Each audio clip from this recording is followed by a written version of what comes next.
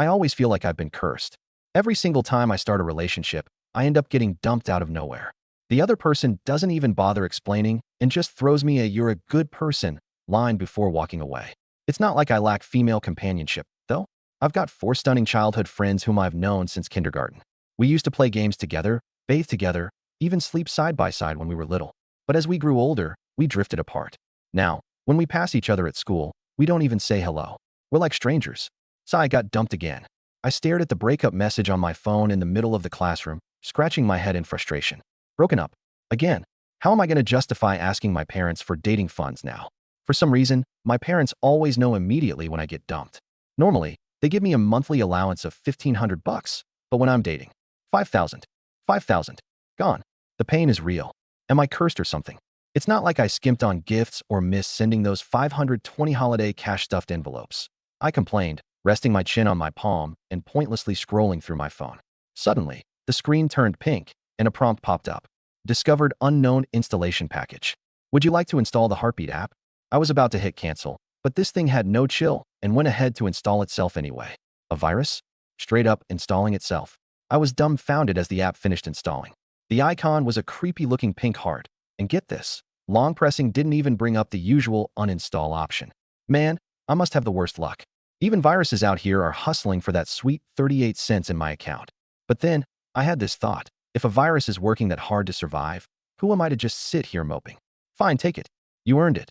I muttered, tapping the app to figure out how to get rid of it.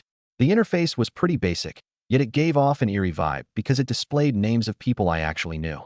Character, shop, trigger. Character, by 1-1. Favorability, 99 plus. Appearance, 100.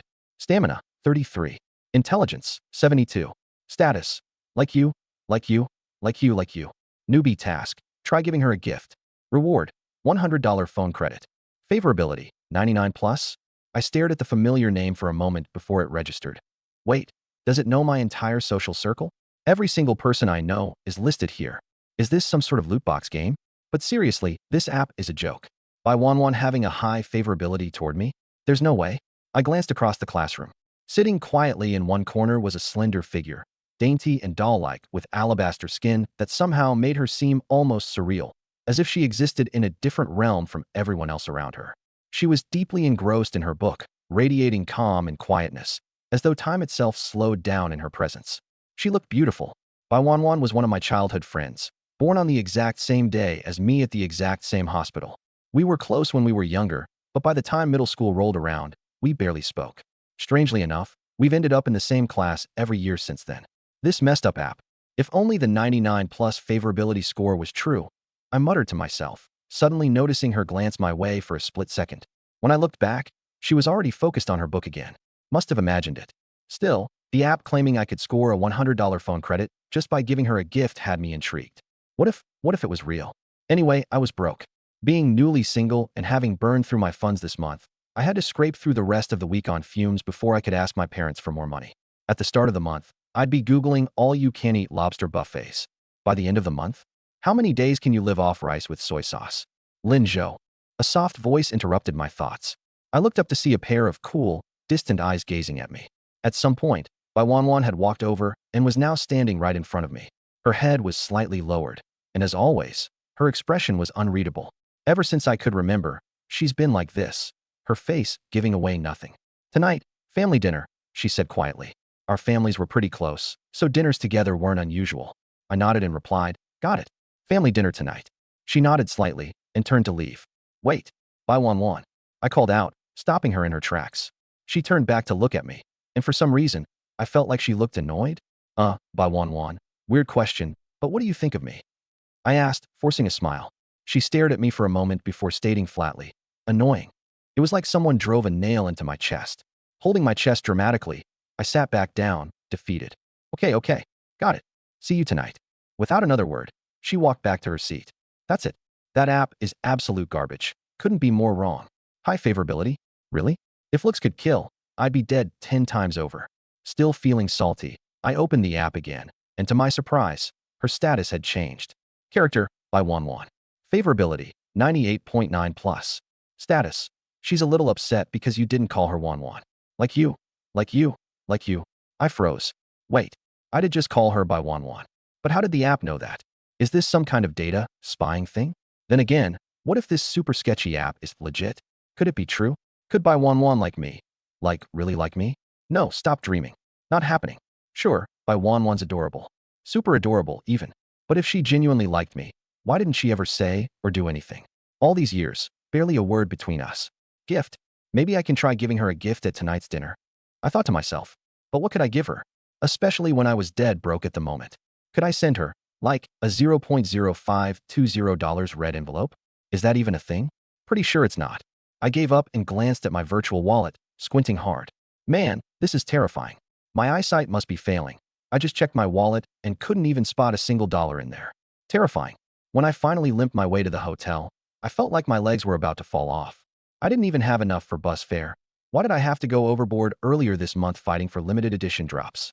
Pushing open the door to the private dining room, I saw that both families were already seated. My family and Bai Wanwan's were really close. These dinners were a regular thing. The only irregularity these days was how awkward things had become between me and her. Bai Wanwan's mom smiled and waved me over, while my dad scolded me for keeping everyone waiting. I noticed Bai Wanwan sitting quietly, her place already set, with an untouched set of tableware next to her spot. Oh, Wanwan set up your place earlier, my mom said. She's been waiting for you. She set it up? For me? I sat down beside her, still racking my brain for how to give her a gift. The matter of the arrangement. After clinking glasses, my dad suddenly announced, I have something to declare. This is about you and Wanwan. I turned my head to look at Bai Wanwan.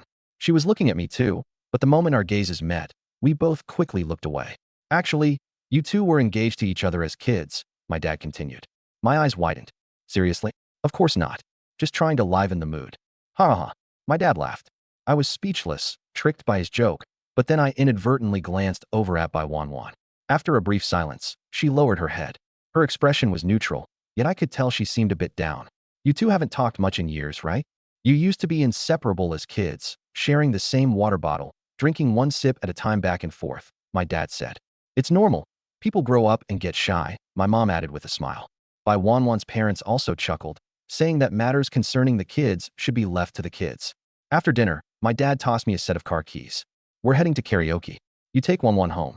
Bai Wanwan didn't object and silently followed me, keeping a polite yet noticeable distance. Still, her subtle and captivating scent managed to reach me. About what my dad said earlier, he was just joking, right, Wanwan? She didn't respond. At the parking lot, I pressed the key, and the Mercedes GLS's headlights lit up. Once we got in the car, Bai Wanwan remained as cold and indifferent as always. I was already used to it. This was exactly why we had grown distant over the years. But then I remembered the app on my phone and couldn't help but steal another glance at her. She turned her head to rest it on her hand, gazing out the window. Leaning forward slightly, I suddenly felt a soft, cold touch on my face. It was her small, icy palm. What are you doing? Just drive. She withdrew her hand. At a red light, I opened the app on my phone. Affection level, 99 plus.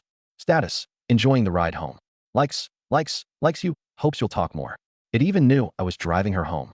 This app must be broken, right? Wanwan, was dinner good tonight? I asked. She turned her head to look at me. MHM. I immediately checked my phone. Status, feeling happy. Sure enough, there was a change. As I reached into my pocket, searching for something, my finger touched bare skin. The pocket was torn, and I ended up poking my leg. Crap. Why am I so broke? Wanwan, my cat can do flips. Want to come over and see? The moment the words left my mouth, I knew something was off. My dad had told me to take her home, yet here I was inviting her to my place, which was currently empty. Surprisingly, Bai Wanwan didn't refuse. She casually twirled a strand of her hair around her finger. Was that agreement? At the garage, after parking the car and getting out, I realized she was standing very close. On her tiptoes, her face just inches away from mine. Her skin was so fair and smooth, her lashes unbelievably long. Is something wrong? I snapped back from my thoughts. It's strange, she murmured softly, moving just a bit closer, almost leaning against me. Wanwan. Yeah, really strange. She studied me closely, as if confused by my sudden enthusiasm and how I'd been calling her Wanwan today. Wait a second. Are you trying to borrow money from me? She started digging into her purse. No. That's not it. I quickly denied it, feeling helpless because I couldn't exactly explain the app. But everything on it seemed true. I stared at my childhood friend, wondering, could she really have feelings for me? Wanwan, what do you want to do with me? I asked. Obviously, I couldn't outright ask, do you like me? What if she didn't? That would be beyond awkward. do with you? Wanwan seemed lost in thought as she looked at my face. Lin Zhou wouldn't get it. After saying that, she suddenly made a fist and softly hit my stomach twice. Are you mad? Not really. Besides, it doesn't hurt. Without saying much, she walked toward my front door. Standing there, she placed her finger on the fingerprint scanner. With a soft click, the door unlocked. She stared at her finger for a few seconds before stepping inside. It's been a while since I've been here, she said quietly. Yeah, you haven't been over since middle school. Just then, there was a noise from the stairs, and a round, chubby blue-gray cat came bounding down, circling our feet. Long time no see. Merlin. Bai Wanwan squatted down and gently petted the cat's head. It started purring loudly. I stood behind her, watching, contemplating what kind of gift I could give her. The little hair clip in her bangs. It was one I had made in kindergarten when I gave it to her, because I was annoyed by her constant crying. She was still wearing it? She really does like me, doesn't she? Or am I just overthinking it? Maybe she's just the type to use things until they wear out. All right, Merlin, show Wanwan a trick. I gestured to the cat, and the chubby feline made an earnest effort to do a clumsy somersault. Wanwan stayed silent for a moment, then stood up. You brought me here just to watch your cat do flips? There's more. Wait right here. I hurried upstairs, planning to find her a gift. My room was pretty simple. A big bed, a gaming desk, and a glass display case filled with Gundam and Pokemon figures. What should I give her? I spotted a cute little figure of Dora on the desk. Pastel pink hair, small and delicate, probably something a girl would like. Bending down, I rummaged under the bed for its box, but then I heard a soft voice from behind me. What are you looking for? Startled, I stood up too fast and banged my head on the edge of the bed. Ow! Wanwan walked over and gently touched my forehead. No bleeding, but maybe don't try head-butting furniture next time. That was an accident. I protested. Here, this is for you, I said, handing her the Dora figure. Wanwan took it silently and tucked it away. Thanks. I glanced at my phone. Beginner task completed. Reward, $100 phone credit. It actually worked? I tapped to claim, and a text immediately confirmed the recharge. At the same time, the hypnosis feature became available. Hypnosis level, LV.1 uses. One can perform brief hypnosis. Eligible target, by Wanwan. No way, is this real? I looked up, only to realize Bai Wanwan was on tiptoe again, trying to peek at my phone screen. Hey, what are you doing? I instinctively hid the phone behind my back. Oh no, busted. But instead of prying, she just looked at me puzzled. What are you doing? From her angle, all she could see were blurred characters. Relieved, I relaxed. Nothing. She turned her head and noticed the old photo in the frame by my bed, one of several little girls surrounding a smiling young boy. You still have this? It's been there for years. I didn't touch it. Wanwan didn't believe me for a second, but she didn't say anything. I opened the app and selected the hypnosis feature. Could this really work? The instant I pressed the button, Bai Wanwan froze. Wanwan. There was no response. Her eyes lost focus, and she became as delicate and lifeless as a doll. She was actually hypnotized. I waved my hand in front of her face. No reaction. Then I hesitantly pinched her cheek. Soft and squishy. I cupped her petite, exquisite face in my hands and couldn't resist giving it a little squeeze. So cute. Why is your face so small? How could someone be this adorable? Bai Wanwan's beauty was unparalleled, as if she didn't even belong in the same dimension as other girls. Her fair skin seemed to glow with a natural filter-like effect. I failed to notice her ears turning red. My eyes shifted up and down, glancing at the ceiling before squatting slightly lower. Let's test it, touch her leg. But in that split second where I reflexively looked up, our eyes met. Lin Zhou, what are you doing? The moment Bai Wanwan spoke, my heart skipped a beat, freezing mid-rhythm. A jolt, like a shock of electricity, ran through me, and goosebumps flared up all over my arms. I instinctively lowered my head and pretended to tie my shoes. Just tying my shoelaces, Wanwan. You're wearing slippers, she pointed out, lightly tapping one of my slippers with her foot. Even slippers deserve tying every now and then. I stammered, looking up to see Bai Wanwan crossing her arms, peering down at me with what I was sure was irritation. Definitely irritation. Her glare, it's awful, and yet, kind of incredible. Wait, how was the hypnosis already over? Standing up, I checked my phone and saw a message on the app. It turns out the hypnosis attempts had run out. A small exclamation mark in the lower right corner explained it. Level 1 hypnosis only works for 10 seconds at a time. So everything I just said. Glancing at Bai Wanwan, I noticed she was playing with her ponytail, twirling it in circles without saying anything. The air grew awkwardly quiet for several seconds before I finally admitted my fault. I'm sorry. I was wrong. You caught me by surprise, she murmured, still maintaining her usual demeanor. Yeah, I guess that's fair. I scratched the back of my head. But when she continued to look away, ignoring me, I snuck another glance at the app. Character, by Wanwan. Affection, 99.9+. Status. She's really happy because you called her cute. Likes you. Likes you. Likes you. Newbie task. Try inviting her out for a walk. Reward. Plus 10 pounds of strength. Wait, her affection level went up? Is that for real? I started to think maybe the app wasn't as unreliable as I thought. At least it seemed to produce results. Still, newbie task rewards like boosting strength? Extra stats? Could something this unrealistic really work? If the hypnosis feature works, then gaining extra strength might just be possible, right?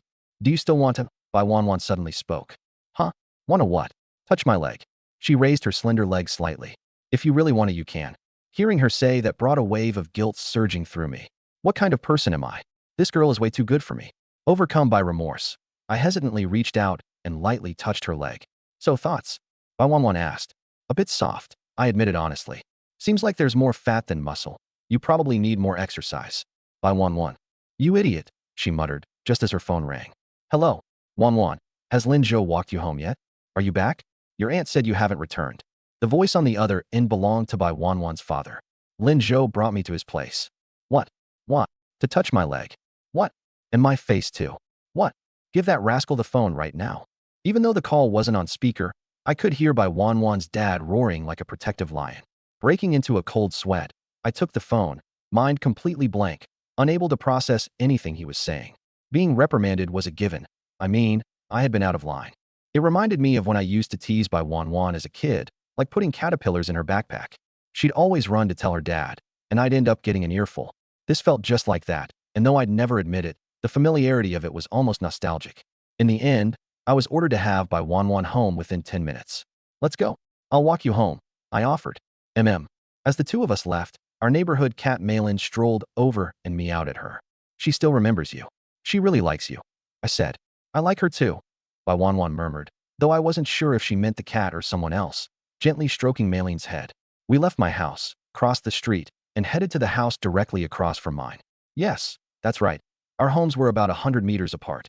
At her doorstep, the porch light bathed her face, softening her usually cool expression with a touch of warmth. Standing there, she hesitated, leaning forward slightly. Is there anything you'd like to say to me? She asked. I scratched my head, still tempted to apologize yet again. I have something to say to you, she said softly. What could it be? She turned to unlock the front door, but looked back over her shoulder as she stepped inside. Today, I was very happy. Because we talked. Good night. For a fleeting moment, the corners of her lips seemed to lift into the faintest suggestion of a smile, before she slowly closed the door. Wait. I lunged forward and stopped the door with my hand, only to have it pinched shut on me. She reopened the door, checking to make sure I was okay, then asked, What is it? Tomorrow's the weekend, isn't it? Would you want to hang out? I rubbed my hand, avoiding mentioning the app's task. I really just wanted to spend more time with her. Tomorrow, she thought for a moment. I have a piano lesson. Oh, but I can cancel it, she added quietly, noticing my reaction. Huh, good night. She shut the door, leaving me standing there. A few seconds passed before it dawned on me. So that means she said yes? All right, time to head home. Later that night, my quiet room was filled with faint sounds of crickets chirping outside. I lay on my bed fiddling with the app, discovering it could check affection levels of people I knew and even had a store feature. But clicking the store just brought up a transparent message. Unlock the store by having 3 characters with affection levels of 90 plus. 3 characters? Color. I glanced at the rankings. White Wan, 99 plus. Luo Xiaoka, 89 plus. Gu Yuning, 80 plus. Yi Jiu, 23 plus. After reading the information about these 4 childhood friends, I wasn't entirely convinced about the affection levels.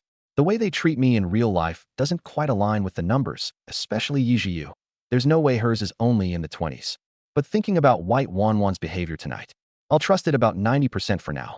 The hypnosis feature in the app is divided into 3 subcategories, with 2 other locked sections vaguely labeled in gray as desire and sleep, or something like that. I'm not sure what they mean yet. Hypnosis seems upgradable, but at level 1 it only lasts for 10 seconds, which is pretty useless. I couldn't figure out how to upgrade it though. The task involving inviting Wan out has been completed, I noticed as I checked the app absent-mindedly. Newbie task. Try inviting her out for some shopping. Reward. Plus 10 pounds of strength. Completed. I have no idea how much of a difference 10 pounds of extra strength makes, so I immediately dropped down on the floor to do some push-ups and test it out. To be honest, I've always been pretty weak. I got sick a lot as a kid, and the last time I tried running, I literally coughed up blood. After that incident, the PE teacher never let me participate in any physical activities again. That gorilla-like teacher even patted me on the shoulder and said, "Just sit out from now on. You're too fragile." 3 push-ups in, and I collapsed onto the floor, unable to get up. After taking a short break, I picked up my phone and pressed the button to claim the reward. Instantly, I felt something weird coursing through my body. It was as though my muscles were being rebuilt from scratch. A few seconds later, I clenched my fist. I felt so much stronger. I started doing another set of push-ups and noticed they were way easier this time. So this app is legit. I tapped on White Wanwan's next task and almost burst out laughing. Newbie task. Have a child with her. Reward, $100. What the heck? This is a newbie task? Then what's an advanced task? Saving the world. I refreshed the app a few times, and suddenly it crashed. When I reopened it, the task had changed. Newbie task. Hold hands with her. Reward, $100. Now that sounds more reasonable. Thinking about tomorrow's outing, I realized I was broke and decided to ask Yijiu for some money. Hey Xiaoyu, you there? She took a while to type, but didn't reply. I see your typing indicator. Tisk, lend me $1,000. Don't forget how much you owe me from before. I'm broke too, she replied, sending over a screenshot of her balance. I can see the watermark from your loan plugin at the bottom right corner. In the end, she still transferred $1,000 to me, claiming it was all she had left. Curious, I checked her app status. Status, bankrupt. Scheming on how to squeeze money out of my dad. I was about to transfer the money back when her status refreshed. Status, wealthy. Thinking about how to spend it. All right, looks like she managed to scam her dad successfully. The next morning at 8 a.m., I got up early to wash up and get dressed. If I'm heading out with a girl, the least I can do is look clean. Opening my door, I was surprised to see White Wanwan already standing there. From her carefully styled look, it was clear she had dressed up. But we weren't even supposed to meet for another hour. What time did she get up? Morning. She lowered her head, tucking a loose strand of hair behind her ear. Her ears had a slight reddish tint. Changed your hairstyle? I noted that she had swapped her usual twin tails for 2 braids. It made her look much softer and more elegant. Very cute. The little stray hair sticking up on her head gave away her mood. Even though her face stayed calm, she was clearly pleased. She handed over a tiny box. Here, it's a return gift. Don't open it now, at least, not in front of me. I took the box, and we walked toward the shopping street together. The morning sun was just right, and the gentle breeze rustled through the leaves. We haven't hung out in ages. When was the last time? I asked. May 4 years ago. You remember that clearly? She stayed silent. Looking at her adorable side profile, I couldn't resist and reached out to hold her soft, cool hand. Her body tensed instantly, and she instinctively pulled away. Scratching my head awkwardly, I glanced at my phone. Newbie task complete. Try holding her hand. Reward, $100 credited. Current balance, $1,100.38. Huh, it really does pay you. Still, out of the corner of my eye, I noticed Wanwan quietly reaching out to grab the hem of my shirt. She had pulled away from holding hands earlier. Based on her supposedly high affection level, that shouldn't have happened, right? Did the app miscalculate? Or is she just shy? Either way, it's super cute. I reopened her profile to check. Character, White Wanwan. Affection level, 99.99 plus. Status, so happy, so happy. I love you. I love you. I love you. I want to lock you up.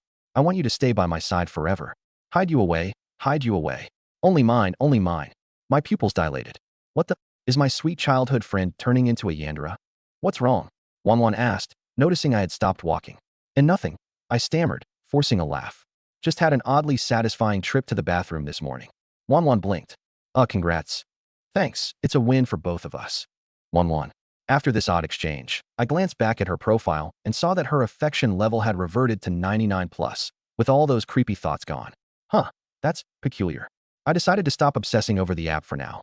Ever since I gained the ability to see Wanwan's inner thoughts, everything has felt off. Come to think of it, what if she really does try to lock me up? The rewards from the app are real, so the content must be real too. Wanwan, still puzzled by my strange expressions and constant phone checking, couldn't figure out what was going on with me.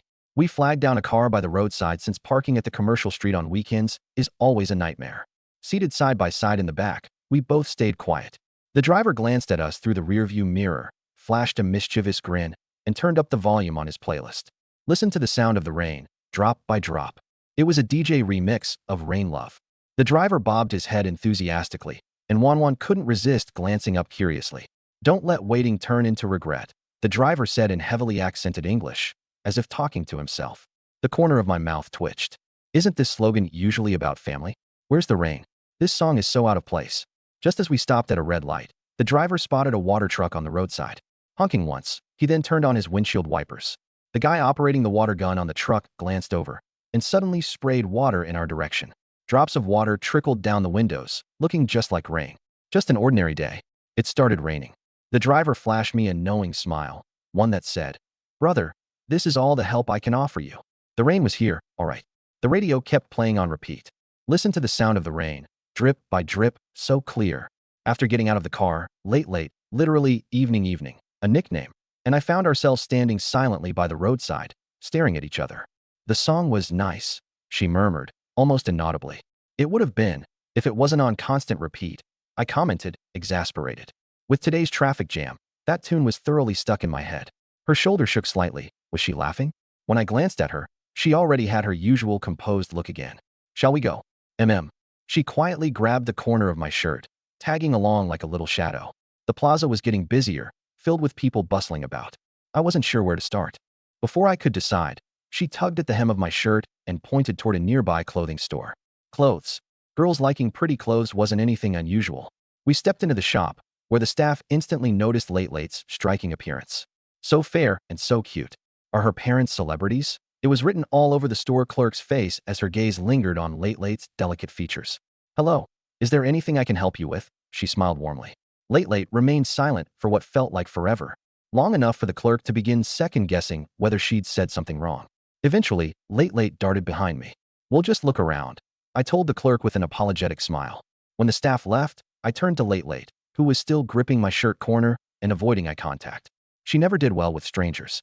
You wouldn't think someone with a face that could rival the absolute top tier could be so shy. Among classmates at the academy, it wasn't a problem because they'd known her for years.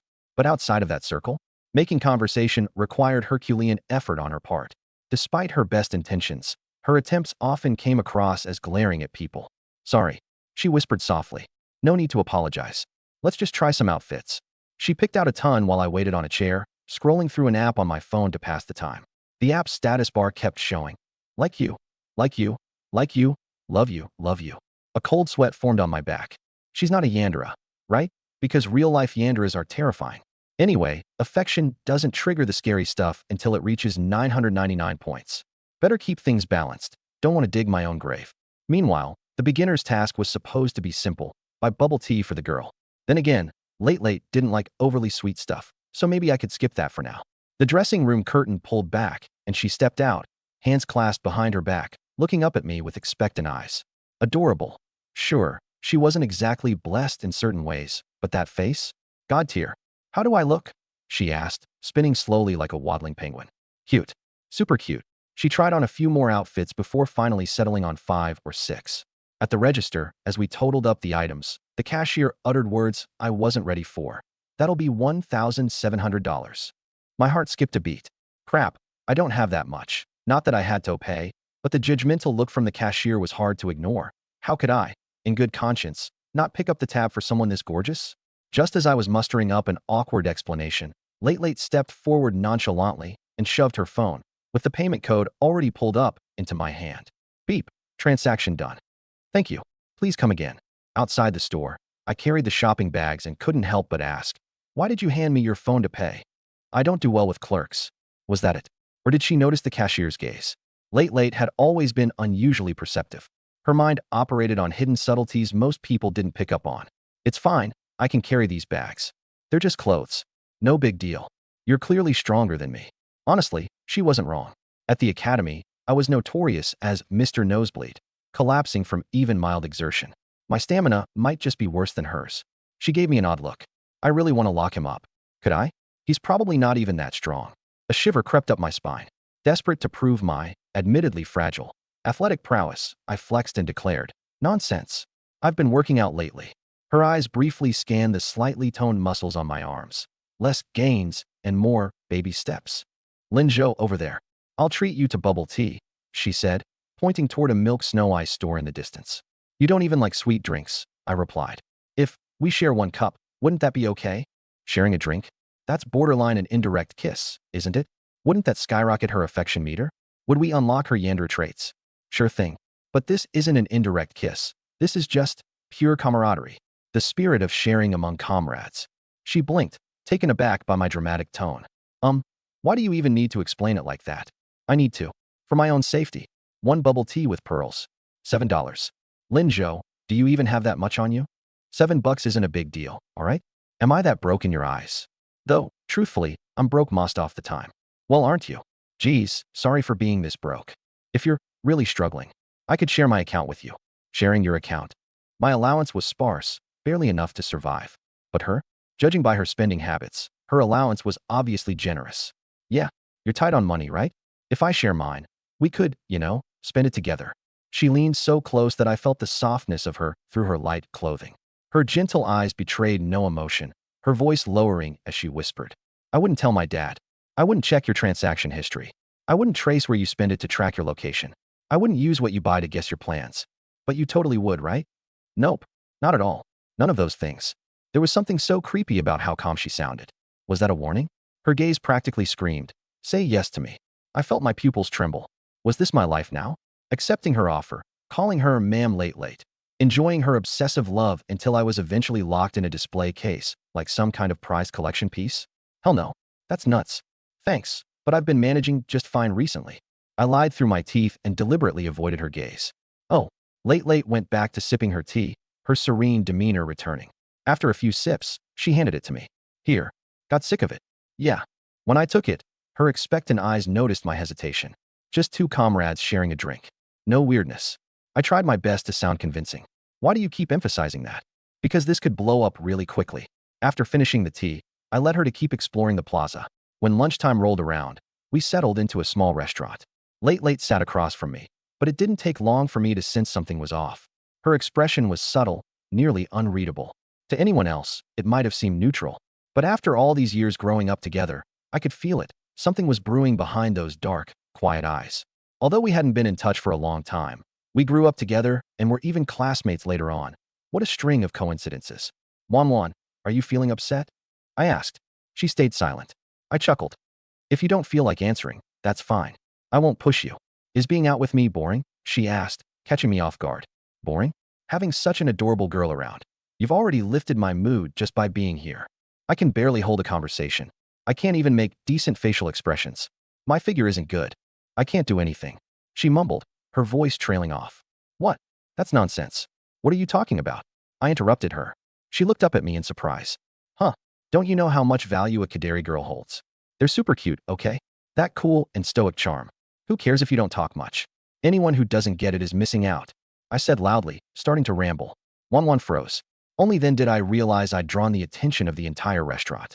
Embarrassed, I quickly apologized to the onlookers and tried to calm myself down. Wan, how could you be so down on yourself? Honestly, you're way ahead of most girls.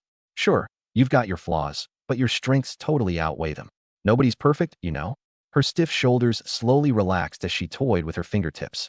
Lin Zhou, still the same Lin Zhou. Thank you. And what do you mean you can't do anything? I thought for a moment. Remember when we started a band as kids? We had so much fun back then, didn't we? But she answered softly. I never found being in the band fun. Oh, well, what have you been up to recently? I asked, trying to understand more about her life since we hadn't spoken in years. Recently? She hesitated, a flicker of unease in her eyes. Yeah, what have you been doing? I prompted her. Drawing. I've been drawing. She finally said. Drawing? Oh, I remember you loved drawing when we were kids. You even said you wanted to become an artist. That's your dream, right? I grinned. With how great you were at studying, I bet you're an amazing artist now. She didn't say anything, but instead pulled a pen and notebook from her bag and started sketching right in front of me. A moment later, she held it up, a stick figure man. It had two eyes, a nose, and a mouth, I suppose. Is this supposed to be me? I asked. No, it's a character I created. Super popular girl made Eneen. Super popular girl. Wait, isn't this a guy? Her shoulders sagged lower, and even the cowlick on her head seemed to droop like a sad willow.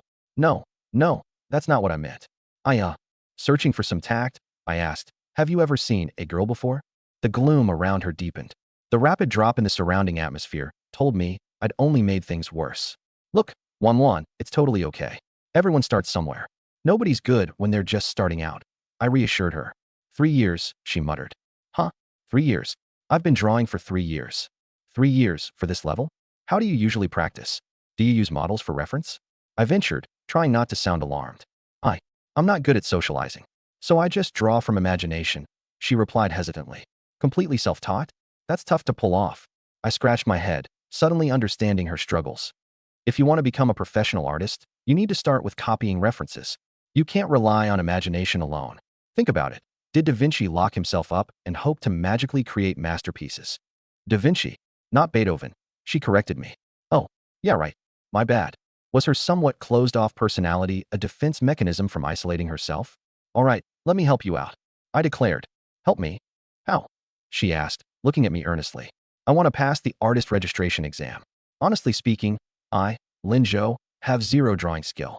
Back in art class, I handed in blank sheets and told the teacher I drew snowflakes in winter, only for them to melt because it was now summer.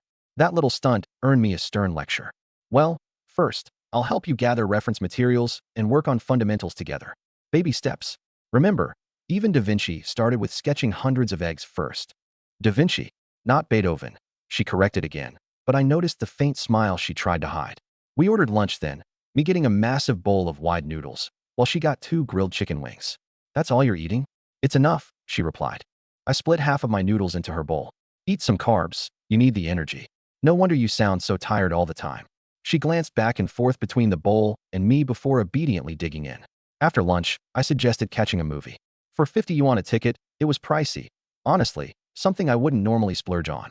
Still, it was a special day, so why not? At the cinema entrance, I scanned the posters and stifled a groan. Ultimate Burger. Red King reaches Earth in 3 hours. What even was that title? XO's Secret Files. The former Pygmy King. A washed-up idol story? Pass. Whatever goes. Sad Mushroom. Blue Slime. Was this an ancient internet meme collection? Seriously, humanity was doomed. I turned to see Wan staring intently at a nearby murder mystery poster. Interested in that one, Wan? I asked, feeling a bad premonition. Her eyes lit up. Scared, Lin Zhou? She teased. It's not fear that's the problem. You're half a Yandera. Are you fascinated by the murder techniques or something? How about this one instead?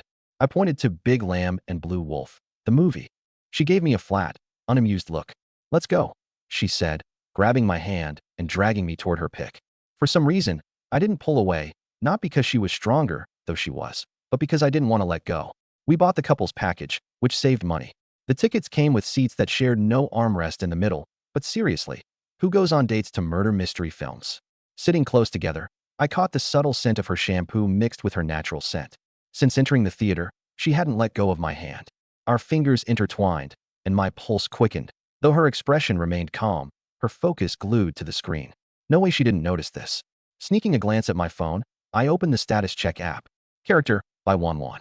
Affection level, 99.5 plus. Mood, so happy, so happy, so happy, likes you. Liked her even more. She's so special, in an unpredictable yet adorable way. Her shyness is endearing, especially when she worries about things like whether hanging out with me is boring or not. The way her ears turn red when she's embarrassed, how she plays with her fingers, or even how she questions herself. It's all beyond cute. Yesterday, we went to see a movie. It was supposed to be a horror film, but honestly, it was more disturbing than scary. It was about a psychotic girl who murdered her boyfriend and, cooked him. But guess what?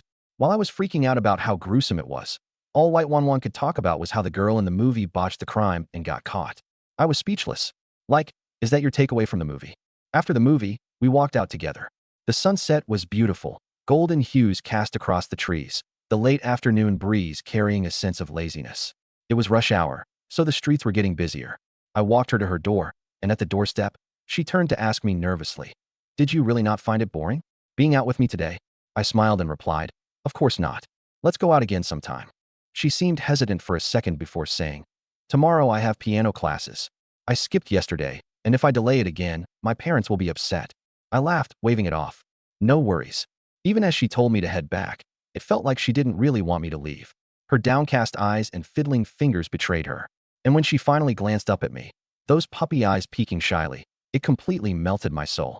Back at my door, I made sure she saw me go inside before she finally waved lightly and shut her door. She's so polite, isn't she? After a full day of hanging out, I'll admit I was exhausted. But then, I realized my little newbie task on that mysterious app was complete. Buy bubble tea for a girl. The reward was a bonus to my stamina. I claimed the reward, and suddenly, I didn't feel as worn out.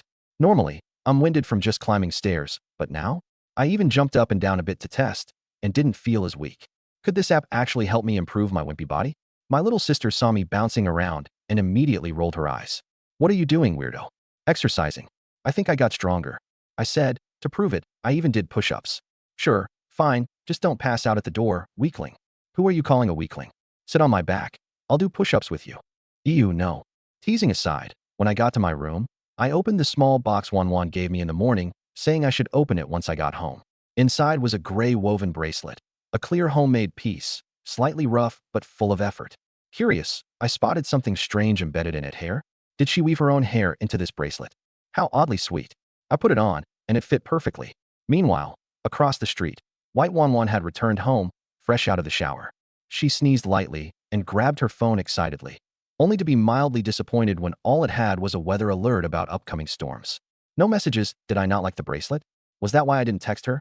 She quickly spiraled into her own overthinking again, like she always does. Alone in her room, she walked over to a hidden compartment in her wardrobe.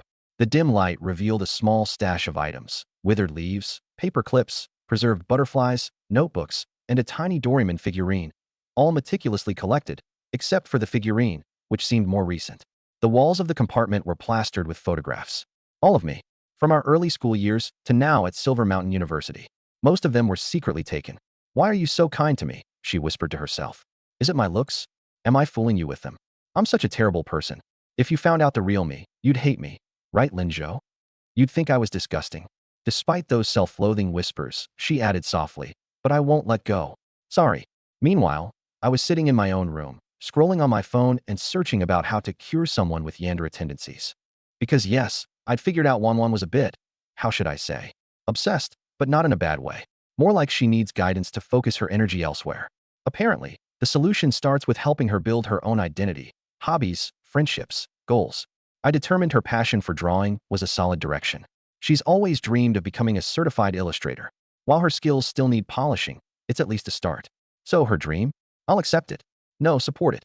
The app was already giving me hints, too. Under Wanwan's profile, it showed. Character, White Wanwan. Affection, 99.8 plus. Status, likes you, likes you, likes you, likes you. There was even another newbie task. Try having lunch together at school. The reward? X-ray glasses. Wait, what? What kind of weird reward is that? I'll, use them wisely. Monday morning rolled around. I got ready for school while pondering how to invite Wanwan to lunch. It's our third year at Silver Mountain University, a prestigious 7-year program full of history and tradition.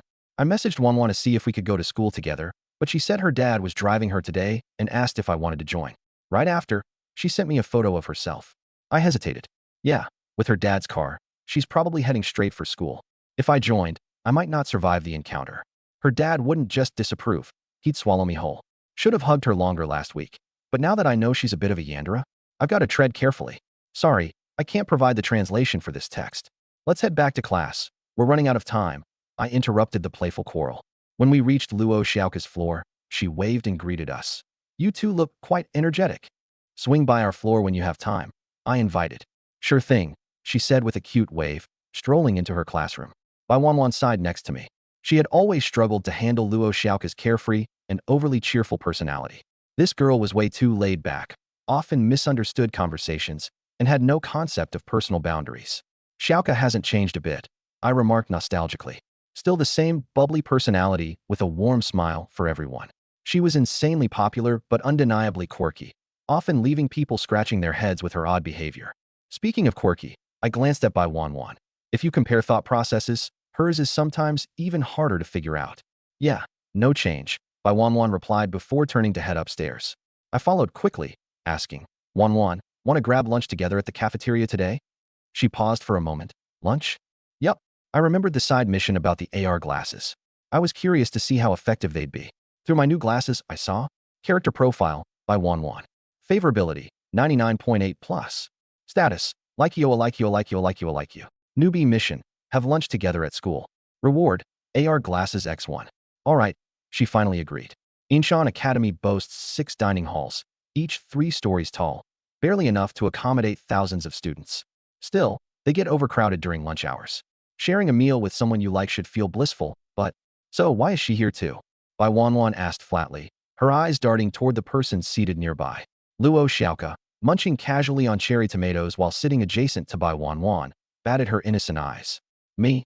It's been so long since we had a meal together, she hugged Bai Wanwan, nuzzling her cheek affectionately before glancing at me. Right? Isn't it great? Not bad, I admitted, watching this nostalgic scene. It felt like a throwback in time. Everyone seemed the same. Xiaoka was still the naturally sweet one, distributing hugs to everyone. Though lately, it seemed like she wasn't fully aware of how, developed she'd become. Xiaoka, you wouldn't just hug anyone, would you? I asked cautiously. She tilted her head. Just hug anyone? Yeah, I only hug people I like. She beamed and continued hugging Bai Wanwan, her voice soft and fluffy. With a deadpan expression, Bai Wanwan asked, So, do you like Lin Zhou? Of course, Luo Xiaoka replied, her eyes twinkling like crescents. In a romantic sense. Yup, Bai Wanwan fell silent for a moment before letting out a frustrated sigh. Clearly, they were not on the same page. I checked my phone and glanced at the app. Newbie mission. Have lunch together at school. Reward received. AR glasses X1. Success. Task completed. With both Wanwan and Xiaoka sitting across from me, it was time to test out the new item. I tapped Claim Reward. And nothing happened. I froze, refreshing the app repeatedly, relogging in. Where was the item? Wasn't it supposed to appear in my inventory? Ding.my phone buzzed with a new alert from the express delivery app. Your package from HeartBeat App Studios has been shipped. Estimated delivery, tomorrow. Wait, the reward was being mailed in real life. How oddly practical. Too bad I'd have to wait till tomorrow. As I browsed through the dormant task menu, marked gray, I contemplated advancing someone's favorability by gifting something to Xiaoka. But with Wanwan here, no way would that fly. If she got jealous, I wouldn't survive. This wasn't a game, after all. My frail constitution couldn't handle the consequences. What's up with you, Lin Zhou? Why do you keep spacing out? Luo Xiaoka noticed my unusual behavior. Bai Wanwan, on the other hand, was eyeing my phone suspiciously, her instincts telling her it had something to do with a girl. Nothing. Just happy we're all here eating together. It's rare these days, I said truthfully. Our once inseparable trio had grown distant over time. Now that we were back together at one table, I genuinely felt joy. Only Rain Ning and Xiaoyu are missing. Luo Xiaoka mumbled through a mouthful of food. Xiaoyu would be easy, but Rain Ning, now that she's student council president, she's really hard to meet. Becoming president of Yinshan Academy's student council? That's impressive, I remarked. The student council at our school carried unique authority, able to amend school regulations, discipline students, and even expel members without consulting teachers or the principal, answering only to the board of directors. Apparently, one pair of former Prez and VP got caught playing some kind of fall for me challenge in the office and were both swiftly dismissed afterward. The board statement? The student council isn't a flirting zone.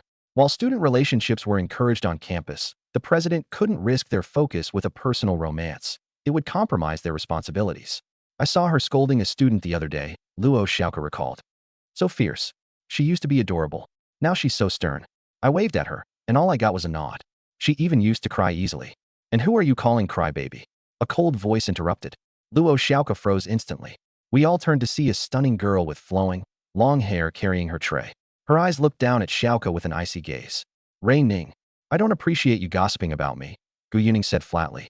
Catching sight of the empty seat near me, she unceremoniously sat down. Long time no see. Yuning, I greeted her. Was all she mumbled, terse and distant. The atmosphere turned awkward. Yuning. I started tentatively. Just call me Gu Yuning. She replied indifferently, not even glancing my way. Before I could react, she casually picked up a piece of meat and placed it on my plate, saying coldly, Eat more protein, you're still too skinny. I blinked in shock. She acted like nothing happened, tucking a stray lock of hair behind her ear, which revealed her fair skin and delicate features. Catching my lingering gaze, she turned her eyes toward me, adding, And don't skip vegetables. No picky eating. She placed a broccoli floret on my plate. What's with this sudden maternal vibe? Was this really the Rain Ning I remembered? Did aliens abduct you? Or did you reincarnate? As I pondered, I sensed an intense gaze. When I looked up, Bai Wanwan was staring pointedly at me and Gu Yuning. Without saying a word, she silently picked up a shrimp from her own plate and placed it in mine. Not to be outdone, Gu Yuning calmly added another piece of meat. Bai Wanwan retaliated with more shrimp. They went back and forth in escalating competition. Let me join. Luo Xiaoka chirped cheerfully, blinking her wide eyes before dumping everything from her plate onto mine. A troublemaker vibe mixed with chaos seemed to radiate from her as she sat there. Suddenly, my plate was piled up like a mini mountain. Immature. Gu Yuning glanced at Bai Wanwan and said flatly. Then she turned her gaze to me. Lin Zhou, don't force yourself to eat everything. Just eat what I give you, huh? She noticed that I had already finished everything on my plate. Thanks for the food, it was delicious, I said cheerfully. Gu Yuning looked amused, a soft smile playing at the corner of her lips. All right then, She then reached out with her delicate fingers to smooth my wrinkled collar, gracefully stood up, and left the table. Yuning has changed a lot, Luo Xiaoka remarked, watching her leave. Just as she spoke, a loud sound of someone stabbing a fork into a plate came from beside us. Bai Wanwan had forcefully stuck her fork upright into her pasta. What's wrong, Wanwan? Realizing what she had done, she coughed lightly and masked her embarrassment with a calm tone. It's nothing. The fork just wanted to stand up on its own. The fork wanted to stand up? Right. Of course, the fork wanted to stand up. For a second there, I thought you were jealous enough to break your plate. Bai Wanwan looked over at me only to find my face red as a tomato as I rubbed my now bloated stomach. Zhou, are you okay? Water. I choked. I managed to squeeze out. Water. Luo Xiaoka quickly got to her feet to look for some. There's water in the restroom sink. No, not from the restroom. In the nearby hallway, a short-haired girl carrying a tray passed by. Her shoulder-length hair was sharp and edged, and her loosely worn uniform gave off a laid-back vibe. She raised a brow and squinted slightly, glancing at the commotion we were making. Idiots. A bunch of idiots over there. Xiaoyu, why did you stop walking? One of her friends came over and asked. Nothing. Yi Jiu lazily replied, following her group. Oh, by the way, save me some beef later. Why didn't you order some earlier? No money. I'm going broke over here. Hee, not sharing. Lunch finally came to an end, and my stomach felt like it was ready to explode. I had to take a walk to digest a bit. After shooing Bai Wanwan away, I offered to walk Luo Xiaoka back to class, because I had a little task to complete. Are you really alright, Zhou? Luo Xiaoka tilted her head and asked. Yes, I'm fine. I don't usually eat that much anyway. While Bai Wanwan was gone, I reached into my pocket and pulled out a small bar of chocolate, handing it to her. Here, this is for you. Giving chocolate should count as completing a task, right? At least I might earn some rewards. Xiaoka, are you full yet? A male voice called out from inside her classroom. I looked up and saw a guy with a middle-part haircut, about the same height as me, who immediately gave me a once-over. He raised a brow and narrowed his eyes. Who's this? Someone you know? Yeah, Luo Xiaoka nodded. We've known each other since we were kids, I explained. Since you were kids, huh? Never seen you before. He forced out a laugh. So not even close enough to be considered friends then, I take it? I glanced at Luo Xiaoka for a response. Not exactly friends, she admitted with a mischievous smirk. Middle part guy shrugged and glanced at the chocolate in my hand. Trying to charm her with chocolate? You'd have a better chance if you tried the kindergarten down the block. I ignored him and passed the chocolate to Luo Xiaoka. Here you go, I'll head out now. Thanks. Luo Xiaoka suddenly threw her arms around my waist in a hug. Wow, your stomach is huge now. Stop eating so much, okay? If you hadn't pushed me, I wouldn't have eaten that much, I replied helplessly. My stomach was already full, but her hug was making me feel like throwing up. After I left, I heard her correct the guy, whose name apparently was hooting. We're not just acquaintances, we're good friends. She then unwrapped the chocolate, smiling sweetly as she walked into the classroom. Halfway to her seat, she paused and turned around. Oh, and hooting? We're not that close, so stop calling me Xiaoka. Despite her smile, her words felt cold and distant. I didn't care about what hooting thought. Living for other people's validation was way too exhausting. Him saying I couldn't even qualify as a friend? Honestly, that just cracked me up. Back in my classroom, our first class after lunch was gym. As usual, the girls went to the locker room to change, while the guys just changed right there. Taking off my uniform revealed my bony frame. For someone 6 foot tall, my lanky arms and legs looked painfully thin, with protruding collarbones and wrists, the kind of look where a gust of wind might just knock me over. Having always been in poor health, I couldn't put on weight no matter how much I ate, and I barely had any strength. Lin Zhou, you never participate in gym class anyway, so why bother changing? A classmate teased. Skinny boy, let me touch those ribs. Dude, your thighs are skinnier than my wrists. Even the average girl could pin you down with no problem. If you ever met a lovesick Yandra, wouldn't she crush you to death? Get your hands off me. I grabbed a ruler to fend off their poking and prodding. Just you wait. One of these days I'll be as buff as Arnold Schwarzenegger or Taro. Got it. With the support of the HeartBeat app, fixing this frail body should be a piece of cake. Time to level up. Stat points, please. Arnold? That's ambitious. One of them chuckled and gave me a skeptical look that screamed disbelief. A skinny guy saying he's going to turn into a superhero? More like a teacup poodle than Taro at this rate. Once changed into gym clothes, we all headed to the sports hall. It was fitness test day. The PE teacher announced, boys basketball, girls volleyball, and of course, the 1,800-meter runs. Remember, people, your health is your wealth. Bai Wanwan entered with the girls, dressed in a simple, sporty outfit. Short-sleeved tee tucked into her gym shorts, her long, fair legs and tied-back hair, giving her a fresh and sharp look. She didn't have many friends, carrying a keep your distance vibe most of the time. It wasn't that she didn't want to connect with others. She just couldn't express herself properly, which left her with only me in her circle. The moment I stepped into the gym, I could feel her staring. Our eyes met, and I greeted her with a casual wave, only for her to immediately avert her gaze and turn away. I walked over to her and took my usual spot beside her. Playing volleyball today? She took a nervous step back. Why, yeah. We're doing basketball, I said, glancing at her outfit before giving her a thumbs up. You look cute in this. She quickly looked around before awkwardly raising one leg. Do you want to touch it? Touch? With everyone watching? Do I look like I have a death wish? I smirked and walked off with a basketball in hand. Good luck out there. Lin Zhou, no basketball tests for you. Just help collect balls. The PE teacher stopped me the moment he saw my enthusiasm. Granted, he had forced me to run laps the last time I claimed to be unfit. And let's not forget, me vomiting mid-run had been his wake-up call. Bleeding, staggering as blood dripped from my mouth, I walked toward him. My teacher clutched his head with a single thought. Oh no, my teaching certificate is disintegrating. It's fine, teacher. I can do this today. After boosting my stamina and strength, I felt a bit more powerful. No, you can't. I really can. If you can beat me in arm wrestling, then sure. I looked at his flexed muscles. No way I could win that. Fine, I'll just stick to doing small chores and watch 1-1 play volleyball on the side. Smack, smack, smack. Move faster. Hold on. In the gym, the sharp sound of volleyballs echoed as the girls took their test. While helping pick up balls, my eyes fell on by 1-1 on the volleyball court. Her quick steps and decent skills were commendable, and though not a top-tier athlete, she was giving her all. Watching her leap with her ponytail bouncing, volleyballs rising and falling, and the shine of toned legs, it all screamed youth and vitality. I couldn't help but stare. Girls at this age, youth itself is the best makeup. At the whistle's blow, the girls stopped. Bai Wanwan wiped her sweaty face and walked to her water bottle to take gulps. Yet, even as she drank, her peripheral vision stayed locked on me, pretending not to notice as if she wasn't interested. Her short-sleeved shirt, damp with sweat, clung faintly to her shoulders and waist. A fluffy white towel hung lazily around her neck, making her fair skin look even clearer. Wanwan, I called, walking over to start a conversation. She noticed me approaching but, maintaining her expressionless demeanor, shuffled away in small steps to widen the gap. I moved closer, and she moved further away. Am I disliked now? Not having my phone during P meant I couldn't check her mood. But her affection level for me was so high, and I don't recall doing anything strange. How could she hate me? Quickening my steps, I got closer. Bai Wanwan jolted slightly, then jogged off to avoid me again. Hey Linzhou, go pick up some balls. Someone called me from afar. After all, I didn't have to do the fitness test, so it's only right I took on these odd chores. I'm coming, I replied before glancing back at Bai Wanwan. She bowed her head silently, fiddling with her water bottle, its surface glinting under the gym lights. I couldn't guess what she was thinking. The end of class bell rang. The teacher blew the whistle, announcing that any unfinished tests would continue next period, then asked me to return the sports equipment to the storage room. You can handle this, right?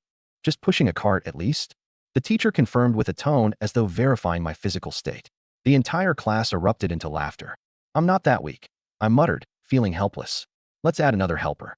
Who wants to go with Linzhou? The teacher asked. No response. Everyone was tired. Some wanted drinks, others wanted a shower. Nobody wanted to help. Teacher, he can handle it alone.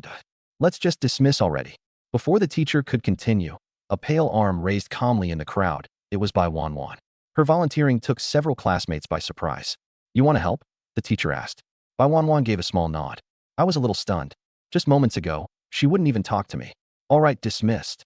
As students dispersed, there were glances our way, speculating if there was something between us. A few even seemed envious I got to work with such a pretty girl. In the academy's hallway, I pushed one cart while Bai Wanwan maneuvered a smaller one. Sweat clung strands of her hair softly to her face, and her chest rose rhythmically with each breath.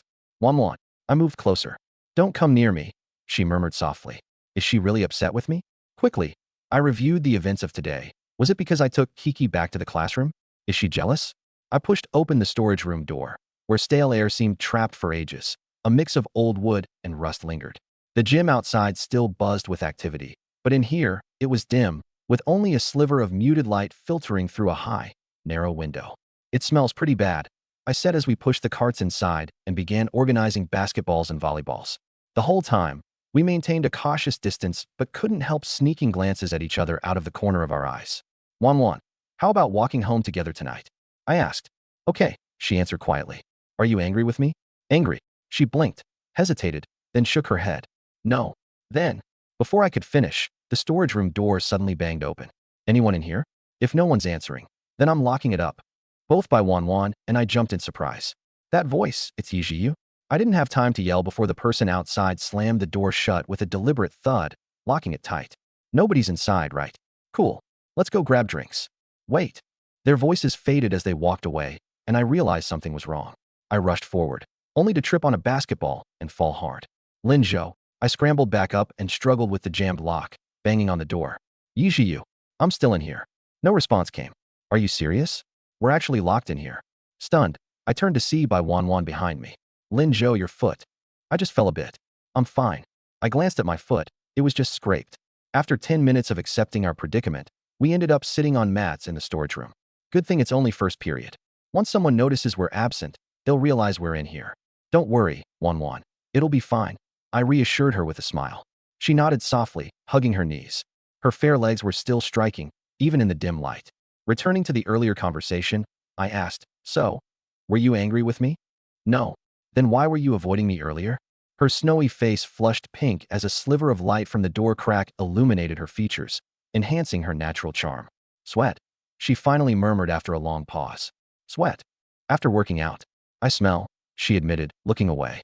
Oh, so that's it. Sweat. What's the big deal? It was totally fine. Wan, sweat just makes a beautiful girl even more attractive, I teased. Her eyes lowered as she mumbled. Pervert. Time ticked by, and I noticed her cheeks growing even redder, her legs trembling slightly as though holding something in. What's wrong? I asked softly. She glanced downward hesitantly. I drank too much water earlier. Can you hold it a little longer?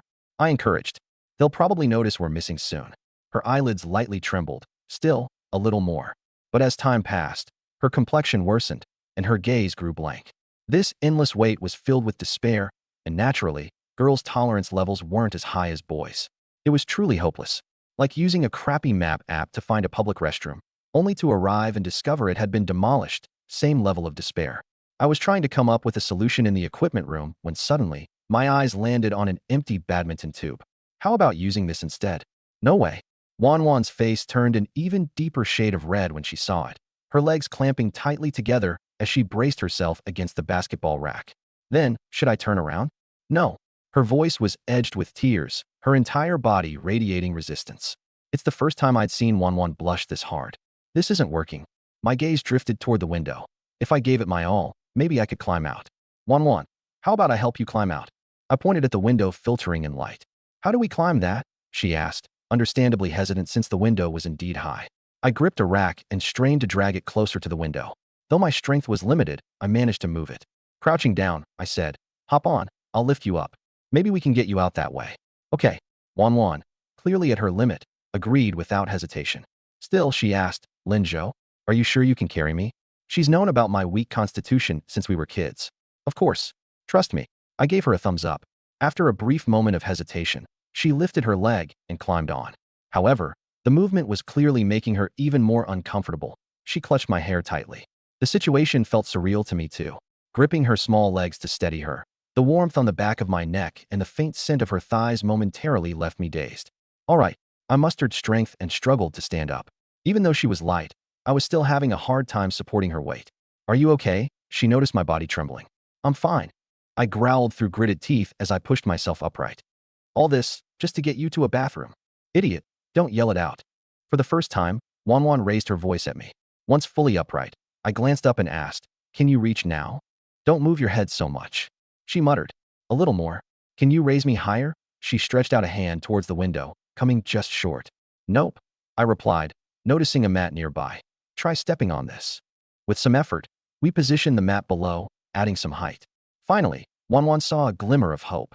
That is, until, clack, the window slid open to reveal a head with short, shoulder-length hair. Yo? I wondered if we locked the door too quickly and left someone behind. Yijiu said, her smug face poking through. Looks like I was right. Wan froze in shock. I yelled urgently. Xiaoyu, open the door. Wan's about to lose it. About to lose it?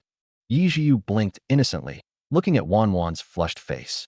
Oh, she retracted her head. A moment later, I heard a dull thud from outside. Clearly, she had climbed up. The door unlocked. Yijiu swung it open. Carefully, I set Wan down, patting the back of my neck. I found that she was almost delirious, knees pressed tightly together while gripping the shelves for support. Need me to step out for a bit? Yi Jiu asked, hands casually stuffed in her pockets. What? Stop joking and help Wanwan to the restroom. I snapped, completely drained. Oh, so it's like that. Like that. What are you talking about? Yi Jiu propped Wanwan up and helped her out. Luckily, the restroom was close by. A few minutes later, Wanwan emerged none the worse for wear. You okay, Wanwan? I asked. Huh. You know, earlier. I don't remember, she murmured, avoiding eye contact as she twisted a strand of hair around her finger. Nothing happened earlier.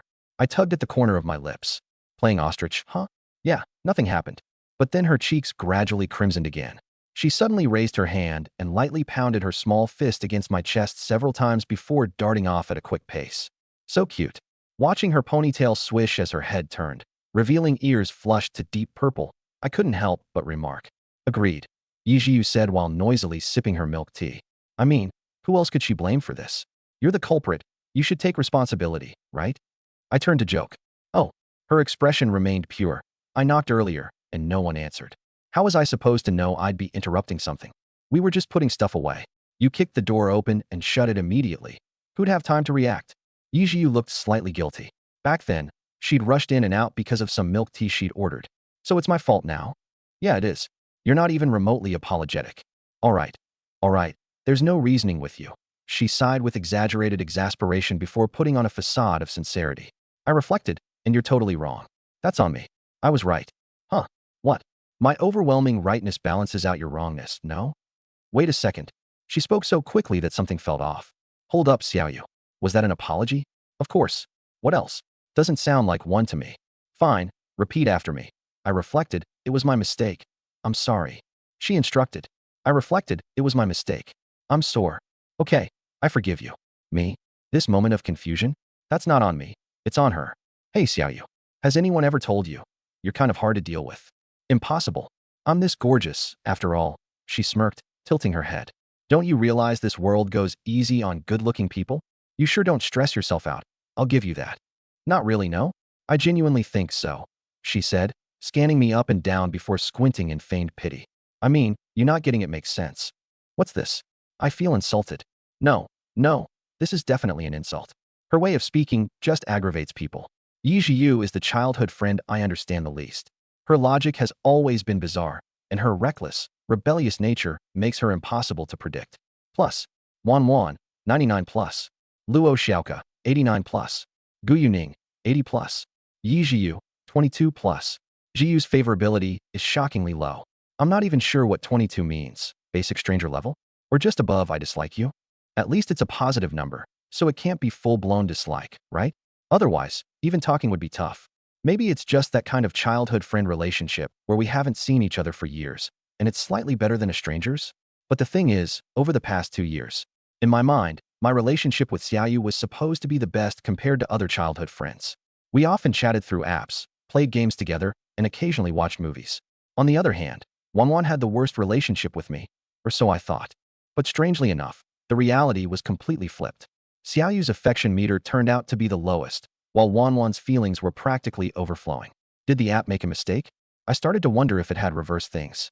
Yet, over the past few days, Wanwan did seem to show a bit of interest in me. Forget it.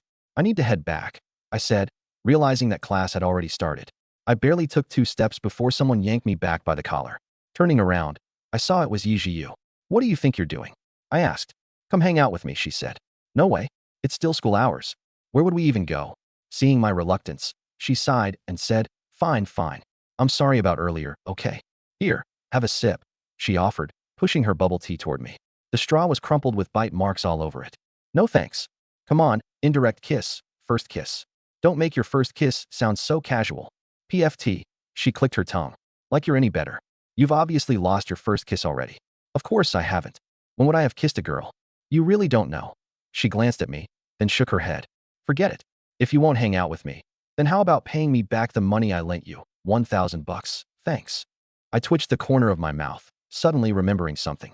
Aren't you in the discipline committee? Don't you have class this afternoon? Are you seriously skipping? Being in the discipline committee makes it even better to break the rules. That bizarrely made sense, and I didn't even know where to start with a rebuttal. If you don't come, then pay up. You wouldn't want your wallet to be empty now, right? She leaned in closer, her voice playful but low. like a little devil tempting me. Still a while till your allowance comes through. Huh? I could give you some cash to spend if you want. My wallet's doing just fine, thanks. I sighed and leaned against the wall in defeat. Fine, fine. Where are we even going? Follow me. She led me to the school's perimeter fence. After finishing her bubble tea and tossing the empty cup into a trash can, she began climbing over the fence. You're seriously climbing the fence to leave? Well, duh. How else would I ditch class? Through the front gate, she replied, giving me a squinty-eyed smirk. That was right before her foot got stuck in the fence and she couldn't pull it out. Hey, give me a hand. Can't get any leverage here. Give you a push. I looked up at the angle she was stuck in. Where exactly was I supposed to push? Hurry up. I've got shorts on under my skirt, so don't let your thoughts stray. Having shorts on doesn't make it any better, I muttered, reaching up clumsily to push her by the waist. With that extra boost, she swung herself over the fence and landed gracefully on the other side. All set. She smoothed out her skirt and gave me a thumbs up, but then suddenly blurted out, "Oh, wait. You probably can't climb over, can you? You're built like a flimsy goldfish." I stared at her in silence before sighing. Without another word, I squeezed through the gap between the fence bars. "No way. You're that skinny." She gawked at me. Went through like nothing. "You're basically a bamboo stick. You could have done it too. The gaps aren't that narrow." "Excuse you. I don't have the kind of body that just slips through fences." I glanced her over briefly. Yeah, not bad, but not exactly big either. Ignoring my comment, she guided me to a parking lot on the side of the road. She stopped in front of a sleek black motorcycle that screamed expensive. Judging by her excited expression, a bad feeling crept over me. "Xiaoyu, don't tell me you brought me here to steal a bike. Do I look like that kind of person?" "Yes. Yes, you do. This is mine." She fished out a set of keys and turned them in the ignition. "Where do you even get the money for this? This thing costs a fortune. Aren't you broke like the rest of us?" Caressing the bike affectionately, she sighed dramatically. "This bike cost hundreds of thousands. I really liked it, so I found a 50-year-old sugar daddy and stayed with him for a long time to save up enough money." "For real?" My eye twitched as an unsettling image formed in my mind. "That's messed up." "What's messed up? You think asking my dad for some extra cash is easy?" "Oh, so it was your dad. Couldn't you have just said that up front instead of being so weird?" She tossed a helmet toward me, which I barely caught in time. Climbing onto the bike, I awkwardly looked around for something to hold on to. "Where do I hold?" "Wrap your arms around my waist." "Okay, not so low. What are you, trying to cop a feel?" She turned to glare at me. "If you're that desperate, lend me some money and I'll make it worth your while." I didn't mean to. The motorcycle roared to life. I wrapped my arms around her waist, feeling her slim frame through her school jacket. Even with her petite figure, she seemed steady and composed as she leaned forward on the bike. "If you fall, I'm not stopping for you," she said over her shoulder. "Fall? That's not gonna whoa." Before I could finish my sentence, she suddenly accelerated and the wind whipped against my face. The surroundings quickly blurred into streaks of light as the bike sped forward. She let out a mischievous laugh, clearly reveling in the thrill of speeding. Holding onto her tightly, I felt like I was clinging to a wild fish thrashing through the water. The motorcycle raced up a winding mountain road. It was remote, with few cars in sight. Looking down at the city below, I asked, "Xiaoyu, what are you even doing?" "Street racing." "You ditched school to street race?" "That's why we're here. Where else would I do it? There's barely any traffic around here, so we won't bother anyone." She revved the engine again, grinning as the bike roared louder. "God, this bike feels amazing." Of course, her reasoning was so considerate. If she cared that much, maybe don't get this beast of a motorcycle in the first place. Something about her reckless driving made me uneasy. A flesh-and-blood human speeding on metal. Maybe slow down a. Slow? Nobody can catch up to me, bet you anything. Why did that sound so eerily familiar? The wind noise somehow faded, and my attention fixed on her slim back, until a massive truck came barreling down the wrong side of the road. Like an iron monster, the truck roared around the curve, its horn blaring like thunder. Even though it was still some distance away, the sheer size and momentum crushed the space between us with suffocating pressure. Wait, what? Racing downhill, the two riders finally crashed at the roadside, clutching each other and crying. My mind was growing blank. "Move aside." Yizhu narrowed her eyes, leaned lower over the bike, and twisted her wrist. The motorcycle roared like a wild beast. The bike suddenly tilted as the tires scraped against the pavement, sending up a shower of sparks. In that split second, I instinctively tightened my hold on her. We sped past the edge of death. Her calm and composed silhouette in that moment was almost unreal. A truck thundered by with a noise like an earthquake. "Woohoo!" she shouted, narrowly dodging it. That scared the hell out of me. What kind of driving was that? But my face grew pale, my voice shaking uncontrollably. Jiu, look in front." She turned her gaze forward and froze. Another oncoming truck was barreling down the wrong lane. Another maniac on the road? Seriously? It was like facing death's door twice in a row. She quickly swerved to control the bike, but both vehicles were moving too fast, and it was a fraction too late. A sharp collision rang out. The world turned upside down. The piercing screech of uncontrollable tires, the unbearable sound of metal tearing into scrapes, and the deafening impact all exploded at once. A powerful force sent me flying, the world spinning as wind roared past my ears. The next moment, my back hit the ground hard, like a hammer smashing my chest. Ack! It felt like my insides had been shattered. Ears ringing, bones trembling, distant screams. Someone was crying out while motorcycle parts skittered across the asphalt. But the sounds faded, slipping further and further away. White spots danced before my eyes, and darkness crept in waves. I have no idea how I found the strength to move, but I managed to push myself up with trembling arms. My entire world was spinning. Jiu. Looking down, I saw Jiu lying in my arms. I'd held her too tightly, and we had been thrown out together. She was so light, her shoulder resting against my chest. Her short black hair was messy, streaked with blood. Her helmet had cracked and lay discarded by her side. My mind went blank. My shaking hand reached out to her. Fishy, don't fall asleep, stay awake. But consciousness blurred. The world dimmed entirely. Summoning my last ounce of strength, I shouted her name one final time. Jiu. And then everything went dark. In a hazy dream, I found myself in a gray world. An endless river stretched out before me, with a stone bridge where people passed one by one. At the bridge's entrance, an elderly woman ladled soup, while nearby, an old man and a young girl sat by the riverbank. Grandpa, seeing the old man, I froze. Joe, what are you doing here? Grandpa scrutinized me with a frown. Aren't you too young to be here? Got kids yet? You should, considering all those girls who fancy you. Reminds me of my charming youth. I'm still in college, I replied awkwardly.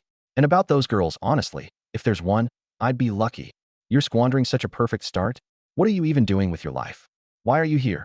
Suddenly fired up, Grandpa whipped off his shoe and hurled it at my head. Get lost. Don't come back until you've had at least 5 kids. The Lin family can't afford this embarrassment.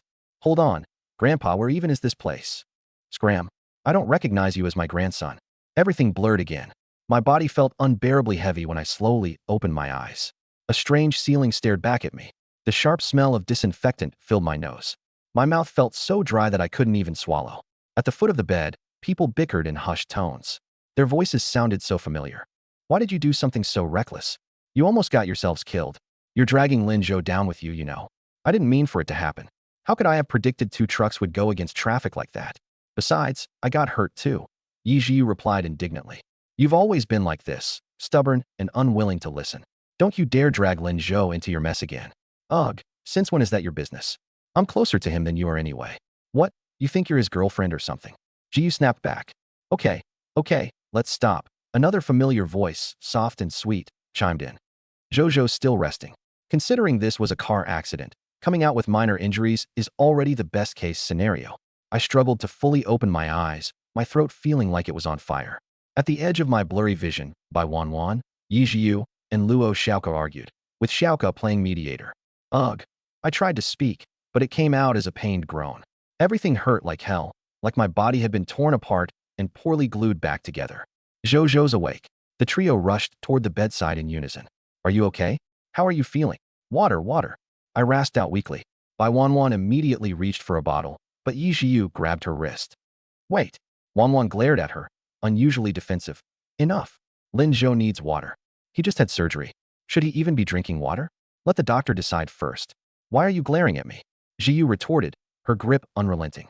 Wanwan hesitated, then released her hold, her anger subdued as she stared at the water bottle. I'll ask the doctor real quick. Xiaoke hurried out of the room.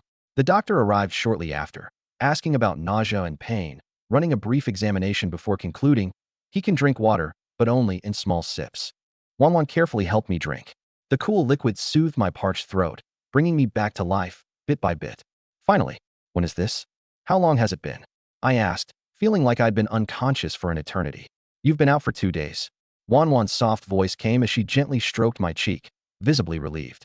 I glanced at the bandages wrapped around me and shifted my gaze to Jiu.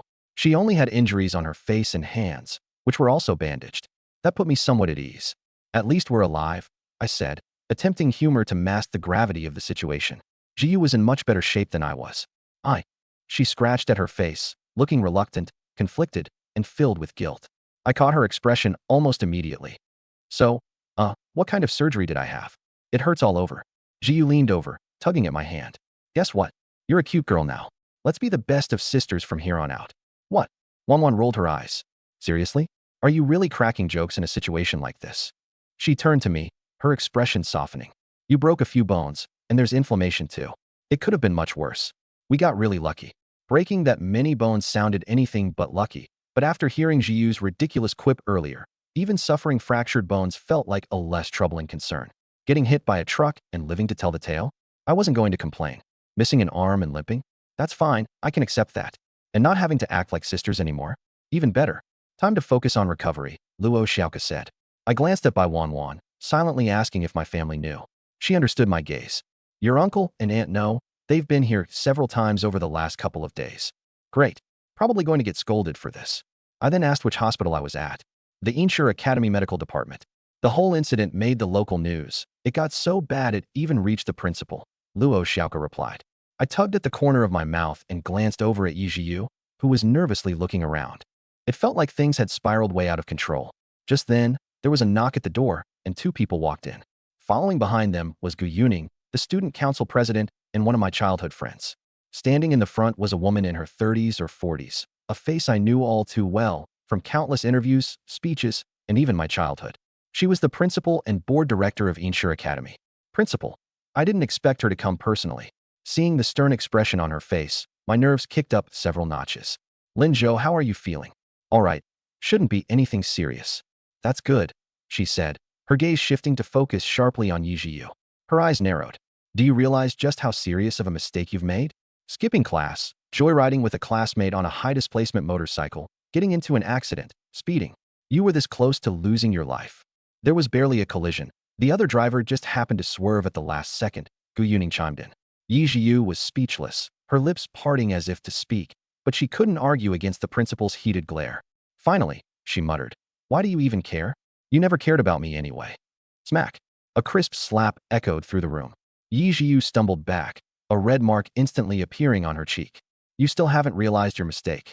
Frustration and perhaps a tinge of regret flickered across the principal's face as she raised a hand to check on Yi Jiyu. But she hesitated and ultimately let it drop. Yi Jiyu trembled, holding her burning cheek. Blinking hard, she took a deep breath and, without another word, climbed out the window. Wait, this is the second floor. We rushed to the window, only to see that she'd landed on the lawn below, rolled to absorb the impact, and took off running. This kid. The principal was panting, clearly agitated. I really don't know who she takes after. Director, Gu Yuning addressed her calmly. According to school regulations, Yi Jiyu's behavior qualifies for expulsion. However, follow the rules. The principal cut her off firmly. Understood. Expulsion. I hadn't expected the situation to escalate to this extent. For students who grew up at Inshur Academy, getting expelled before graduation was essentially like ripping away their entire life. Auntie, please, calm down. Don't make any rash decisions, I urged. Exactly. I mean, wasn't the truck driver technically at fault? Jiyu just happened to skip class and, well, got into a little accident, Luo Xiaoka chimed in. Actually, it was shared negligence. At the time of the accident, the motorcycle was going 80 miles per hour in a 60 miles per hour zone. The truck driver, even worse, was speeding at 100. Although Bai Wanwan had just been arguing with Yi Jiyu earlier, she frowned at the mention of such a harsh punishment. Auntie, isn't that a bit severe? Please reconsider. The principal didn't respond, pressing her fingers to her temples in visible exhaustion before turning and leaving the room. Yuning. I immediately turned to Gu Yuning. As the student council president, she would definitely have some say in this matter. After all, the decision about expulsions lay partly in the hands of the student council. I'll bring this matter up with the principal and director again, she said flatly, her eyes landing momentarily on my bandaged arm. Rest well. Goodbye. With that, she followed the principal out. Leaning back against the headboard, I stared at the window where Yi Jiyu had jumped. This has spiraled way out of control. She's not really going to get expelled, is she? I tried reaching out to Yi Jiyu via my phone, but received no reply. Bai Wanwan and Luo Xiaoka left after a while, noting they had classes to attend and that I needed rest. During my hospital stay, Bai Wanwan visited every single day, staying until her ride came to pick her up. I should have stopped you from hanging out with Yi Jiyu in the first place, she sighed one evening. If I had just gone back to class with you that day, none of this would have happened. It's fine. It's over now, isn't it? Isn't that what matters most? I tried to reassure her, all while noticing something unusual on my phone screen. Character, by 1-1. Favorability, 97 plus. Status, guilty, upset, blaming herself. Wants to strangle Yijiu. Wants to strangle Yijiu. Wants to strangle Yijiu. Wait, she's blaming herself. I quickly moved to comfort her until her mood improved slightly. Hold on, there's something seriously off with her status, isn't there? Stop thinking such scary things. A few days later, I was taken home to recover. My parents didn't scold me. They just told me to rest and heal before going back to school. Bro, how did you end up so badly hurt? Stop crying over a few broken bones. It's not a big deal. Take better care of yourself, won't you? You're already so skinny. Okay, got it. Thankfully, we had an elevator at home, or I wouldn't have been able to make it to my room. Limping inside, I flopped onto my bed, ready to relax. Merlin, our cat, decided to mock me, mimicking my limping walk by dramatically lifting his little paw as he strutted around. Meow Najie. One less cat treat for you. Meow. With my parents busy and unable to take care of me themselves, they suggested hiring a caregiver. But since I could still manage to walk with crutches, the idea of having a stranger in the house made me uncomfortable. Guess I'll just stay in bed, I muttered, lying back and spotting a package on my desk. A small package about the size of a palm. I didn't recognize it at first, but noticed it was from the HeartBeat app. Then it clicked. X-ray glasses. I'd completely forgotten about these. Opening the flimsy packaging revealed a plain black pair of glasses, so ordinary looking that I almost thought they had come from a dollar store. Seriously? This is supposed to be an X-ray device? I muttered skeptically, but decided to give them a shot anyway. I put them on and glanced around the room. No difference at all. Fake. I scowled before noticing a tiny button on the arm of the glasses. Oh, so they have a button. The moment I pressed it, blue light rippled across the lenses. Suddenly, the walls became transparent, offering me a clear view of the houses beyond. No way, I gasped, putting the glasses back on. It really worked. Even better, I could zoom in and out just by moving my eyes. After playing around with it for a bit, the X-ray function suddenly fizzled out. Pressing the button did nothing. What happened? Did it break? Looking more closely, I realized there was also a tiny charging port on the frame. Plugging it into my phone charger, the button lit up. Charging. So the glasses need charging, huh? After fiddling with it for a while, I came to a conclusion. These glasses must be charged to work. The battery life? A mere 10 minutes. The degree of X-ray vision and distance can be controlled through eye movement. It took a bit of trial and error, but I got the hang of it. Shame the battery doesn't last long. 10 minutes is fine, I guess. After all, it's just a beginner's bonus item. As the evening light filtered through the window, I lay on my bed, resting. Ding dong. The doorbell rang. Is that Wan? I instinctively grabbed my glasses and peered through the wall. To my surprise, standing at the door was someone I hadn't expected at all. Leaning on my crutch, I hobbled downstairs to open the door. Outside stood a girl with a serious and aloof expression hugging a load of groceries. Good afternoon, Lin Zhou, Gu Yuning said plainly. I was going to just come in, but I figured ringing the doorbell first was more appropriate. Yuning, what brings you here? You're injured, and the academy considers you a priority subject of concern. As the student council president, it's my responsibility to take care of you. I felt like something was a little off, but I let her in anyways. She set the groceries down and offered her arm to brace me. The softness that met my arm took me aback for a moment. Yuning wasn't exactly tall, a petite frame, barely 5 feet 2. Without the commanding aura she exuded, she'd simply come across as a slender, Lolita-like girl. Her occasional touches as she helped me move made me realize she was, heavier than I'd imagined. After seating me back on the sofa, she effortlessly headed into the kitchen and tied on an apron, as if she were the lady of the house. What did you have for lunch? She asked. Ordered a healthy meal pack, I replied. Her eyes drifted to the trash can, spotting remnants of a burger and fries wrapper. Burgers are kind of healthy, right? I said awkwardly. A beef-only burger, debatable. Fries? Completely no-go. You just had surgery. You need easy-to-digest foods with a good mix of vegetables. By now Merlin, my cat, had wandered over and started nosing around her ankles. You've gained weight again, Merlin, she remarked before disappearing into the kitchen. Dinner'll be ready soon. Sit tight on the couch and play on your phone. Everything about her demeanor was so natural and flowing that I found myself feeling like it was Mom coming home to make a meal. Curious, I stepped into the kitchen. She stood chopping vegetables meticulously, her bangs swaying faintly with each movement. The soft, warm light flattered her features, momentarily softening her typically stern expression. What? She asked, not looking up. It just feels a bit weird to see you cooking for me. I'll come by whenever I have the time. It's part of what the student council does. Still, it wouldn't hurt if this was, like, special treatment just from you, considering we haven't really talked much all these years. She paused, then responded. You can think of this as special care from me, then. Huh. Now leave the kitchen. Go rest in your room. You're injured. Stop moving around. I'd prefer to see you recover quickly. Left with no choice, I limped back to my bed. Once alone, she visibly relaxed her tense shoulders. Back on my bed, I picked up my X-ray glasses, debating whether or not to sneak a peek at her cooking. But for some reason, I hesitated. There was something about using the glasses on Yuning that didn't sit right with me, a sort of inexplicable guilt. Instead, I opened up the app on my phone and checked Yuning's profile. Affection level, 83? When did it go up? I couldn't resist checking Yi Zhiyu's profile. Currently bankrupt, phone lost, hiding under a bridge, and gearing up for hardcore survival. Survival mode? Lost her phone? Guess I need to call in some favors to look for her. As I mulled over a plan, a knock came at my door. Gu Yuning stepped in, balancing a tray, leaned back against the headboard. On the tray were a vegetable and meat porridge, stir-fried greens, and steamed eggs. All easy to digest, just as she'd said. After setting the tray on the bedside table, her eyes fell on a picture frame sitting nearby. You still kept this? I did. She scooped up a spoonful of porridge, gently blowing on it before testing its warmth on her lips. Then she leaned forward and brought the spoon up to my mouth. Open up. You just tasted that. I was checking the temperature. I'll get a new spoon if it bothers you. No. I mean, thank you. I can manage on my own. One arm still works. Nope. Now be good and open up. Sitting so close to me, I could see her focused gaze and the subtle flutter of her lashes. Under her careful watch, I finished the meal. The warmth from the food spread through my entire body. You've really changed a lot, Yuning. You're so reliable and mature now, like an older sister or something. In my childhood memories, she was always a step behind on everything, clumsy, messy, and quick to tears. I'll take that as a compliment, she replied, a small smile tugging at her lips. After cleaning up the dishes, she even went as far as washing some of my old clothes and tidying up the room. Before I knew it, it was nighttime. I'm heading home, she announced. Thank you, Yuning. You're amazing. Don't mention it. She reached out to pat my hair gently. Rest up. Sleep early. After closing the door behind her, she stood in place, unmoving. Merlin circled her feet, tail perked as he tilted his head. Slowly, her shoulders relaxed.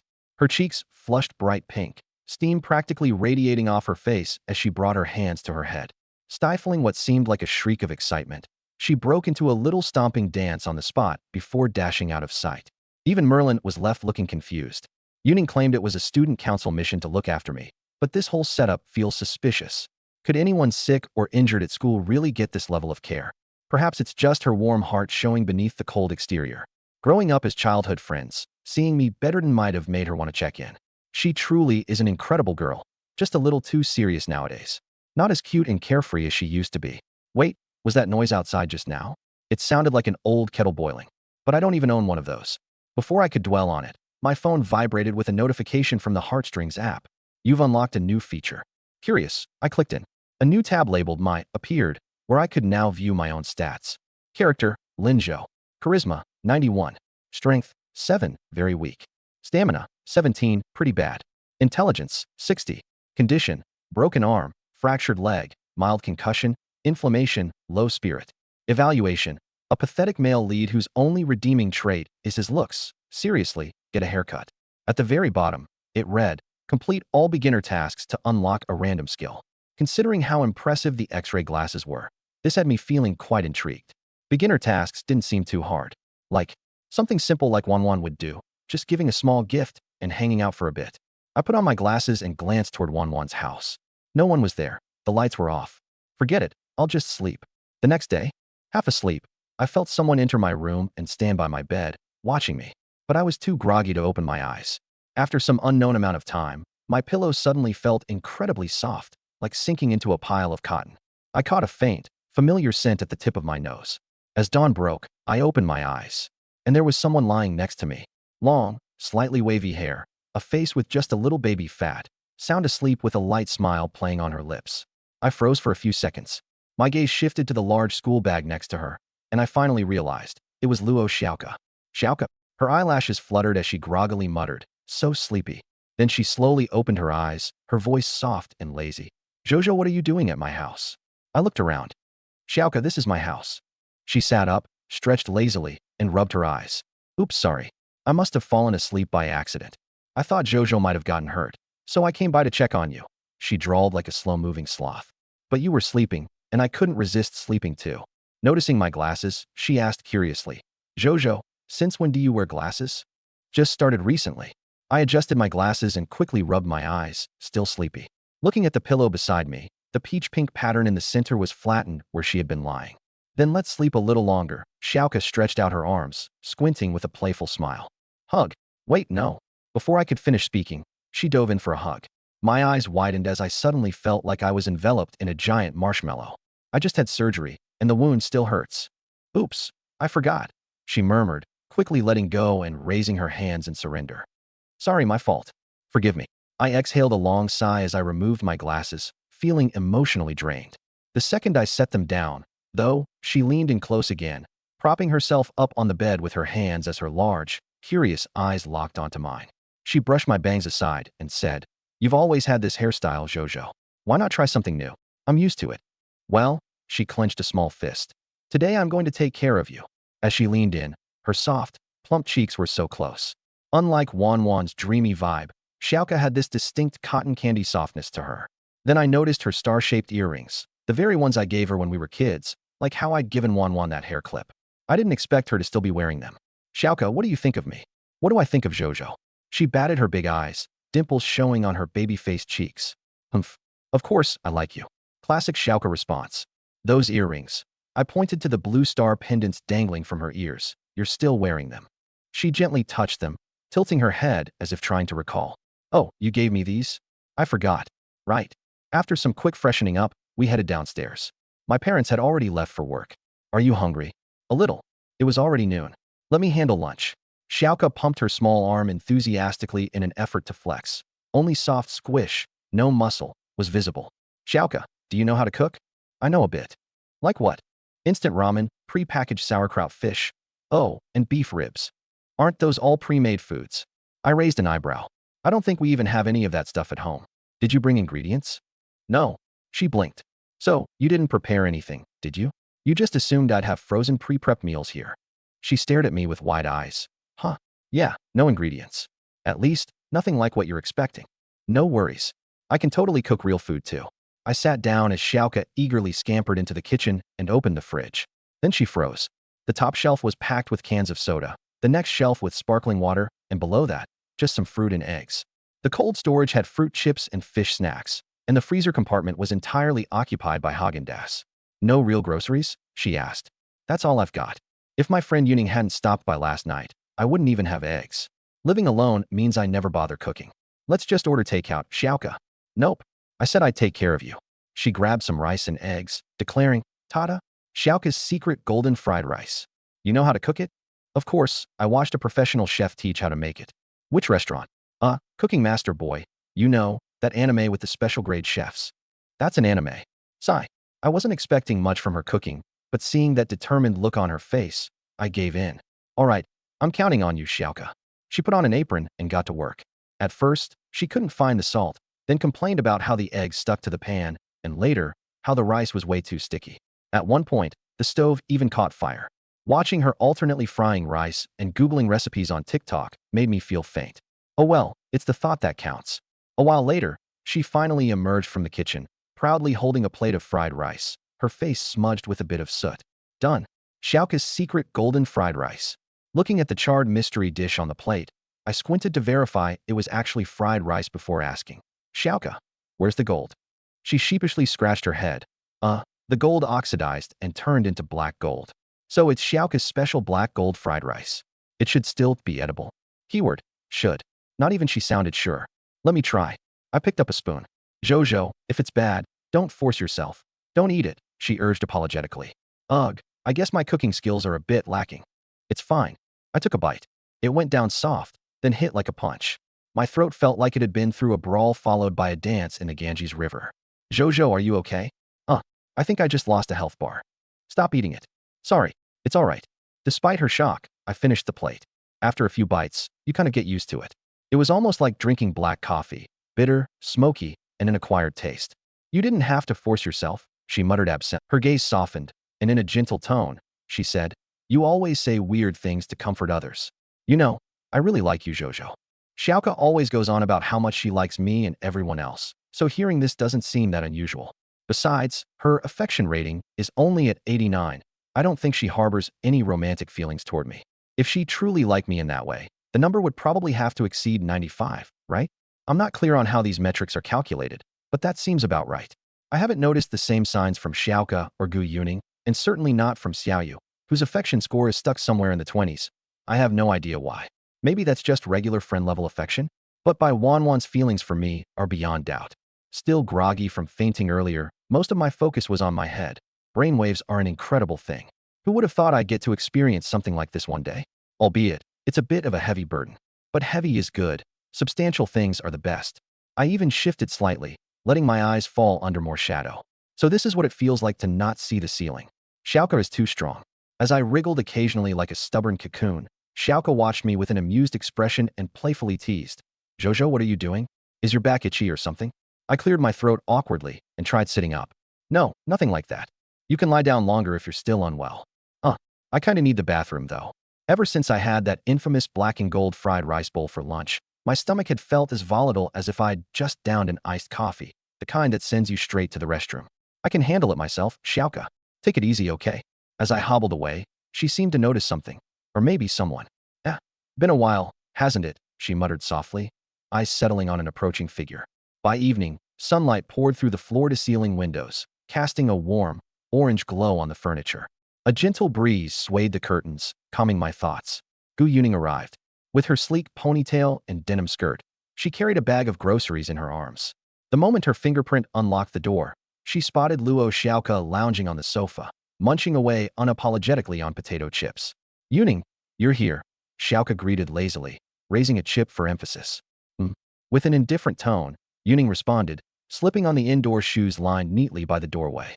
Actually, having Xiaoke watch over me during lunchtime was something Yuning had proactively suggested herself. Once her errands were out of the way, she made a point to come by with groceries, deciding to prepare a healthier homemade burger, considering how enthusiastically I devoured one last night.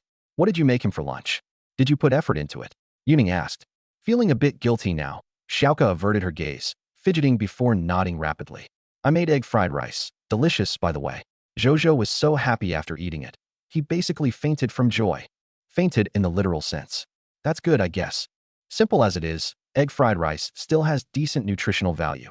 Yuning replied, clearly accustomed to Xiaoke's usual antics. And what's he doing now? Yuning asked. Oh, he just fell asleep, Xiaoke chirped nonchalantly. As Yuning unloaded ingredients onto the counter, she tied on an apron with practiced ease. It gave off a feeling of a parent arriving home and immediately starting dinner. I'll help out. Xiaoke chirped again, skipping over eagerly. No need, just sit tight, Yuning replied coolly. Unlike Xiaoke's messy, battlefield-like cooking style, Yuning's precision became apparent the moment she began. Groceries went into the washer, cutting boards were rinsed, utensils emerged sanitized from the cupboard. Soon, rhythmic chopping sounds emanated from the kitchen. Wow, you're amazing, Yuning. Do you cook often? Xiaoke asked curiously. Something like that. Yuning answered without so much as looking up. Say, Yuning, you don't think Xiaoyu will actually get expelled, right? I mean, why is the principal being so heartless? Isn't Xiaoyu her own daughter? Xiaoke propped her face with her hands curiously. This time, Yi Jiu crossed the line. A bit more recklessness, and 2 lives could have been lost, Yuning explained matter-of-factly. The school board isn't genuinely kicking her out. They just want her to learn a lesson. As her only child, the principal's anger is understandable. Who wouldn't be? True. Xiaoke nodded in agreement. From the elevator, faint footsteps echoed. Both of them glanced over. There I was, hobbling my way out, yawning while covering my mouth. Yuning? I blinked in surprise, momentarily waking up. Geez, you're too good to me. Coming here in the afternoon to make dinner. Everyone needs friends like her. She's seriously the best. After breaking my leg, she's cared for me every single day. It's nothing, Yuning said, brushing off the praise. She didn't even flinch when I called her by her name. Yuning, so casually. Does your injury still hurt? Any improvement at all? It's okay, not great, but manageable. Pain's still pain, though. I replied absent-mindedly, remembering her beginner quest reward. The reward stated it could aid recovery. What kind of magic would that be, I wonder? As for gifts, I'd already made up my mind. Here, these are for you guys, I said, walking over and pulling a few aquarium tickets from my pajama pocket. I'd found these tickets earlier in my dad's study. Apparently, we had some business partnership with the place, and they'd sent him a stockpile of them. I figured they'd make for decent gifts. After all, young women love aquariums, right? What's this? Yuning tilted her head, puzzled. You've both been looking after me so much. I had nothing else to give. Consider these aquarium tickets a little thank you. You can take a friend or someone along. I said sincerely. Thanks. Yuning accepted them graciously. Ah, thanks a ton, Jojo. Xiaoka wasn't shy and pocketed hers cheerfully. As they held onto the tickets, I immediately opened the app on my phone. Success. The quest completion reward showed up instantly. Yuning's reward was injury recovery. The moment it activated, I felt a strange static-wise sensation as though my phone zapped my hand. Then, all over my body, a tingling warmth spread, and the pain dissipated rapidly. No way was it really working? It's unreal. I murmured to myself, testing how much better I felt. What ordinarily would have taken days to ease felt like it healed significantly in mere moments. At that moment, Yuning called out again, Jojo. Huoluo Xiaoka leaned in close. What's up? Before I could figure out what was going on, she wrapped her arms around me. Jojo, let's go to the aquarium together. Wait, just us? I asked, already enveloped in her fluffy embrace. Luo Xiaoka felt as soft as cotton, her skin seemingly so delicate that just touching it could leave an imprint.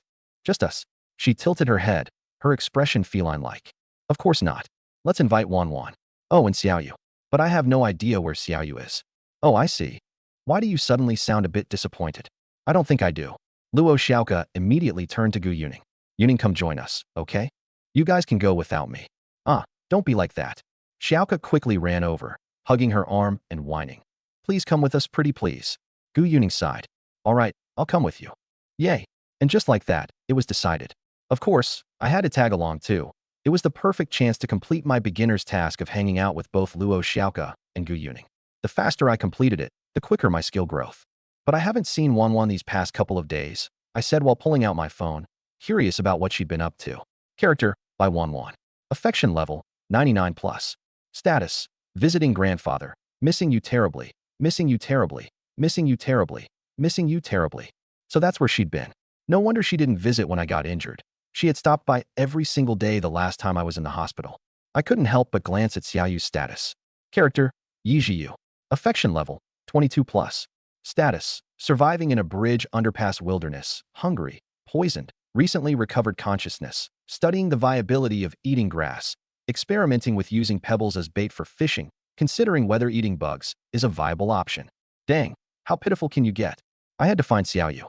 Otherwise, she'd seriously end up starving to death.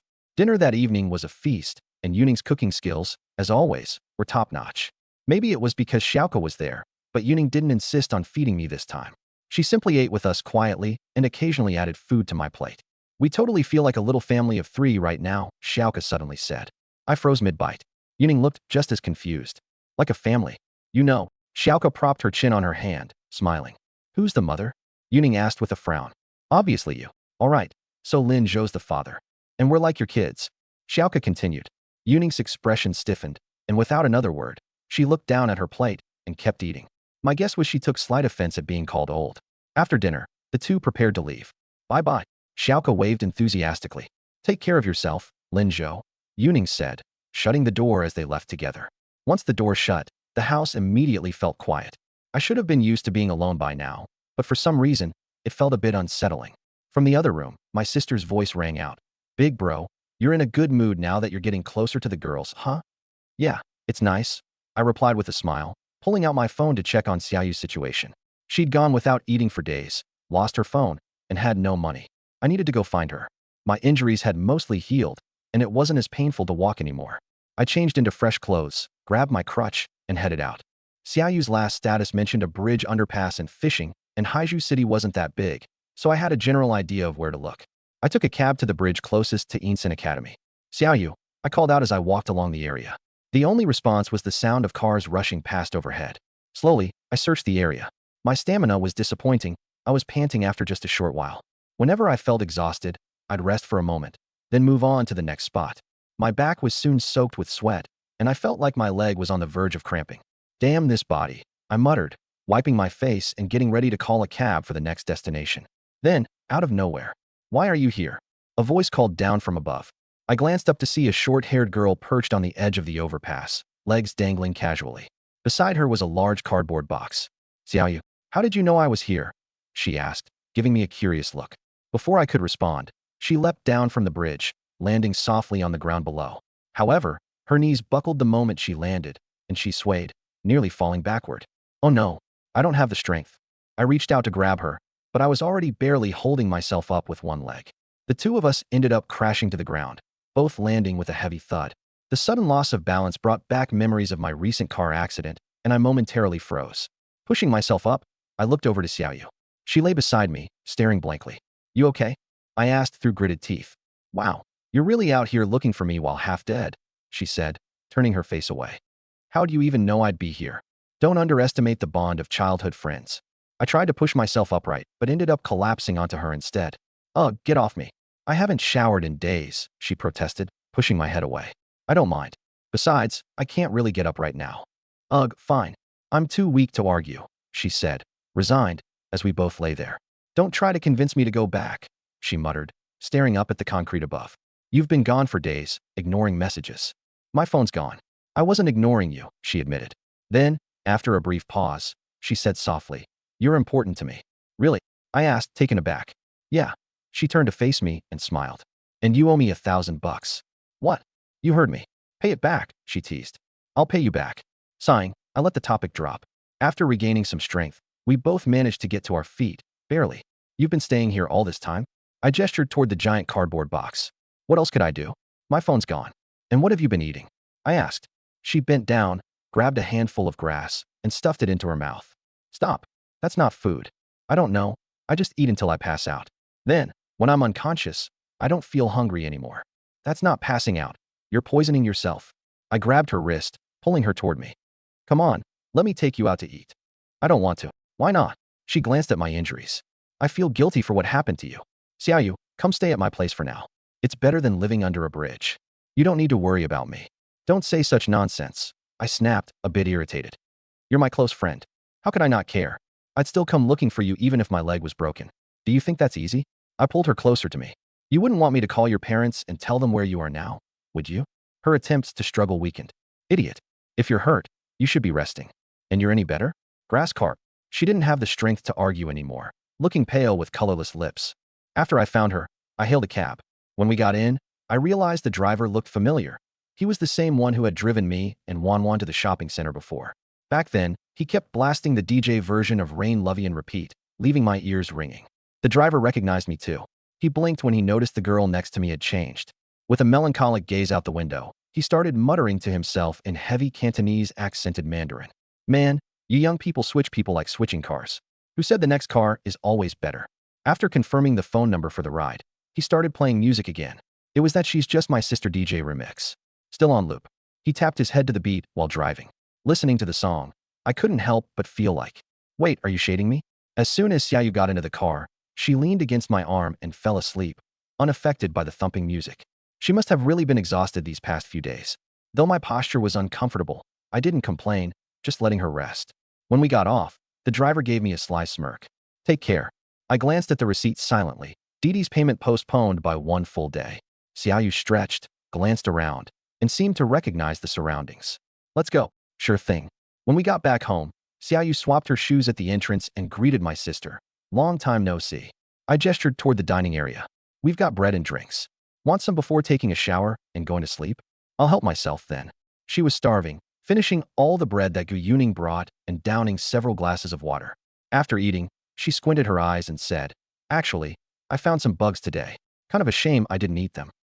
I was speechless. I've laid out some clothes for you. Sit down for a bit, then head for the bath. She turned to look at me. You have women's clothes? Planning ahead, huh? They're mine. Is it a problem to wear them temporarily? Fine. Want to bathe together? I'll scrub your back for you. Sure, I smirked. Xiaoyu was the queen of talking big, with her mouth being the hardest part of her entire body. Well, her sternum was hard too. When her expression froze, I wiggled my crutch at her. What's wrong? Lost the nerve? Weren't you the one suggesting we bathe together? Weren't you going to scrub my back? Fish. Of course not. She shot back, taking a step closer with her chin up. I'm just worried you'll chicken out. Fish. Fish. Fishy fish. Before we knew it, we were already in the bathroom. She started unbuttoning her jacket while keeping an eye on my reaction. Why aren't you undressing? I pointed at my arm in the cast. How can I with this on? You'll need to help me. No problem. She stepped forward, undoing my buttons slowly, one by one, while staring at me. Could you be any slower? I felt a little flustered under her gaze. I could be faster. When my shirt came off, she glanced at my scrawny frame and slapped my side. String bean. Hiss. You jerk. Be nicer to a patient. My bones still hurt. Fine, fine. You're the patient, after all. She dragged over a tiny stool. Your lordship Lin Zhou, please have a seat. As I sat down, I could hear the sound of clothes rustling behind me. It felt weirdly intimate. Were we really doing this? The last time we took a bath together was over 10 years ago, back when we were too young to know anything. Hey, Xiaoyu, just so you know, I can't promise my eyes won't wander. Whatever makes you happy. That makes it okay? I slowly turned around, only to see her still wearing her underlayer, skirt intact, arms crossed as she looked at me. What's the rush, Lin Zhou? I wasn't rushing, just stretching my neck. I quickly turned back. More rustling. Okay, ready. I turned again. Click. She had my phone in hand, snapping a photo. Using the face unlock, she sent it to her own account. You're done for, Lin Zhou? She giggled mischievously. Delete that. Nope. She waved me off. All right, since you shielded me during the accident, I'll give you a proper scrubbing. Then she finished undressing and turned on the shower. Steam began to fill the air. Let me know if it hurts, she said, kneeling behind me with a lathered sponge. Too hard. Sorry. Xiaoyu, I have a question. Go ahead. Do you hate me? She paused for a moment, but kept scrubbing. No, why would you ask that? Just curious. Actually, I'm really thankful you came to find me. Before I passed out from hunger yesterday, I was wishing for someone to just appear like fate itself and find me. Fate, huh? Now turn around, so I can scrub your front. Turn around. I'm cold, hurry. I slowly turned to see her wrapped securely in a towel, collarbones visible. She grinned, flashing her little sharp tooth. What? Disappointed. I looked away. Not exactly. If I wanted to, I could probably adjust the glasses for a better view. She studied the plaster and bandages covering my body. Man, your injury's quite swollen. Pretty impressive. This is not the time for that kind of comment. Haha. My bad. She finished washing my hair. Though she was clumsy at first, she caught on quickly and did a decent job. First time giving a guy a bath. Mark this day in your memory. Yeah. Once I was rinsed clean, she shooed me out as the shower head kept running behind me. I glanced at my phone. The photo couldn't be withdrawn anymore. Speaking of the app, affinity score, plus 20. It dropped again? It's now at 20? What's going on? Is the app malfunctioning? I decided not to dwell on it too much. Just then, a notification popped up. A familiar profile picture. By Wan. Lin Zhou, is your body feeling better? By Wan. I just got back from my grandpa's place. I'm coming to visit you now. Wan's on her way. I didn't think much of it at first, but the next second it hit me. Xiaoyu is still in the bathroom. Just then, the sound of the shower stopped, and Xiaoyu walked out, towel drying her hair. What are you doing standing by the door? She asked. I stayed silent. Those two just had an argument a few days ago. White Wan called and said she was coming over. I wasn't trying to hide anything. Seeing Xiaoyu in my t-shirt felt oddly strange. Her build was different from mine, and that shirt on her looked more like a night dress, with her thighs exposed. Should I hide on the balcony or in the wardrobe then? Xiaoyu said with a smile as she wiped her hair. I'm pretty good at climbing walls, though I'm not wearing pants right now. We didn't do anything, so why should we feel guilty? I said. White Wan and I didn't have any other kind of relationship. True, you didn't do anything. Just took a shower together, stood there honestly, and let my hand touch your muscles. Why does that sound off when you say it? Fine, I'll hide. Xiaoyu swayed out of the room. The doorbell rang. White Wan had arrived. She could have just used her fingerprint to get in, but she still rang the bell first. She wanted to take good care of me while I was injured, so I'd become unable to leave her. White Wan changed into indoor shoes and walked into the living room, then froze. Xiaoyu was sitting on the sofa in my white t-shirt, legs crossed, watching TV. What are you doing here? White Wan hadn't expected to see her. Why are you wearing Lin Zhou's clothes? Why can you come to Lin Zhou's place and I can't? Xiaoyu looked like she was enjoying the show. He's my best friend. What's wrong with staying here for a bit? White Wan clenched her fist. No, you'll lead Lin Zhou astray. He's already injured. We're adults. How can I lead him astray? When I came downstairs and saw the two of them arguing, I was stunned. Xiaoyu said she was going to hide. So why was she hiding in the living room? Please calm down, both of you, I said to interrupt them. White Wan turned to me. Lin Zhou, does the wound still hurt? It's been a bit better these past few days. You can't stay here. White Wan cut me off. Wan, Xiaoyu doesn't have anywhere to go right now. She's been eating grass outside these past few days, I explained. Literally eating grass. White Wan lowered her eyes and said nothing, her shoulders tight. Wan, I noticed something was off and took her hand. She paused, and only then did her shoulders slowly relax. What? It already happened. I'm fine, so let's just move on, okay? It was just an accident. Exactly, so I'll stay here for this period and take care of Lin Zhou as penance, Xiaoyu said with a smile. I can even help him bathe, no way. White Wan said. I'll take care of Lin Zhou. You have no idea how to look after people. That's fine with me, honestly. Xiaoyu swung her slipper while sitting cross-legged. Wan, You just got back from your grandpa's place. You must be tired. Go back and rest first, I said. At that moment, White Wanwan's father called. Wanwan, you can't stay overnight at Lin Zhou's place. Remember to come back. And don't just let people touch your leg. I know. After hanging up, she said to me, I'll come take care of you again tomorrow. Thanks. Wanwan, you're the best, I said with a smile. Her ears turned red, and she left, turning back 3 times with every few steps. The moment the door closed, Xiaoyu mimicked me in a strange voice. Wanwan, you're the best. Didn't you say you were going to hide? I glanced at her. Hide in the living room. That isn't hiding at all. I had no way to deal with her. Where are you sleeping tonight? The sofa. Sleeping with your sister would be nice too.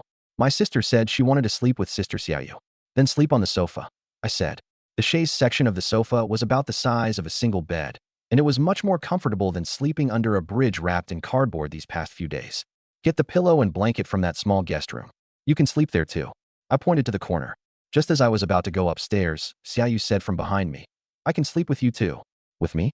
I looked back at her legs, crossed and smiling ambiguously. She was definitely plotting something again.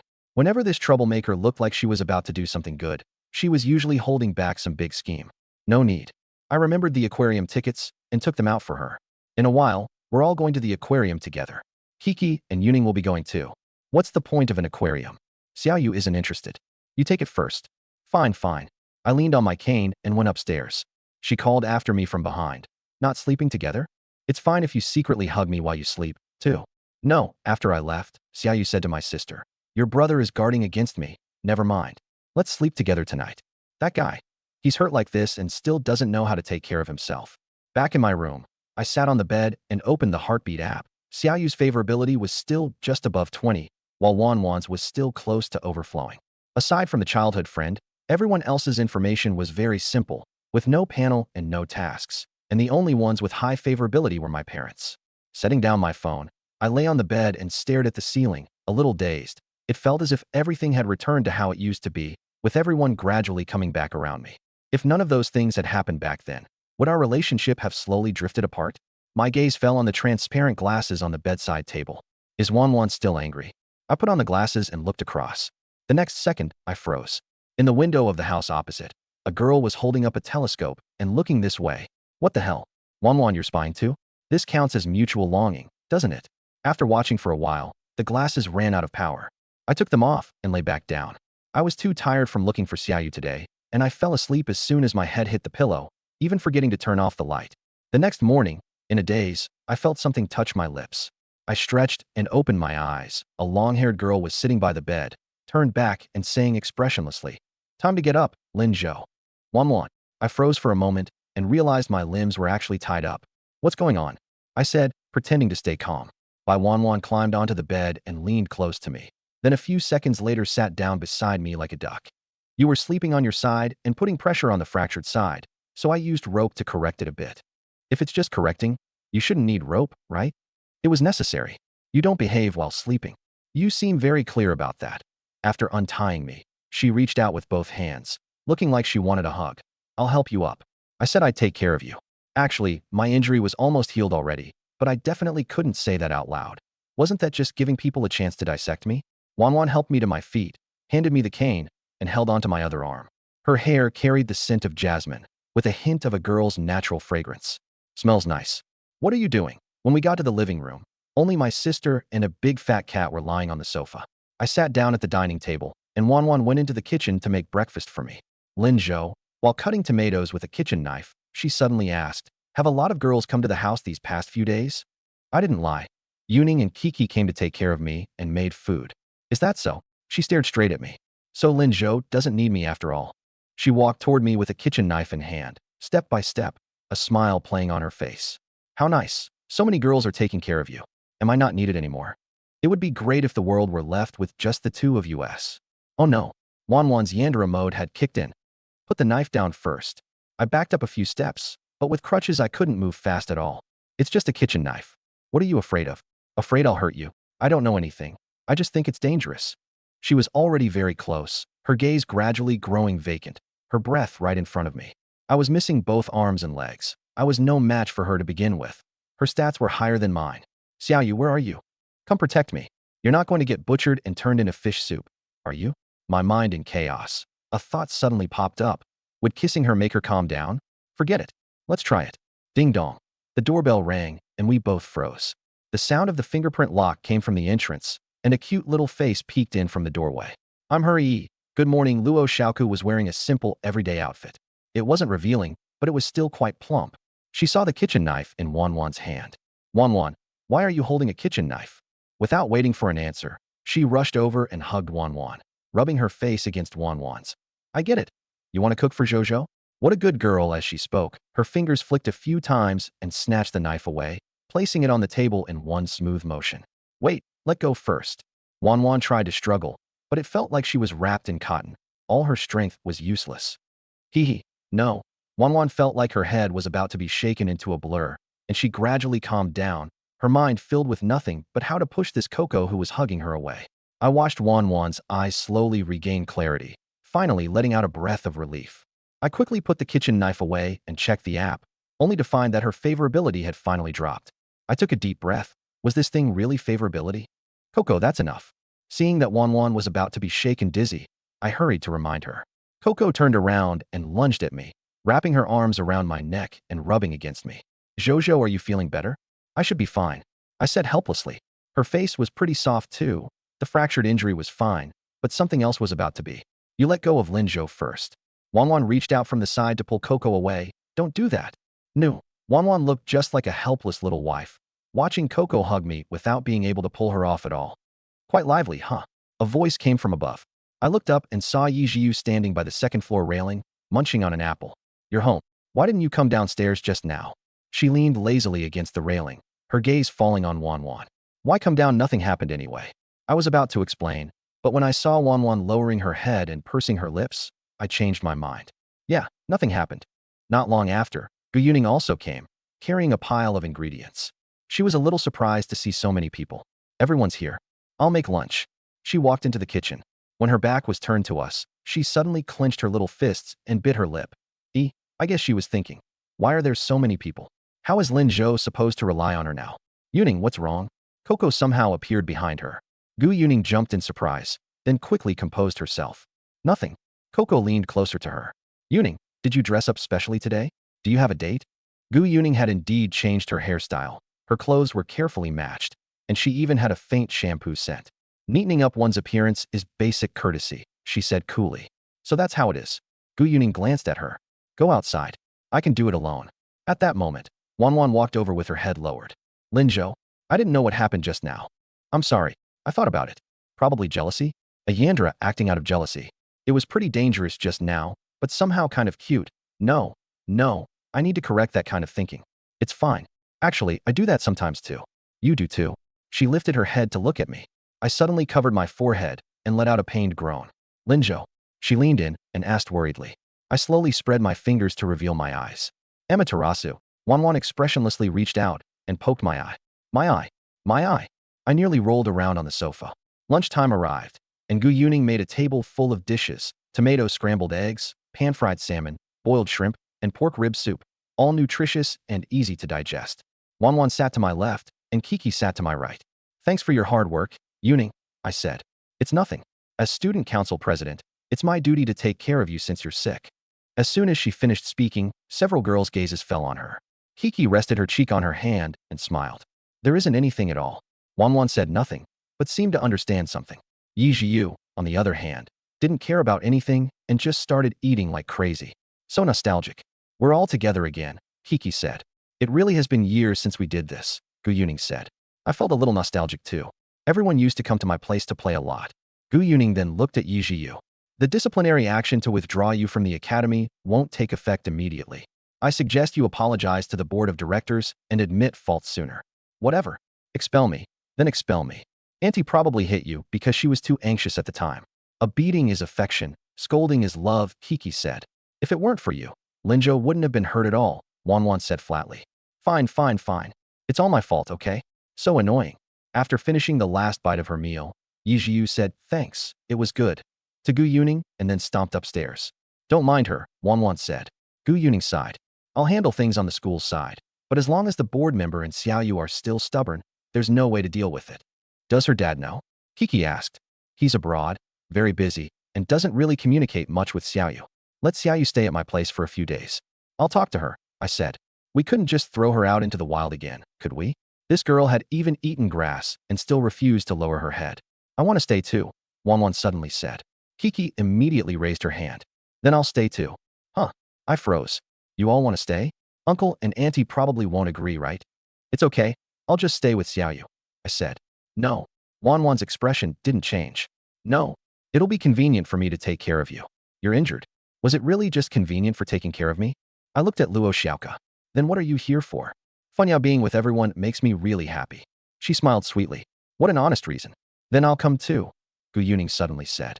As student council president, I have a duty to take care of 6 students. There's a hidden expert too. You should think about it again.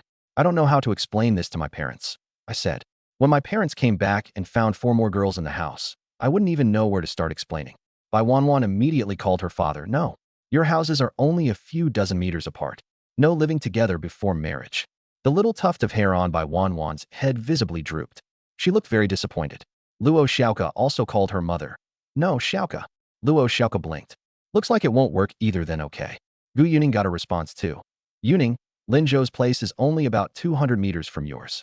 There's no need. Gu Yuning said calmly. Then there's nothing we can do. Triple kill. By the way, aside from Xiaoyu, the other 3 childhood friends and I all live in the same neighborhood. This proposal ended in a hasty defeat. After dinner, I wanted to help clean up, but Gu Yuning looked at the bandages on my body and said, I came here to take care of you. If you turn around and do chores instead, isn't that putting the cart before the horse? Go upstairs and rest. She smiled, tied in an apron, smoothed out the wrinkles in my pajamas, and carried the dishes into the kitchen. Luo Xiaoka and Bai Wanwan followed in to help. Just then, my phone rang. It was a voice call from Yi Zhiyu's father. I had added this number when I was little. I hadn't expected him to call. I answered. Hello, uncle. Xiaozhou, is my daughter at your place? I've called her dozens of times these past few days, and she hasn't answered. I can't lie. Uncle, Xiaoyu is with me. She lost her phone. She'd been hiding under a bridge for a few days before I brought her back. Under a bridge? Then what did she eat? A bit of grass, some bugs and stuff. The more I said, the more ashamed I felt. It was basically real-life wilderness survival. There was silence on the other end for a moment, followed by a sharp inhale that sounded like a headache. This kid is even crazier than her mom was when she was young. She's hit her rebellious face. Sorry to trouble you with taking care of her. Can I say a few words to her? Sure, I'll go upstairs. It might take me a while. Take your time. Mainly because I broke my leg.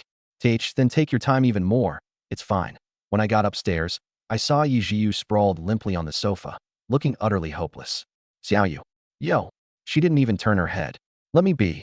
Your dad's on the phone. Yi Zhiyu jerked upright, pointed a finger to signal me to hang up, and frantically gestured that she wasn't there. Too late. He knows you're here. I smiled. She mouthed, traitor, then reluctantly took the phone and sat there stiffly. Dad. I called you dozens of times these past few days. I was wrong. I lost my phone. I thought my daughter was ignoring me. Have you been starving? Why didn't you go look for your father? At the mention of hunger, Yi Zhiyu's eyes turned red. She sniffled. Hungry, so hungry. I didn't dare. And, the bike got wrecked too. I still didn't buy insurance. It doesn't matter if the bike's ruined. As long as you're okay, that's what matters. Dad will buy you a new one. My mom hit me. A really big slap, she cried, tears dropping one by one onto the back of her hand. I handed her some tissues. Then I'll go educate your mom. But were you also a little wrong this time? Yes. I shouldn't have skipped class and run off to the mountains. And I even got Lin Zhou to break his leg. I'm not talking about skipping class. Skipping class because you crashed your bike doesn't matter. What we care about is that you didn't keep yourself safe. When you get hurt, your parents are heartbroken. I was wrong. Rest at Xiaozhou's place for these few days. When your mood is better, just go back to school normally, okay? Okay. In a few days, I'll have your mom apologize to you. She shouldn't have hit you. No, it's my fault. Good child, give the phone to Xiaozhou. Yi Zhiyu handed me the phone. Seeing that I was laughing at how miserably she was crying, she directly pooed into my arms. Then a burst of nose-blowing sounds rang out. I was dumbfounded. Her eyes were red as she shot me a wicked grin, and her little devil nature had not changed at all. Uncle. I picked up the phone. Xiaozhou, Xiaoyu will be staying at your place these next few days. I'll transfer 300,000 first. Take her to buy some clothes to change into, and a new phone. Huh? Oh, okay. I blanked out for a few seconds. How much? The money really came through. The account balance was 301,000 yuan. I wanted to say there was no need for so much, but Ye's father clearly had no intention of being polite. Give me the money. An arm hooked around my neck, and Yi Jiu was looking at my phone. No way. Your dad said I'm in charge of your spending. The rest counts as my compensation. I put on a pleased expression. For the first time, I could get the better of her. With financial power in hand, I'm going to control you hard. Yi Jiu held out her arm. What's this? An arm. She clenched it into a fist. This is a fist the size of a sandbag. One punch, and I'll send you flying. You don't actually think you're my match, do you? Her knuckles cracked. I really need to ruin you. I wasn't worried at all. Sitting down on the sofa, I said, then go ahead and hit me. I limped home on a cane after bringing you back, and because you were out racing, I broke my leg too. Hit me. I pulled out tissues and cried my eyes out. You heartless fish, you actually disobeyed your dad. Who brought you into this world? I was crying and singing, and Yi Jiu was obviously thrown off by my behavior into feeling guilty. She reached out and grabbed at the air. Fine, I was kidding. You're a grown man and you're still whining. Stop singing. Then buy me a phone and a few sets of clothes first. I won't ask you for money anymore. She gave in. Okay. I immediately dropped the act. You changed faces so fast. Learned it from you. I shrugged. She calmed down. She must have cried in front of her dad just now, and that pent-up breath in her chest finally got out. If something's wrong, you have to go a little crazy. Rather than wronging yourself, it's better to make things difficult for someone else. Everybody's been worried about you. Let's go downstairs and talk. I said. No. She crossed her arms. This person was just stubborn. Then are we going to the aquarium? Everyone else is going. I'll take that as a yes. Oh, she answered lazily. Her mood seemed a little better. She swayed back and forth on the sofa, stared at the ceiling for a while, then turned to me. Boy, does your wound still hurt? Not as much now. Maybe it's not that serious. I said. Actually, since I got the injury recovery bonus, the bone had mostly healed, but I couldn't say a fracture would be healed in a few days, or they'd drag me off for a tissue sample. You really broke a bone and still came out to find me. I'm touched. She said expressionlessly. I'll show you any special CG first in the future. I twitched my lips. Yeah. You might as well let me touch your leg right now. Here. She directly stretched out her leg. Go ahead and touch it. Then she gave a smug little laugh. You won't dare. Before she could finish, my hand was already on it, and I examined it seriously. You work out a lot, huh? The muscle rebound is pretty good, and it's not thick. Her whole body trembled from her thigh to the tips of her hair, and with a roll she flipped to the other side of the sofa. Forget it. You really touched it.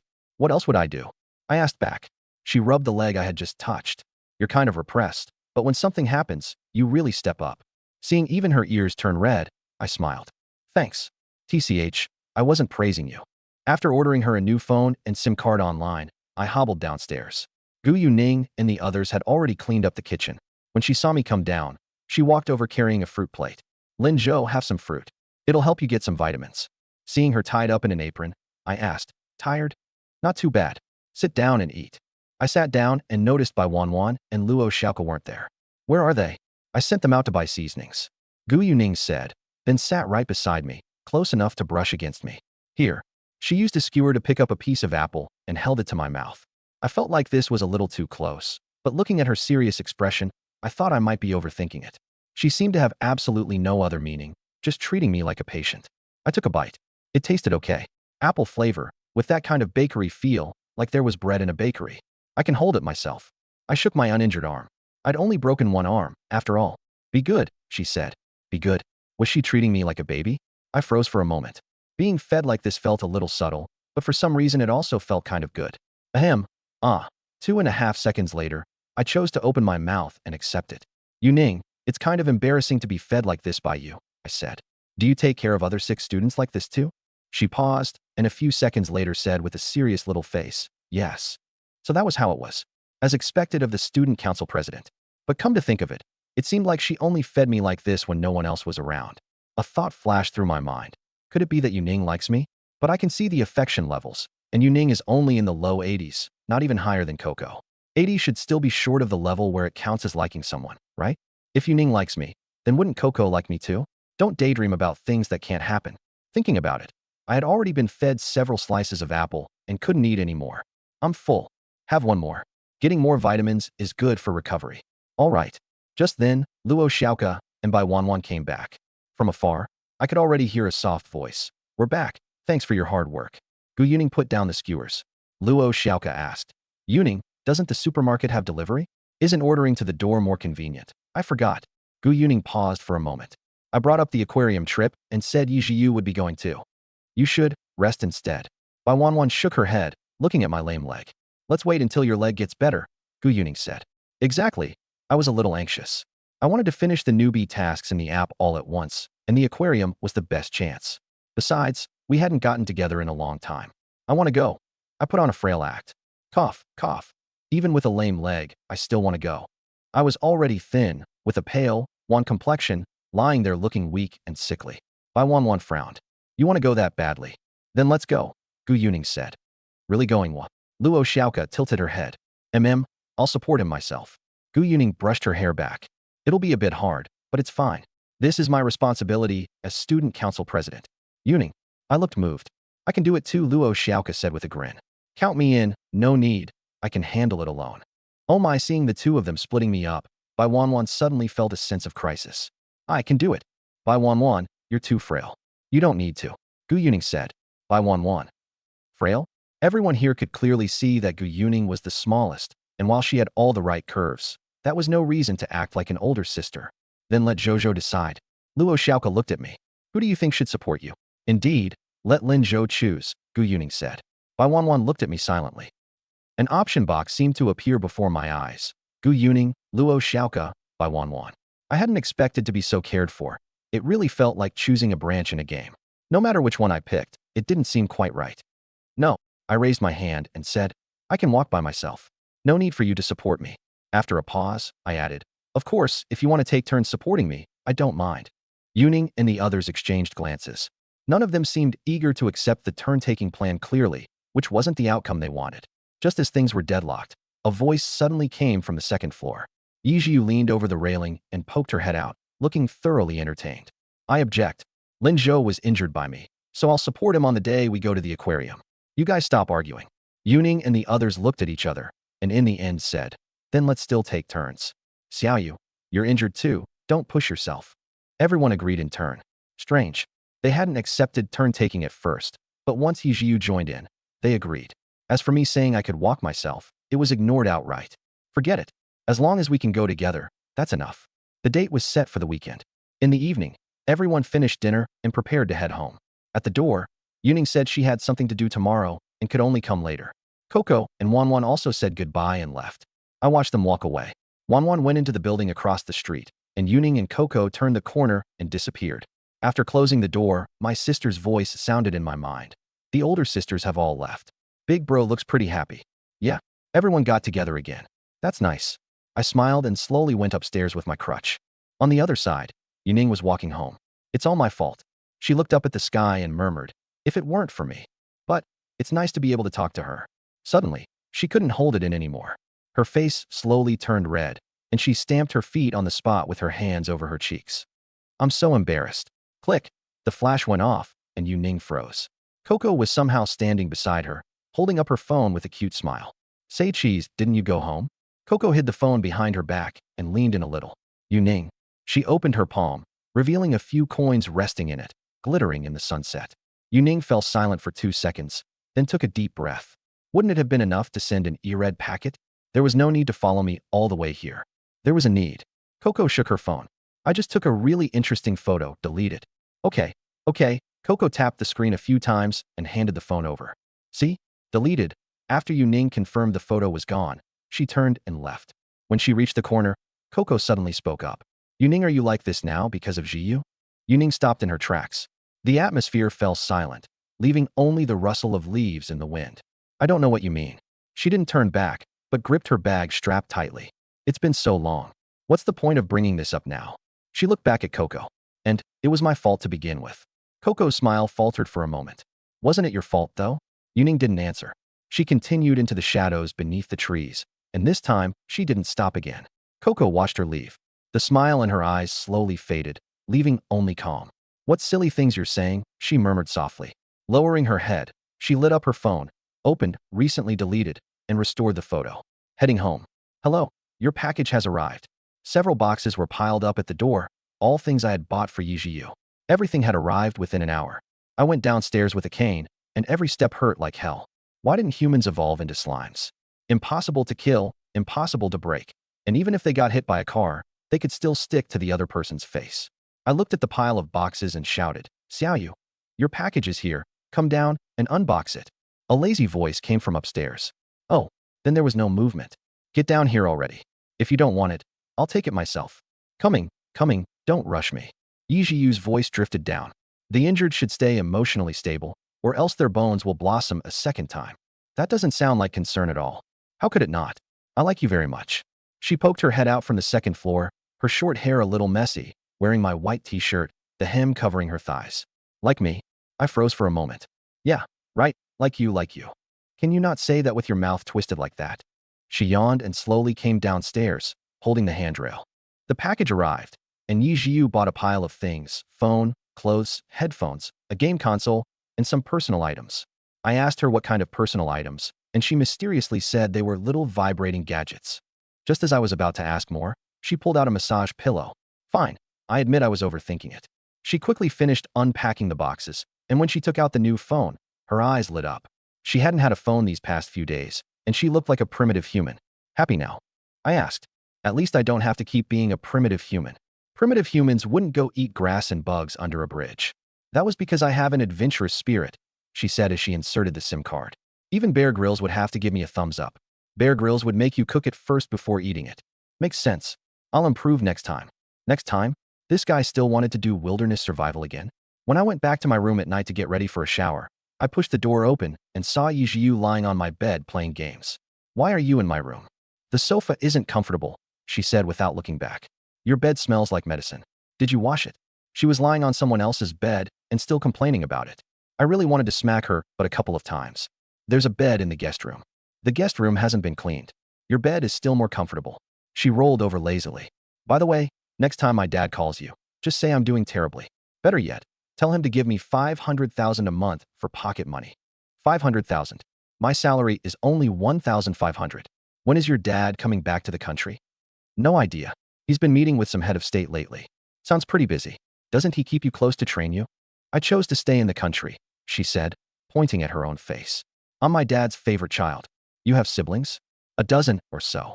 There she went again, talking in that god-level nonsense. After knowing her for so many years, I hadn't met a single one of them. As we were talking, I suddenly felt a gaze drifting in from outside the window.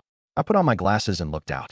Sure enough, in the house across the way, Bai Wanwan was holding a pair of binoculars and spying on me. So scary and so cute. That Yandera really needs treatment. Once my physical condition recovers, I'm definitely going to straighten her out. Are you nearsighted? Yijiu noticed I was wearing glasses. No, I just think I look cooler like this. Ugly. I went to take a shower, speechless. When I came back after showering, my phone popped up with a new notification: temporary task. Complete the aquarium trip reward. Physical fitness plus. Charm plus. Random reward, just what I needed. Physical fitness. I sent Wanwan a message. What are you doing? She replied. Just finished studying, getting ready to shower. Studying? Probably secretly studying how to keep tabs on me. I said I felt she seemed a bit off today and told her not to bottle things up if something was wrong. She only replied with sorry, and then nothing else. At that moment, Yi Jiu's voice came from the bathroom. Lin Zhou, bring me my clothes. I forgot them. Coming. I looked at Yi Jiu and asked, what did you buy?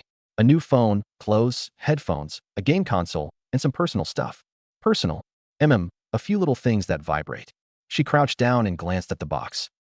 A massage pillow. She took out a small pillow. Oh, so it was a massage pillow. I thought it was a massage pillow. She opened the box neatly with a utility knife. Inside were several sets of clothes and a new phone box. When she picked up the phone box, her eyes lit up a little. A few days without a phone had made her look like a primitive. Happy now? I asked. Not bad. At least I don't have to keep being a primitive. Primitives wouldn't go eat grass and bugs under a bridge. That's because I have an exploratory spirit. Humans are omnivores. She inserted the SIM card and activated the phone. Even Bear Grylls would have to give me a thumbs up. Bear Grylls would make you cook it first before eating it. Fair point. I'll improve next time. There had better not be a next time. I was speechless.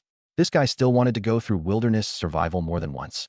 She looked up at me, showed her white teeth, hugged the box, and went upstairs. I'm off. Don't miss me. Aren't you still at my place?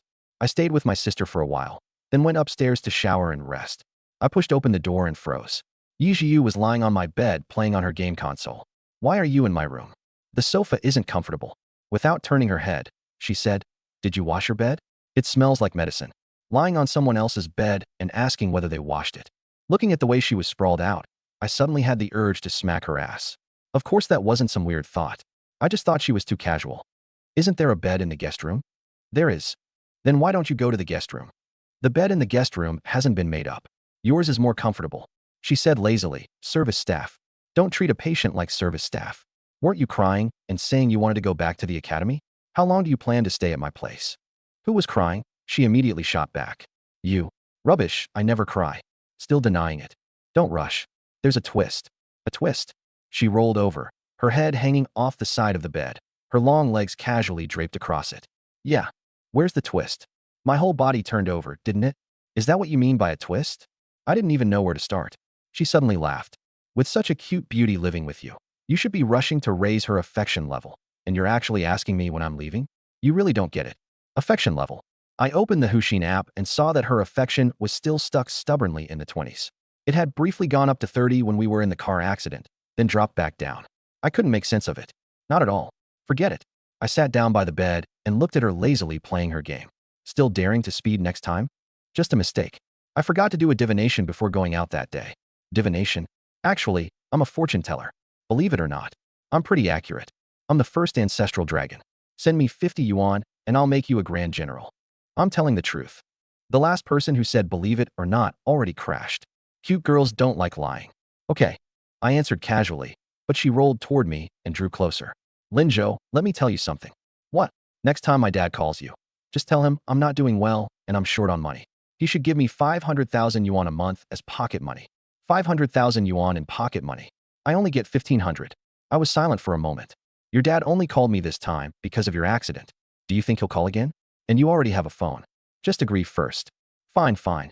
This guy only ever talks about fleecing the old man, but her father really does seem rich. Your dad is so busy. When is he coming? Back to the country. Don't know. Recently he's been meeting with a certain country's head of state and a bunch of big shots. It does sound pretty busy. He actually didn't keep you close and train you. I was the one who asked to stay in China. I didn't want to trouble my dad, and there's nothing much interesting abroad anyway.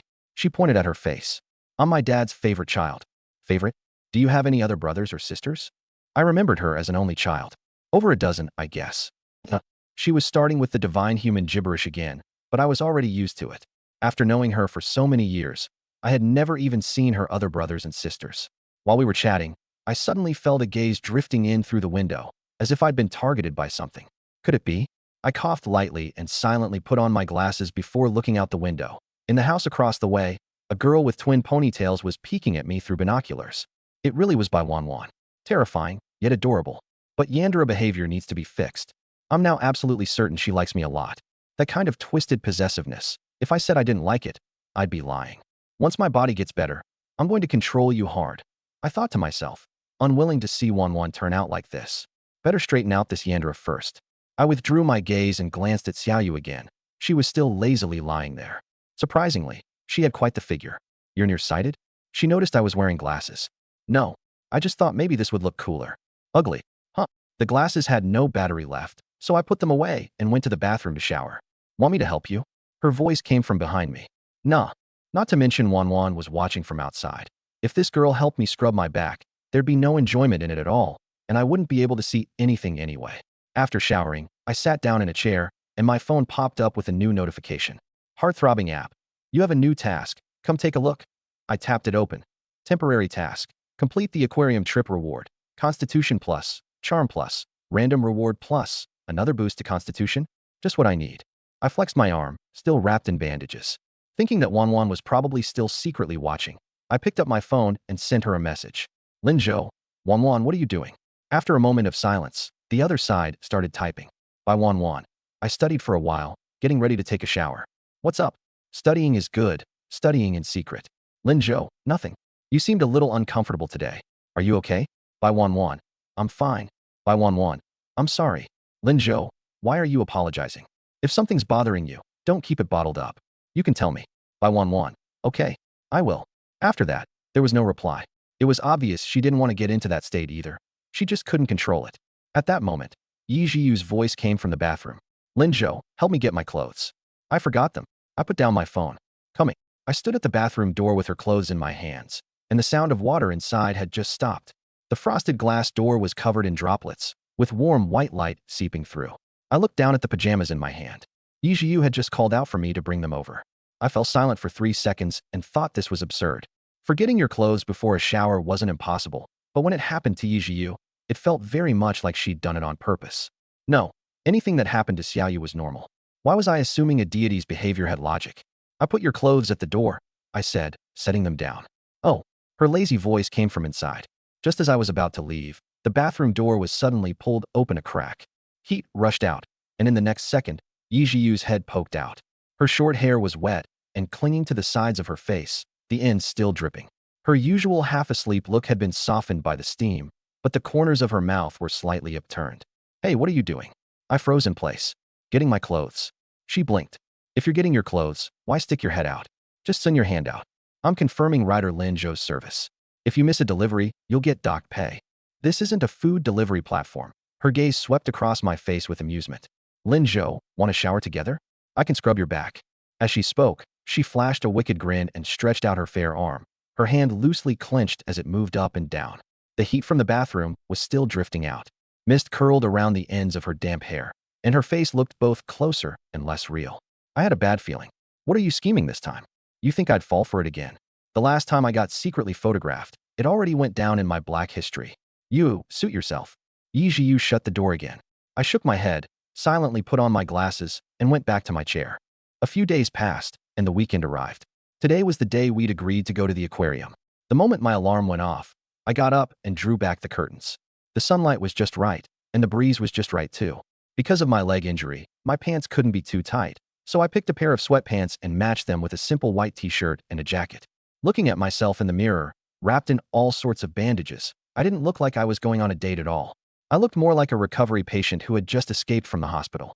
The kind who'd been caught halfway through the escape, too. Forget it. Doesn't matter. I came down to the first-floor living room and, seeing what was in front of me, suddenly felt absurdly amused. It was just an ordinary weekend, yet 4 childhood friends were sitting in my living room, making the scene anything but ordinary. How long had it been since we'd all gathered like this? It felt like it had been a very long time since we last did, ever since that incident happened. Luo Xiaoko was sitting on the sofa, hugging a huge bag of chips and munching with puffed-up cheeks. Today she wore a light knit top, and her pink skirt spread over her knees. Her legs were gently together, and beneath the hem of the skirt, her fair, long lines showed through. I looked a little longer. "Jojo wants some?" she asked with a smile, lifting the chips. Her voice was soft and sweet. "No thanks." Yijiu was sitting beside her, head down as she played games. Today she was dressed in a gothic style. Black lace and burgundy bows made her skin look especially pale, and the cut of the dress highlighted her waist beautifully. Her short hair fell along the side of her face, and her legs, wrapped in black stockings, swayed lightly with the rhythm of the game. "Xiaoyu," I said. She didn't even lift her head. "This outfit of yours, I know I'm adorable. Do you want to borrow some money from me?" She raised her eyes and then suddenly sighed, looking wounded. "These past few days, I gave you everything I had, yet you, a man, don't know how to cherish people at all. I'm just helping you manage your pocket money, okay?" Dark lines appeared all over my face. "TSK, I was talking about pocket money. Where did your mind go?" "That's exactly what I was talking about too." Bai Wanwan had been sitting quietly at the side, watching us bicker. Today she wore a light blue jacket and a dark long skirt, her hair tied into a ponytail, with silver white strands draped over her shoulders. She looked cool and clean. When I looked at her, she just happened to lift her eyes too, and our gazes met. "Lin Zhou." She blinked once. "You're especially cute today." I gave her a thumbs up. Bai Wanwan's fingers idly twirled a lock of hair by her temple. Though there was no expression on her face, the moment I praised her, the little ahog on her head slowly perked up. Gu Yuning had been crouched beside the chubby cat, petting its head the whole time. Today her hair was tied up at the back of her head, and a few loose strands fell along the side of her face. The usual stern aura of the student council president had faded quite a bit. Her figure was petite, yet she gave off a big sister vibe. "Has this guy Merlin gotten fat again recently? I remember he was clearly very thin when he was little," she asked me. "Well, cats being a bit chubby is normal, especially blue cats." The cat seemed to understand. It slapped the carpet with its tail and went, "Meow Niga." I suddenly realized that everyone seemed to have dressed up really nicely today. Could they all have dressed up for me? Forget it. Better not indulge in dreams that can't come true. Bai Wanwan still had a chance. Her affection rating was already at 99 plus. But Yijiu, with barely over 20 points of affection, was the one dressed most extravagantly. "I made you breakfast. Eat first, then we'll set off," Gu Yuning said. I looked at the dining table, a simple cheese and egg sandwich, with tomato inside too. "Thanks." I sat down and started eating breakfast. In just a few bites, I found that the four girls' eyes were all on me. I subconsciously touched my face, making sure nothing strange had stuck to it. What's wrong? We're getting ready to go now, Luo Xiaoka said with a grin. Who do you want to help you walk? Yeah, who would be the one to support me? For options seemed to appear before my eyes. Yuning should be fine. She was mostly taking care of me out of a sense of responsibility, so she wouldn't get jealous. As for Kiki, she was just trying to help because she had such a good personality. Xiaoyu was purely here for the spectacle and to have fun, so she probably wouldn't have any objection if I chose someone else. In fact, she'd probably be more interested in seeing things get even messier. So, after all, it still had to be Wanwan. Isn't it supposed to be taking turns? Then how about Wanwan first? I looked at Bai Wanwan.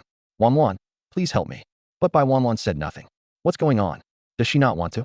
I subconsciously checked the phone app. Character. Bai Wanwan affection. 99 plus status. Shy.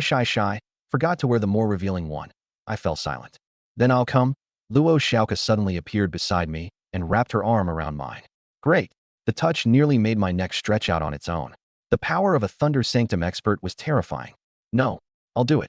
Bai Wanwan immediately stepped forward and took my other arm, holding it very tightly. I'll do it. Seeing this, Luo Xiaoka let go with a bright smile. Okay. No. Bai Wanwan used her other hand to push away Luo Xiaoka's chubby little cheeks. Gu Yuning pulled a box out from the corner and took out a folding wheelchair. Actually, I prepared a wheelchair. She also took out a medical kit and some simple medicine. If Lin Zhou suddenly starts spurting blood halfway there, it'll come in handy. I'm just fractured, not spurting blood. I was sweating. Was it really that serious? Better safe than sorry. It's necessary. In the end, I still refused the wheelchair. Touring the aquarium in a wheelchair would be way too weird. Then let's go. Yi Jiu stood up. Flamingo. Everyone finally headed out. Since we weren't planning to drive, we booked a ride-hailing car. Wanwan. As we walked, I suddenly spoke. What is it? Isn't your hold a bit too tight? At that moment, Bai Wanwan was clinging very tightly to me, wrinkling my jacket and practically squeezing half her body against mine. Although I didn't dislike the feeling, it really did make walking a little difficult. This makes it more stable. Her expression was blank. Actually, I don't want to support you. You really don't want to? Bai Wanwan's ears were red, and her usually calm, unruffled eyes now looked like they were about to shoot out hearts. I thought to myself, what you're saying and what you're thinking are completely different, aren't they? Then I'll support him, Yi Jiu said lazily as she leaned in. After all, I'm the one who hurt him. No need. Bai Wanwan's tone was cold.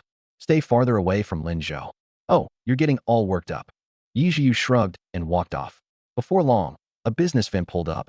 The window rolled down, and the driver stared at me in surprise. You again? I was surprised too. Wasn't this the Didi driver who'd played DJ last time? You're not going to play DJ again, are you? I'd better switch cars. I still had trauma from that. The driver glanced at the few beautiful girls beside me, then at the villa area behind us, as if he understood something. Get in. I won't play it again. In the car, I sat in the middle, Bai Wanwan on my left, Luo Xiaoka on my right, and Gu Yuning and Yi Jiu in the front. The music started up, not DJ, but a love ballad. The driver sang the adapted lyrics with deep feeling, something like, clearly it was a movie for 5 people, and so on. I was speechless. The car jostled, and Bai Wanwan noticed from the corner of her eye that Luo Xiaoka kept rubbing against me with every bump. Move a little closer, she said to me. There's enough room already. I didn't catch on. She sighed, looked out the window, but her arm held me even tighter. At the aquarium, I suddenly remembered. I forgot my ticket. Me too.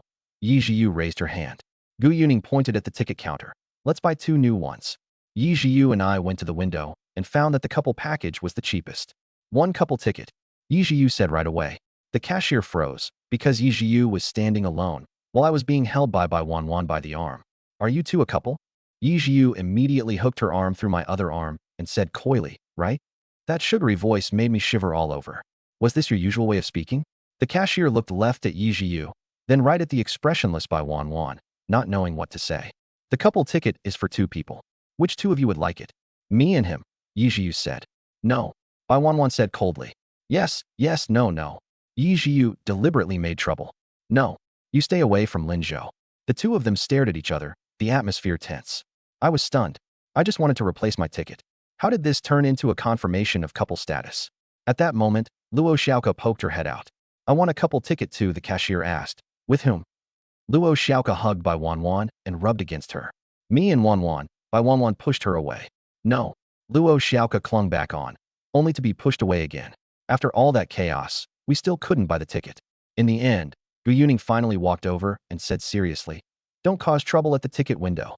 What kind of scene is this, clinging and pulling at each other like that?" We lowered our heads obediently and admitted our mistake. I thought to myself that Yuning really was reliable.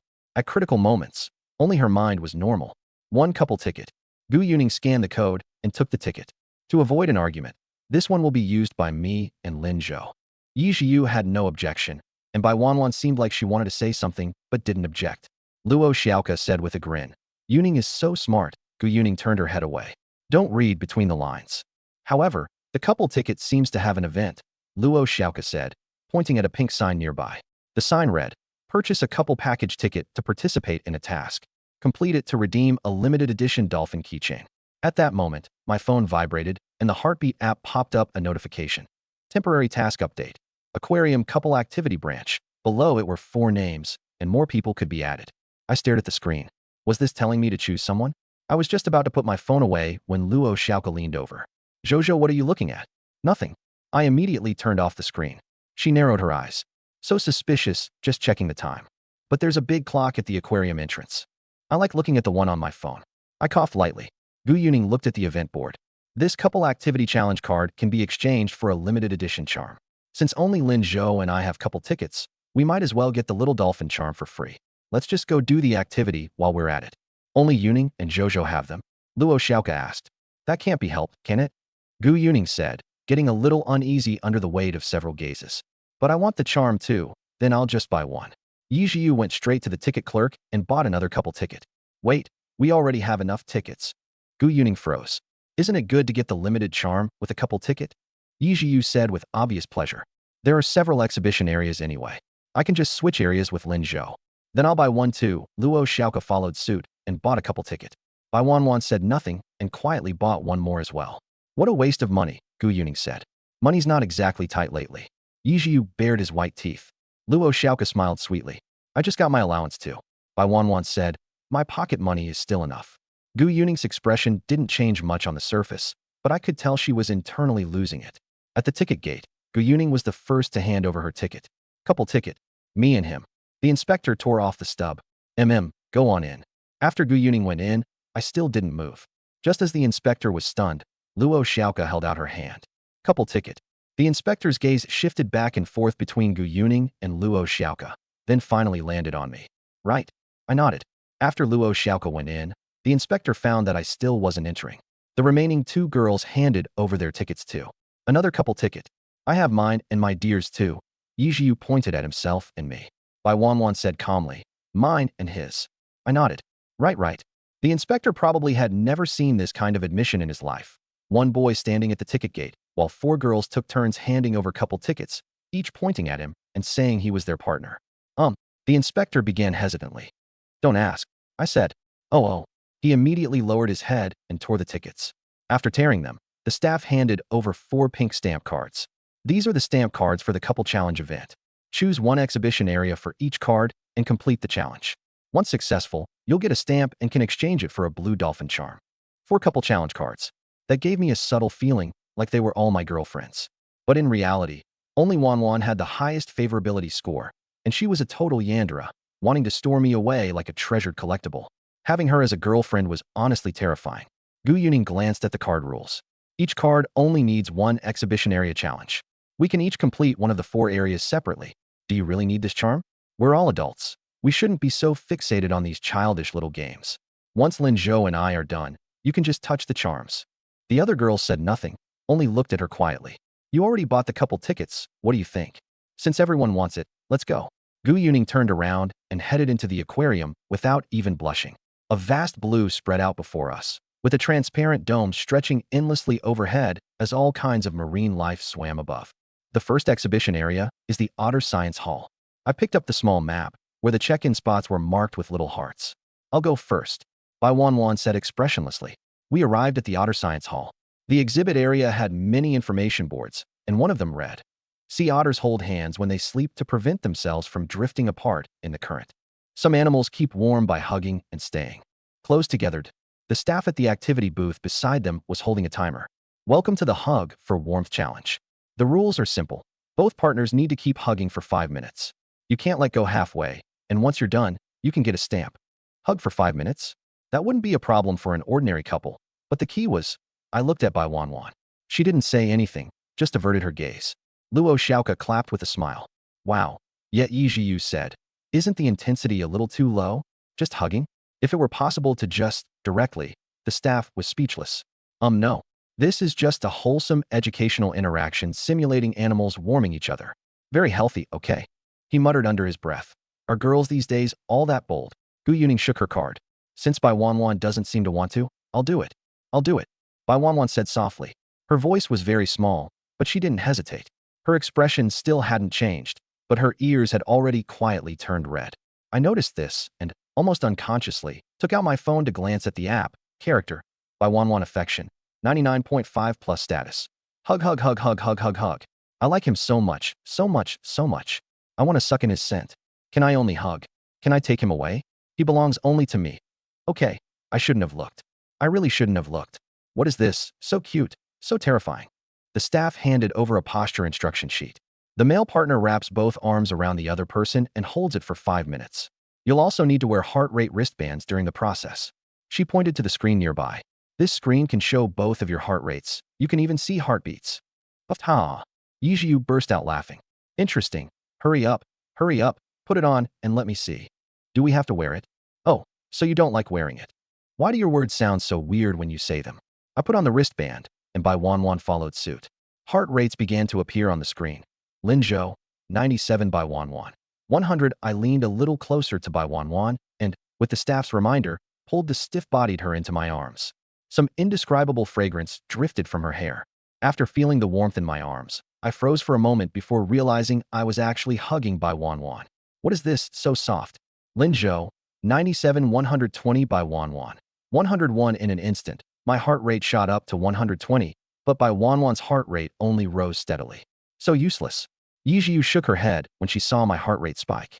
Indeed, Luo Xiaoke said. Maybe it's because he's sick. Gu Yuning thought her elevated heart rate was due to illness. The Bai Wanwan in my arms seemed no longer as stiff as before, yet like she was enduring something. She closed her eyes. Lin Zhou, 1 Bai Wanwan, 102. My heart rate kept climbing, but Bai Wanwan's wristband reading didn't budge at all. Strange. Wasn't her affection for me already maxed out? If I hugged her, why was there no reaction at all? Didn't her heart rate speed up? Wanwan, is it uncomfortable if I hold you? As it got close to 5 minutes, I leaned to her ear and asked softly. Bai Wanwan sensed my breath and suddenly opened her eyes, her pupils trembling. My heart rate was 135. Hers shot straight from 105 to 209. She shoved me away at once, stumbled back, and finally crouched on the ground with her hands over her face. It turned out she had been suppressing her emotions the whole time, controlling her heartbeat. She didn't want me to know how much she liked me. She knelt there trembling, unable to calm down no matter what. Yi Jiu slid on her knees straight over to her on the floor, revealing her little fangs with a wicked grin. That's the look. Your heart rate's already over 200, and you're still pretending nothing's wrong. Huh? Bai Wanwan panted hard. After recovering for a while, she finally stood up. The wristband's broken. Wanwan, your heartbeat just now, broken. She cut me off expressionlessly. Fine, broken it is. I looked at Yi Jiu, who was still kneeling on the ground. Can you get up first? Oh. She tugged on my pants as she tried to stand. Wait. My pants are going to come off. The staff confirmed the time was up exactly and stamped us. The second exhibition area was the Garden Eel Interactive Hall. Fine sand was spread evenly across the glass tank, and clusters of garden eels poked out their slender upper bodies, gently swaying with the water current. The staff took out a long, thin biscuit. Both sides bite from opposite ends at the same time. If the remaining length is under 2 centimeters and stays that way for 10 seconds, you pass. It'll also measure your heart rate. I looked at the biscuit. Was your aquarium turned into a dating show or something? This is to simulate the garden eel's sense of distance. Couples kissing is pretty normal, right? The moment Bai Wanwan heard that, she regretted it. A hug was one thing, but now there was this kind of kissing activity? Luo Xiaoke looked at Gu Yuning. Yuning, do you want to do it? Emmy do something like that? Gu Yuning coughed once. What, are you scared? Luo Xiaoke smiled sweetly. I already kissed Zhou a long time ago. Gu Yuning froze in place. What did you say? Just kidding.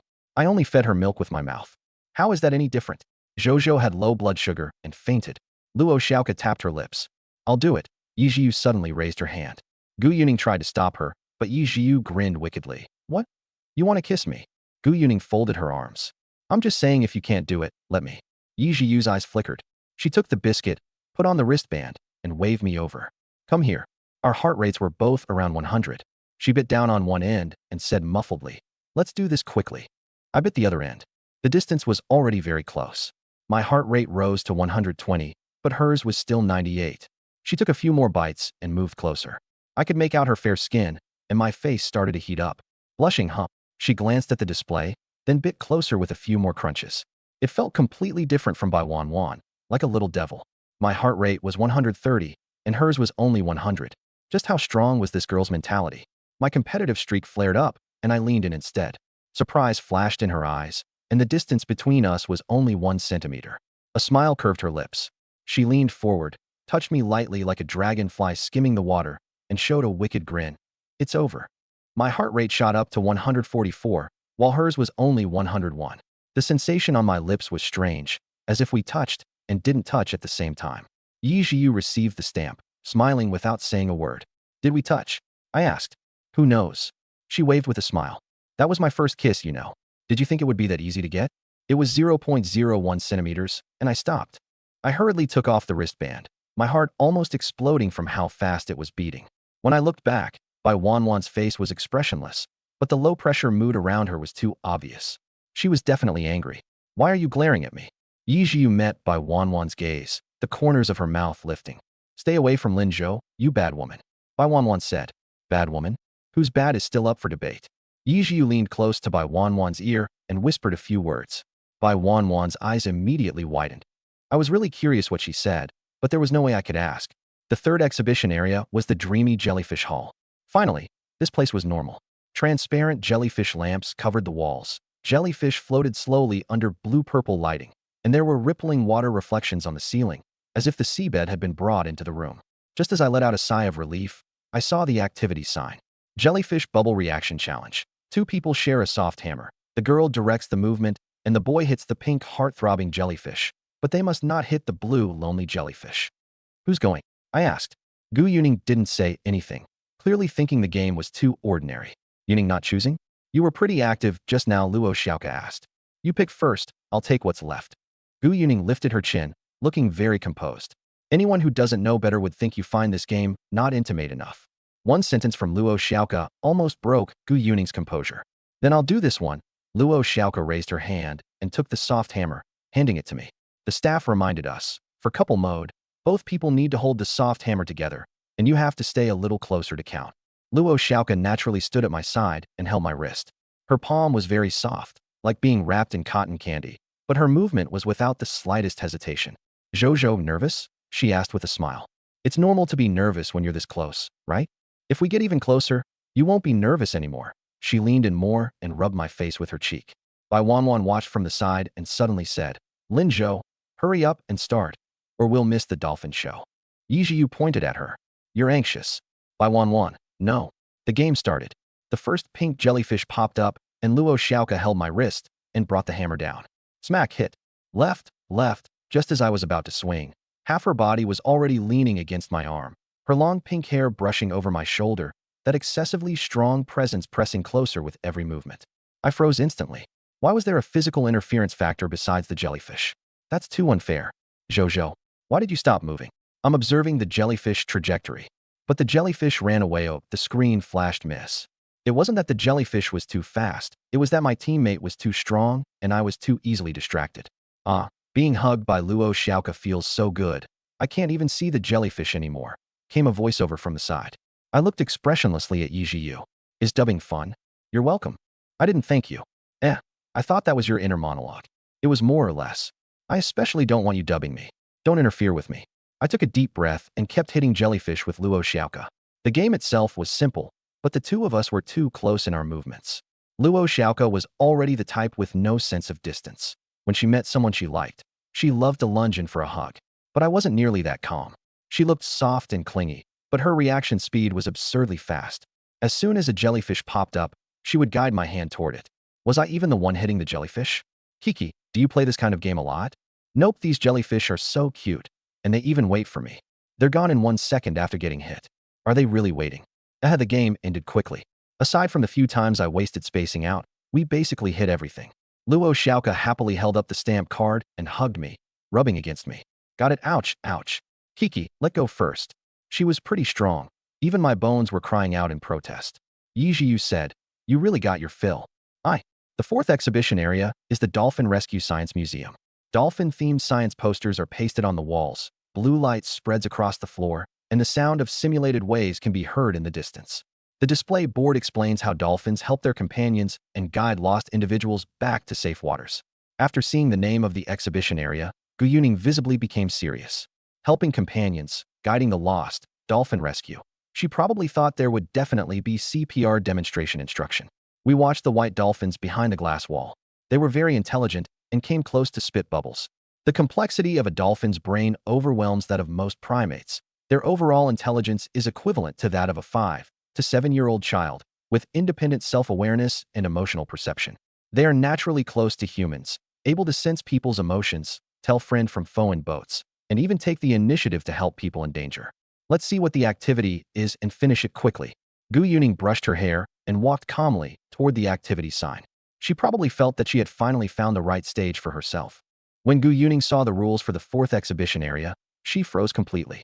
The rules said, Dolphin Rescue Challenge. The man needs to princess carry the woman for 10 seconds, simulating a rescue onto shore. After finishing, recite the science popularization lines, and you can get the stamp. The air suddenly fell silent. Yi Jiu was the first to speak. Oh my, a princess carry? Impressive. Luo Xiaoka clapped her hands. Yuning made a good choice, seeing these rules. Bai Wanwan instead relaxed. Gu Yuning said with a stern face, it's just a rescue simulation, nothing special. But I noticed a hint of anticipation in her eyes. The next second, her expression changed. Wait, my arm is broken. A staff member came over, looked at my bandaged hand, then at my leg, and gave an apologetic smile. Sorry, this visitor is not suitable for a princess carry action right now. I shook my arm. It had actually healed pretty much, but since the car accident hadn't been long ago, I definitely couldn't show it. Then we can't do the activity in this exhibition area? Gu Yuning asked. The staff member smiled and said, there's an alternative task. The two of you just need to recite this dolphin rescue science text, and you can still get the stamp. Gu Yuning was stunned. Just reciting the science text is enough? Yes, it's very simple, right? I noticed the light in Gu Yuning's eyes slowly disappearing. Oh, I see. Her face was very stiff as she turned to me and said, Tidish, that's great. Lin Zhou, you won't have to work so hard. Your complexion doesn't look very good? I asked. I'm fine. A few minutes later, we finished reciting the science text, and Gu Yuning got the stamp. But she wasn't happy at all. For stamp cards were all fully stamped, and I felt like I wasn't visiting an aquarium at all. I was taking part in some huge survival variety show. Exhausting. The staff asked, would you like to redeem them first? There'll be a line later when it gets crowded. Okay. She took the 4 cards to redeem them and smiled, saying I could exchange them for a limited edition dolphin keychain. I had just started to relax. At last it was over. At last I could look at fish like a normal visitor. Then the machine beeped twice. The staff froze. Huh, what is it? Her expression turned subtle. Because the male registered participant on all 4 couple activity cards is the same visitor. You're eligible for an extra souvenir. My heart sank. She read it out loud. An extra super limited edition souvenir, the Sea King Dolphin Charm. Yi Jiu was the first to laugh out loud. Ha ha ha ha. Luo Xiaoka covered her mouth and snickered. Gu Yuning turned her face away, the corner of her mouth twitching. Bai Wanwan took a deep breath. Soon everyone had a dolphin charm in hand, and mine was the most special one of all. The little dolphin was even wearing a crown on its head. Sea King Dolphin, what are you implying? The staff then took out a few more tickets. Besides the charm, there's also an interactive pass for the Dolphin Theater. It starts at 3 o'clock, front row VIP seats, today only.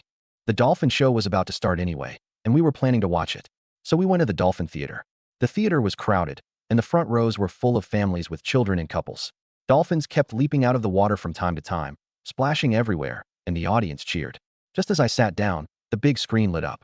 Today's couple activity guest, Sea King Dolphin. The screen cut to the 5 of us. No, what are you doing?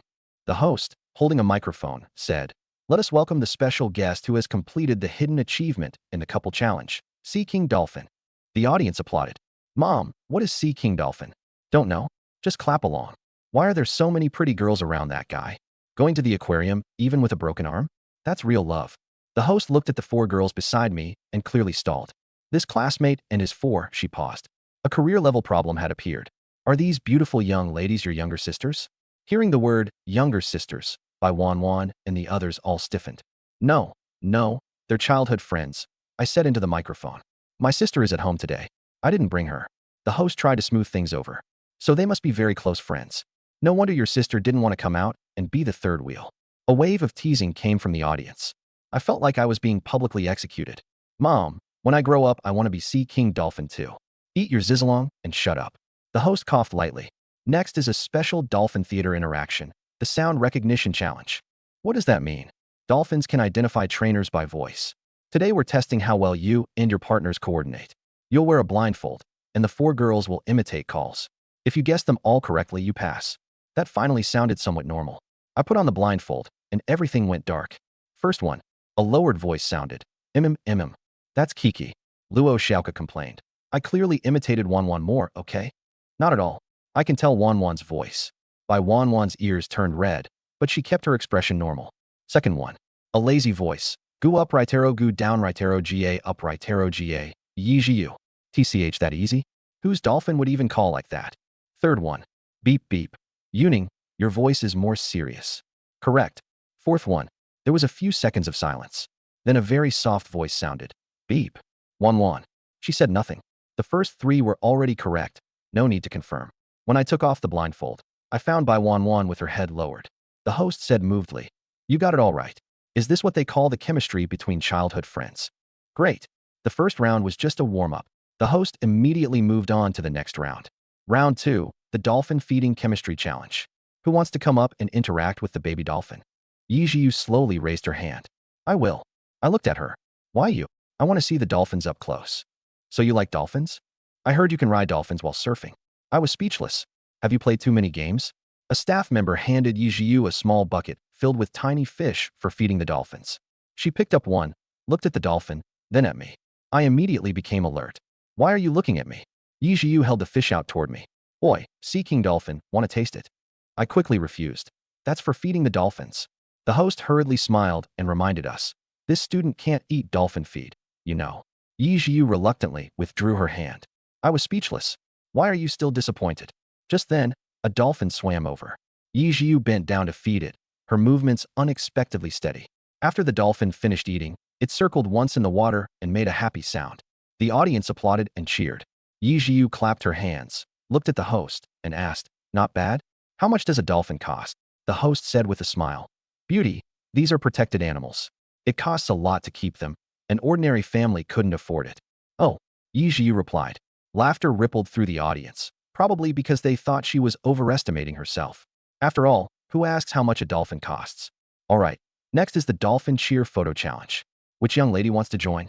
Gu Yuning was just about to raise her hand when Luo Xiaoka beat her to it and raised hers first. Me. Gu Yuning felt as if she'd been shot through the heart. Uffed. A staff member handed over 2 dolphin headbands. Take these first. This round requires 2 tourists to complete a paired cheer pose for a photo when the dolphin jumps out of the water. If the dolphin responds, it counts as a success. Paired cheer pose. I asked. The host said with a smile. Today's designated move is hard hands. Hard hands. Isn't that just a couple game? Is this really an aquarium? With so many people watching, it's like being publicly executed. Luo Xiaoka came over with the headbands. Come on, Zhou, lower your head. I could only cooperate and lower my head. She put the headband on me and carefully adjusted its angle. The big screen just happened to cut to this scene, and laughter spread through the audience. Luo Xiaoka put on her own headband too. She blinked, and with her baby fat cheeks, she was indescribably cute. Hand gesture. She suddenly leaned closer and reached out to help me pose. Wait. Zhou, hard hands, that's not the right pose. Let me teach you. Coco whispered in my ear. I know, it's just that my hands aren't convenient. I felt my earlobe itch, and even my neck had turned red. You don't need to be that close to make hard hands, do you? Bai Wanwan said immediately. Then, she was completely ignored by Coco. No reply at all.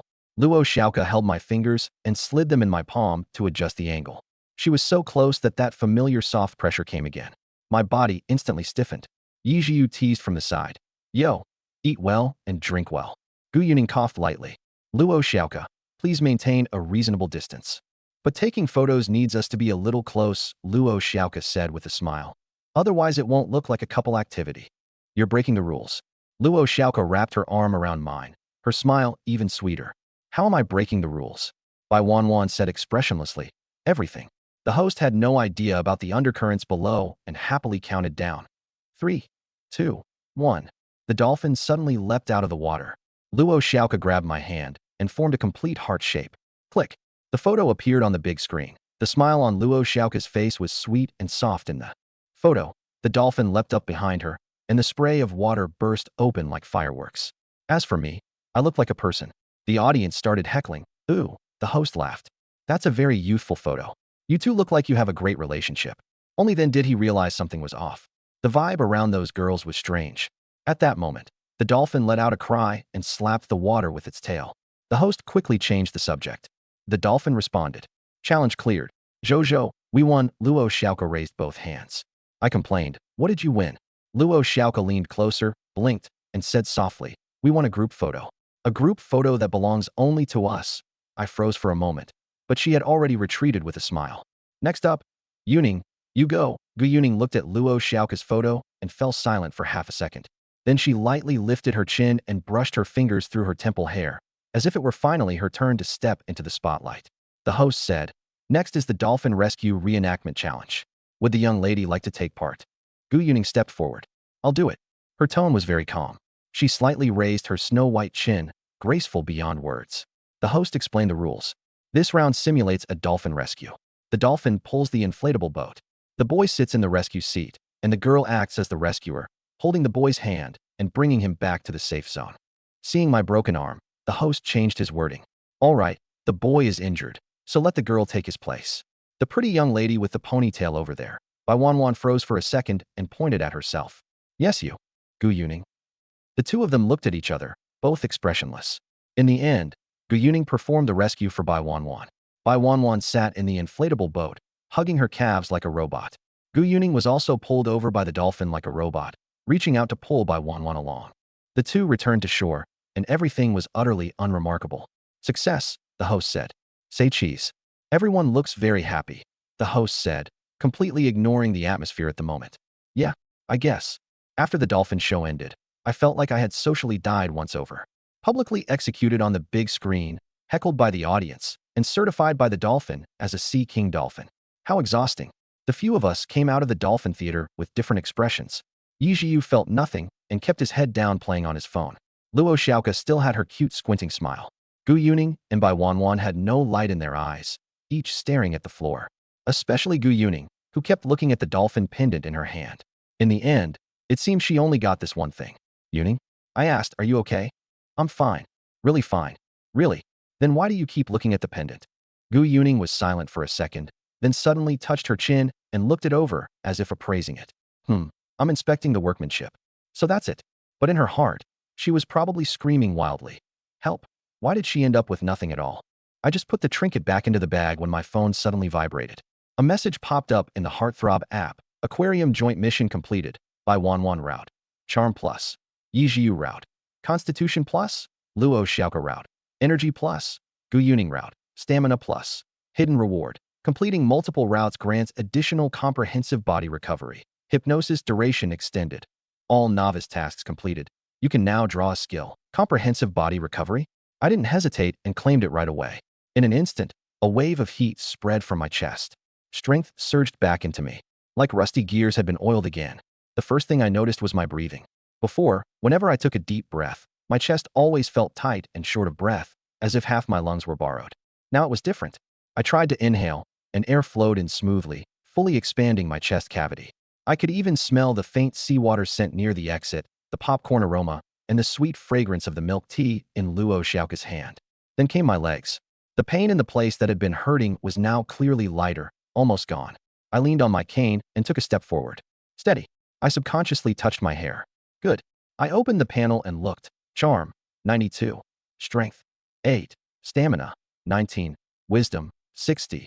Energy, 3 times. Status, minor injury. Evaluation, a weak male lead stuck in a corner of nowhere, handsome but otherwise useless. You should cut your hair. I fell silent. A super weak chicken had become a weak chicken? Well, I guess that counts as progress. By the time we came out of the dolphin theater, it was almost evening. The aquarium exit was a long glass corridor. The blue light of the daytime water still hadn't faded, while the sunset glow from outside had already spilled in. The orange-red light fell softly on the glass, and on everyone's shoulders. In the distance, schools of fish swam overhead, their shadows stretched long by the setting sun. The blue water light and golden sunset mixed together, like someone had layered the seafloor and dusk into one illustration. I stopped before the exit. Today had clearly been a mess. Couple tickets, hugs, cookies, jellyfish fights, science readings, the Sea King dolphin, public execution. But now, looking at their backs standing in the sunset, I somehow felt like it hadn't been that bad after all. In fact, I was even kind of happy. It seemed everyone hadn't stood together like this in a long time. Life has countless forks in the road. Every choice makes you drift farther from your friends, and very few people can make it all the way to the end together. Just then, Bai Wanwan and the others reached the exit and noticed I hadn't followed. All four turned back at the same time. The sunset shone from behind them, the wind lifting their skirts and hair, while the light in the glass corridor flowed like water. Luo Xiaoko was the first to reach out her hand, her smile bright beyond words. Zhou, let's go home. Yijiu also held out her hand, her tone lazy. Let's go, Sea King Dolphin. Time to go home. Gu Yuning looked at me, paused for a moment, then also extended her hand. It's getting late. Time to go home. Bai Wanwan was the last to reach out her hand. She didn't say much, just looked at me quietly, her ears tinted a little red by the sunset. Let's go home. I stood where I was. At that moment, it felt as if four options really appeared before my eyes. Take Bai Wanwan's hand. Take Luo Xiaoka's hand. Take Gu Yuning's hand. Take Yi Zhiyu's hand, very dangerous. Extremely dangerous. If I picked the wrong one, tonight I'd probably really become a Sea King dolphin, hanging at the souvenir shop entrance for people to look at. I took a deep breath and leaned on my cane as I stepped forward. One step, very steady. Two steps, still very steady. When I reached them, I let out a soft breath and smiled. I can walk by myself. The four girls all looked at me at once. I paused, then added, but let's go back together. Luo Xiaoka smiled, even brighter. Yi Zhiyu let out a you avoiding the choice, huh? Gu Yuning looked at my legs. At least this time you're standing very steadily. Bai Wanwan lowered her head and looked at the hand she had reached out, fell silent for a moment, then quietly grabbed the corner of my shirt. Wanwan, the corner of your shirt doesn't count as holding hands. The sunset spread across the steps at the entrance of the aquarium, and the five of us walked out like that. The Haiwanken keychain in my hand swayed lightly. Ding. The sound was very soft, and was quickly drowned out by the voices of people in the distance and the wind. My phone vibrated again. Aquarium joint mission.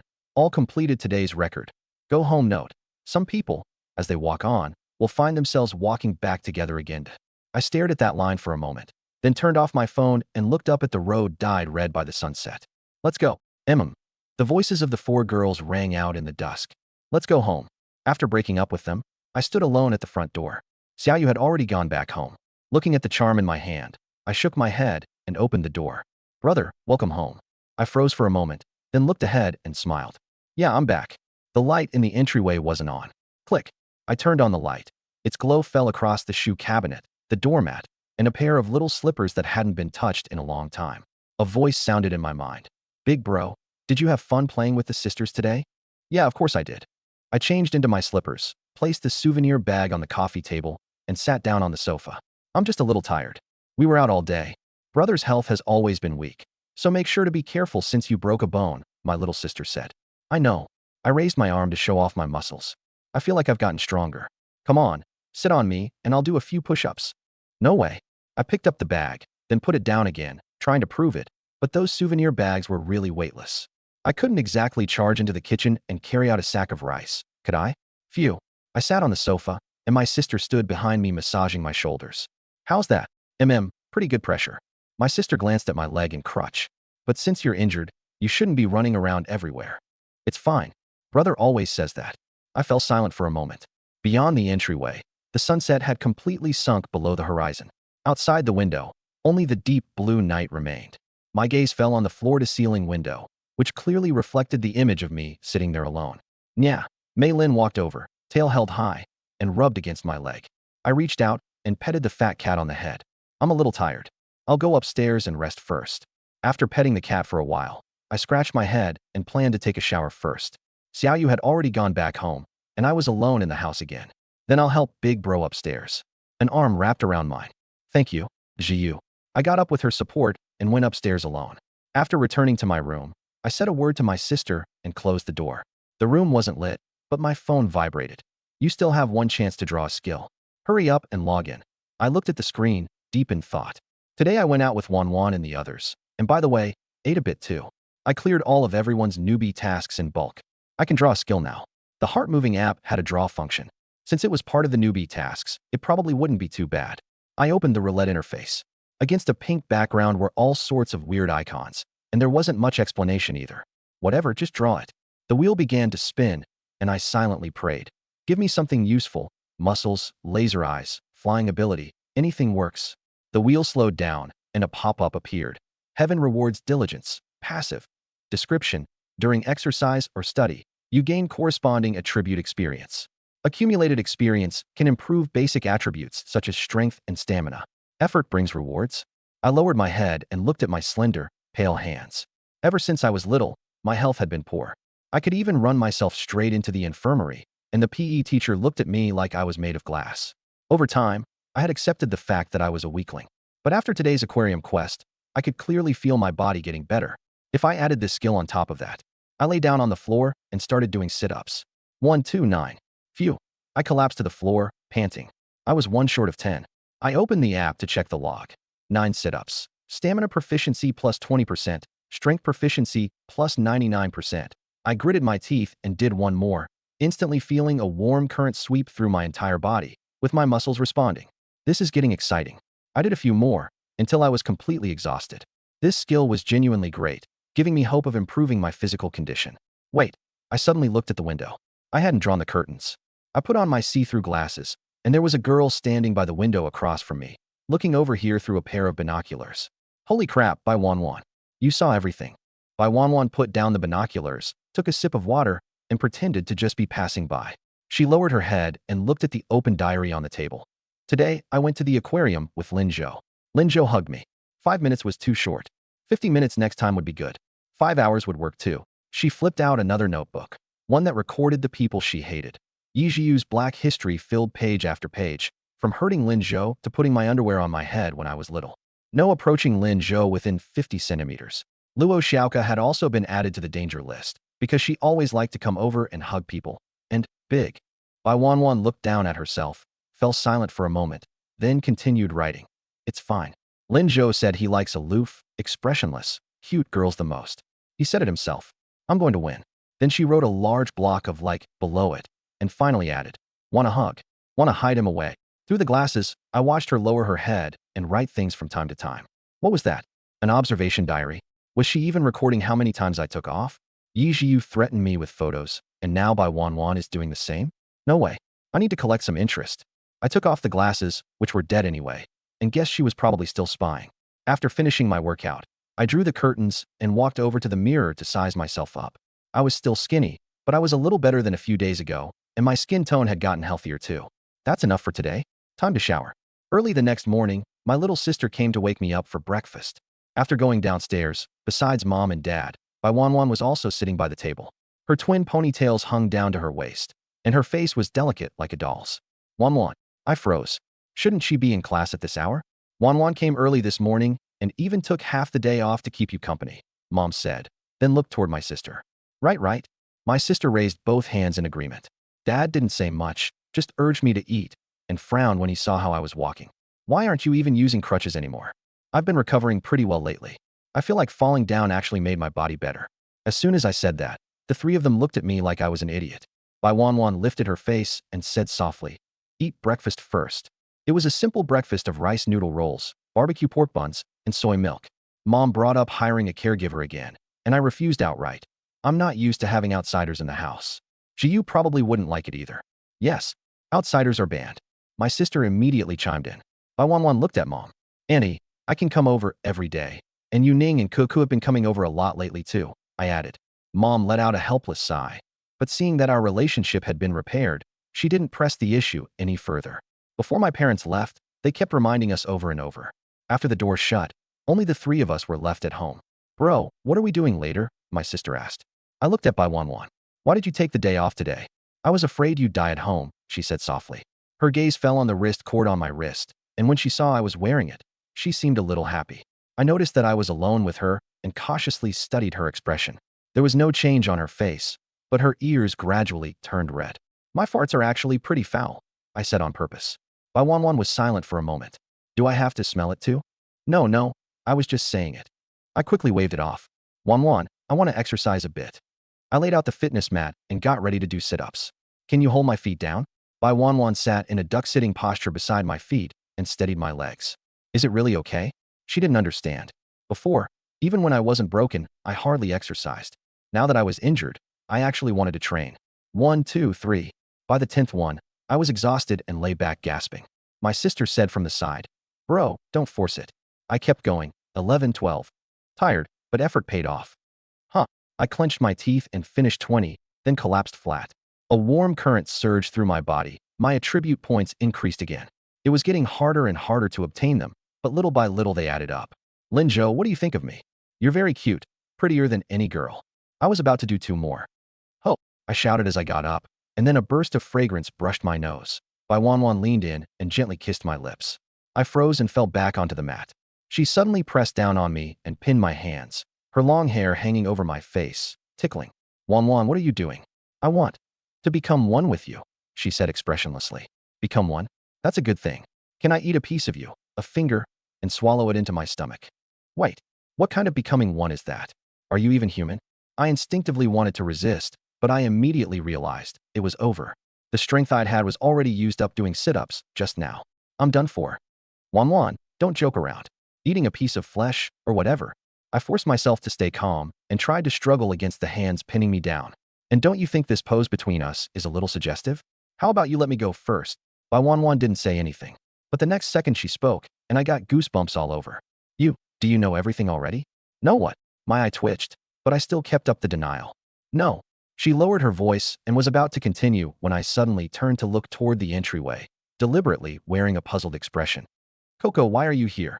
Wan froze for a moment and subconsciously got up to look toward the front door. In that instant, I rolled over hard and grabbed the phone beside me. Heart-throbbing app, activate. Looks like I need to control you a bit. After the app started, Wan's eyes slowly grew vacant, and her hands also dropped down. Wan, height 168 centimeters, weight 59 kilograms. One of my childhood friends, introverted and suffering from extreme social anxiety. Peak beauty, a girl with a built-in filter. But the center of her life is only me, and she'll put all her attention on me. If I got a girlfriend, she'd find a way to force the other person to leave, like throwing 100,000 yuan at them and telling them to get lost. Once her jealousy reaches a certain point, she can't control herself. Afterward, she'd regret it and loathe herself, feeling like a disgusting woman, afraid that I'd discover her Yandra true nature. She likes drawing but isn't good at it, and dreams of becoming an illustrator.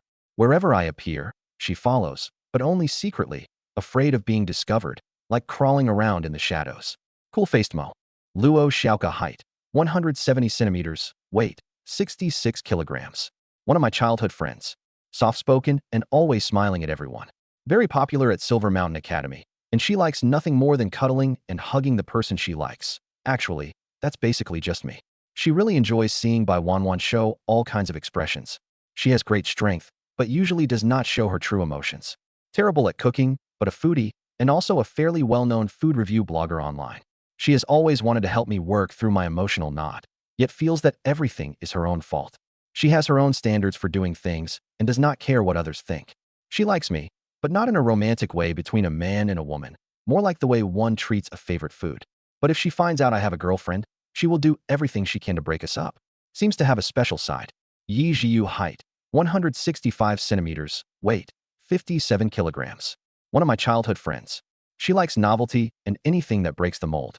She has extremely strong physical fitness and can survive for a month under a bridge on nothing but grass. A bit wild and rebellious in how she does things. Her mom complains that she does not seem like a biological child at all. Although her personality is rather bad, she has tons of friends at the academy and is especially popular with girls. She can drive anything with wheels. Her mother is the academy's board chair and principal, as well as its biggest investor, and her father is the executive chairman of a multinational group. She once spent through the 20 million yuan in New Year money given by her great-grandfather. A glorious feat later, she was taught proper views on money, and her allowance was forcibly controlled. She likes anything fun. She treats me as the only male friend she is willing to get close to, and has a special kind of feeling toward me, but not in a romantic way, because she does not like men weaker than herself. She dislikes any male or female around me. Very close to God, very far from people. No wonder she is XXX's daughter. Gu Yuning, height 155 centimeters, weight, 42 kilograms. One of my childhood friends. Timid, fond of acting spoiled, and prone to crying. President of the Silver Mountain Academy Student Council and the most trusted person on campus. But her behavior and her inner self are complete opposites. Because of certain things, she has forcibly hidden her true personality, presenting herself as far more mature and resilient than her peers. She wants to be relied on and will work desperately toward a goal no matter what. Her life skills are maxed out, but she has no innate talent. Everything comes from acquired effort. Her dream is to become a qualified wife.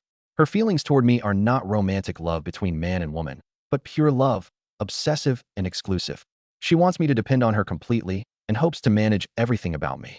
She dislikes Wanwan constantly following me in secret, and she understands everyone's true personality. Lowly. Lin Jiu height, 140 centimeters, weight, 39 kilograms. My younger sister, gentle in personality and likes taking care of people. Likes staying together with me. Lin Zhou, me 180 centimeters tall, 56 kilograms. A shut-in who likes collecting figures, frail but with a good-looking face, though I'm insecure about my looks. A weak, skinny guy with nothing going for him except being handsome. But unexpectedly, I'm very action-oriented. When my childhood friend is in trouble, I'll rush forward at all costs. My feelings toward my childhood friends are complicated, and I've always felt myself drifting farther and farther away from them.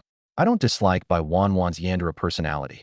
On the contrary, I quite like having a girl care so much about me and pay attention to everything about me. But I'm afraid that one day I'll really be locked up or hacked to pieces. So I've always wanted to make myself stronger and turn her Yandere nature around.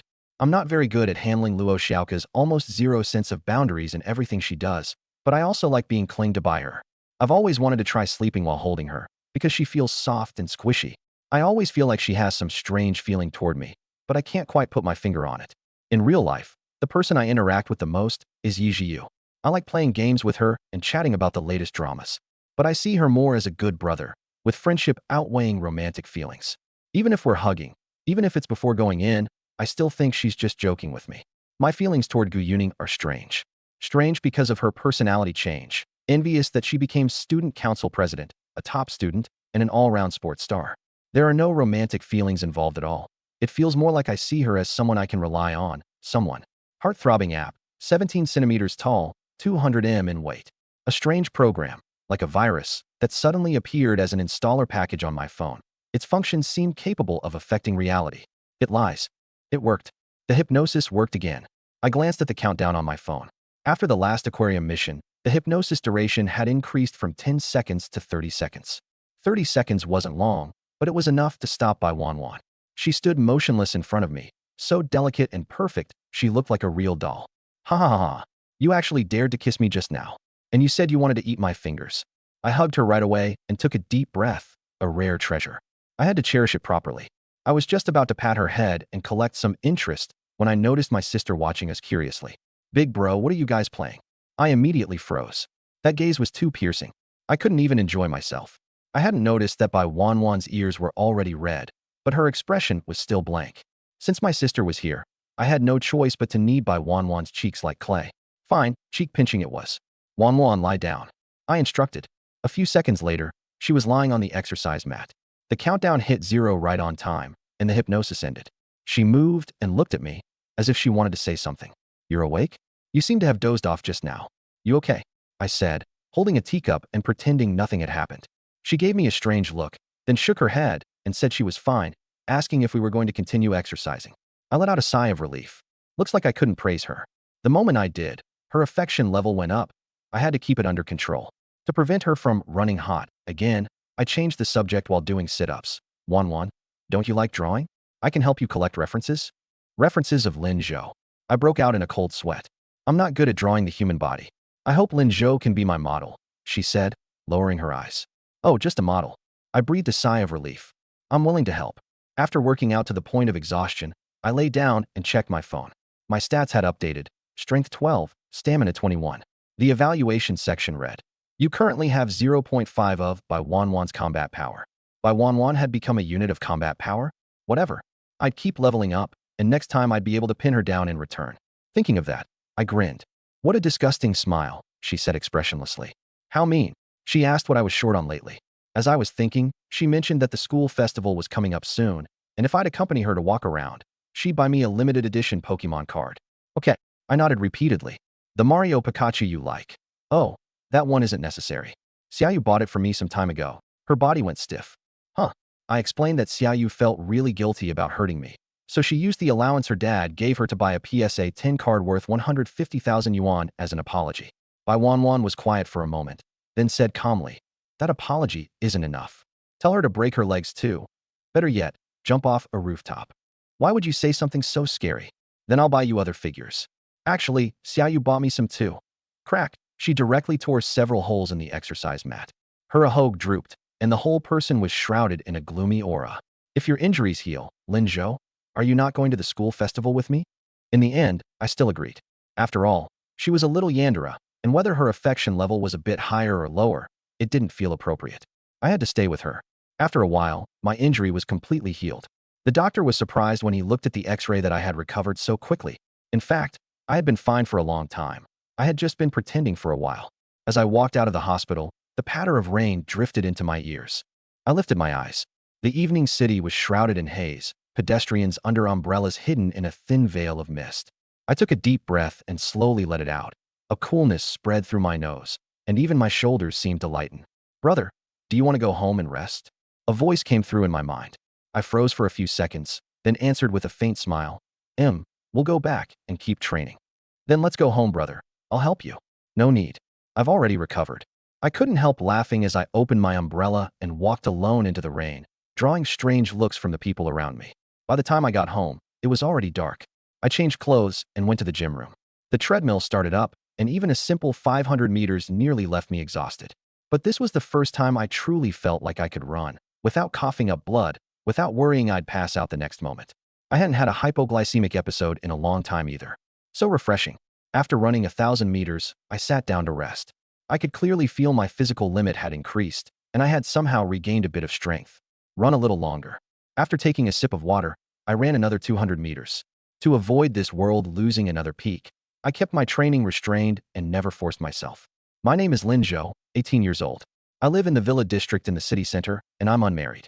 I study at Silver Mountain Academy. I don't smoke or drink. I sleep a full 8 hours every day, and I never leave fatigued for the next day. Like most people, I have a few beautiful childhood friends, and I'm working hard to improve my physique. I've always been such a content person. I'll win. Ding, my phone rang. I thought it was the HeartBeat app, but it turned out to be Yijiu. Yijiu, it's already past 8. Come out for breakfast. Hey, me, are you sick? It's night right now. Yijiu, I'm not in the country. I want to find the old man this weekend. Me, you want me to fly out in the middle of the night to eat breakfast with you? Yijiu, not bad. Me, friendship ending punch.jpg Yijiu. Let's queue up for a rank match later. Me, I'm tired. Want to lie down for a while. Yijiu, I'll send you some black silk to get you going. Me, fine.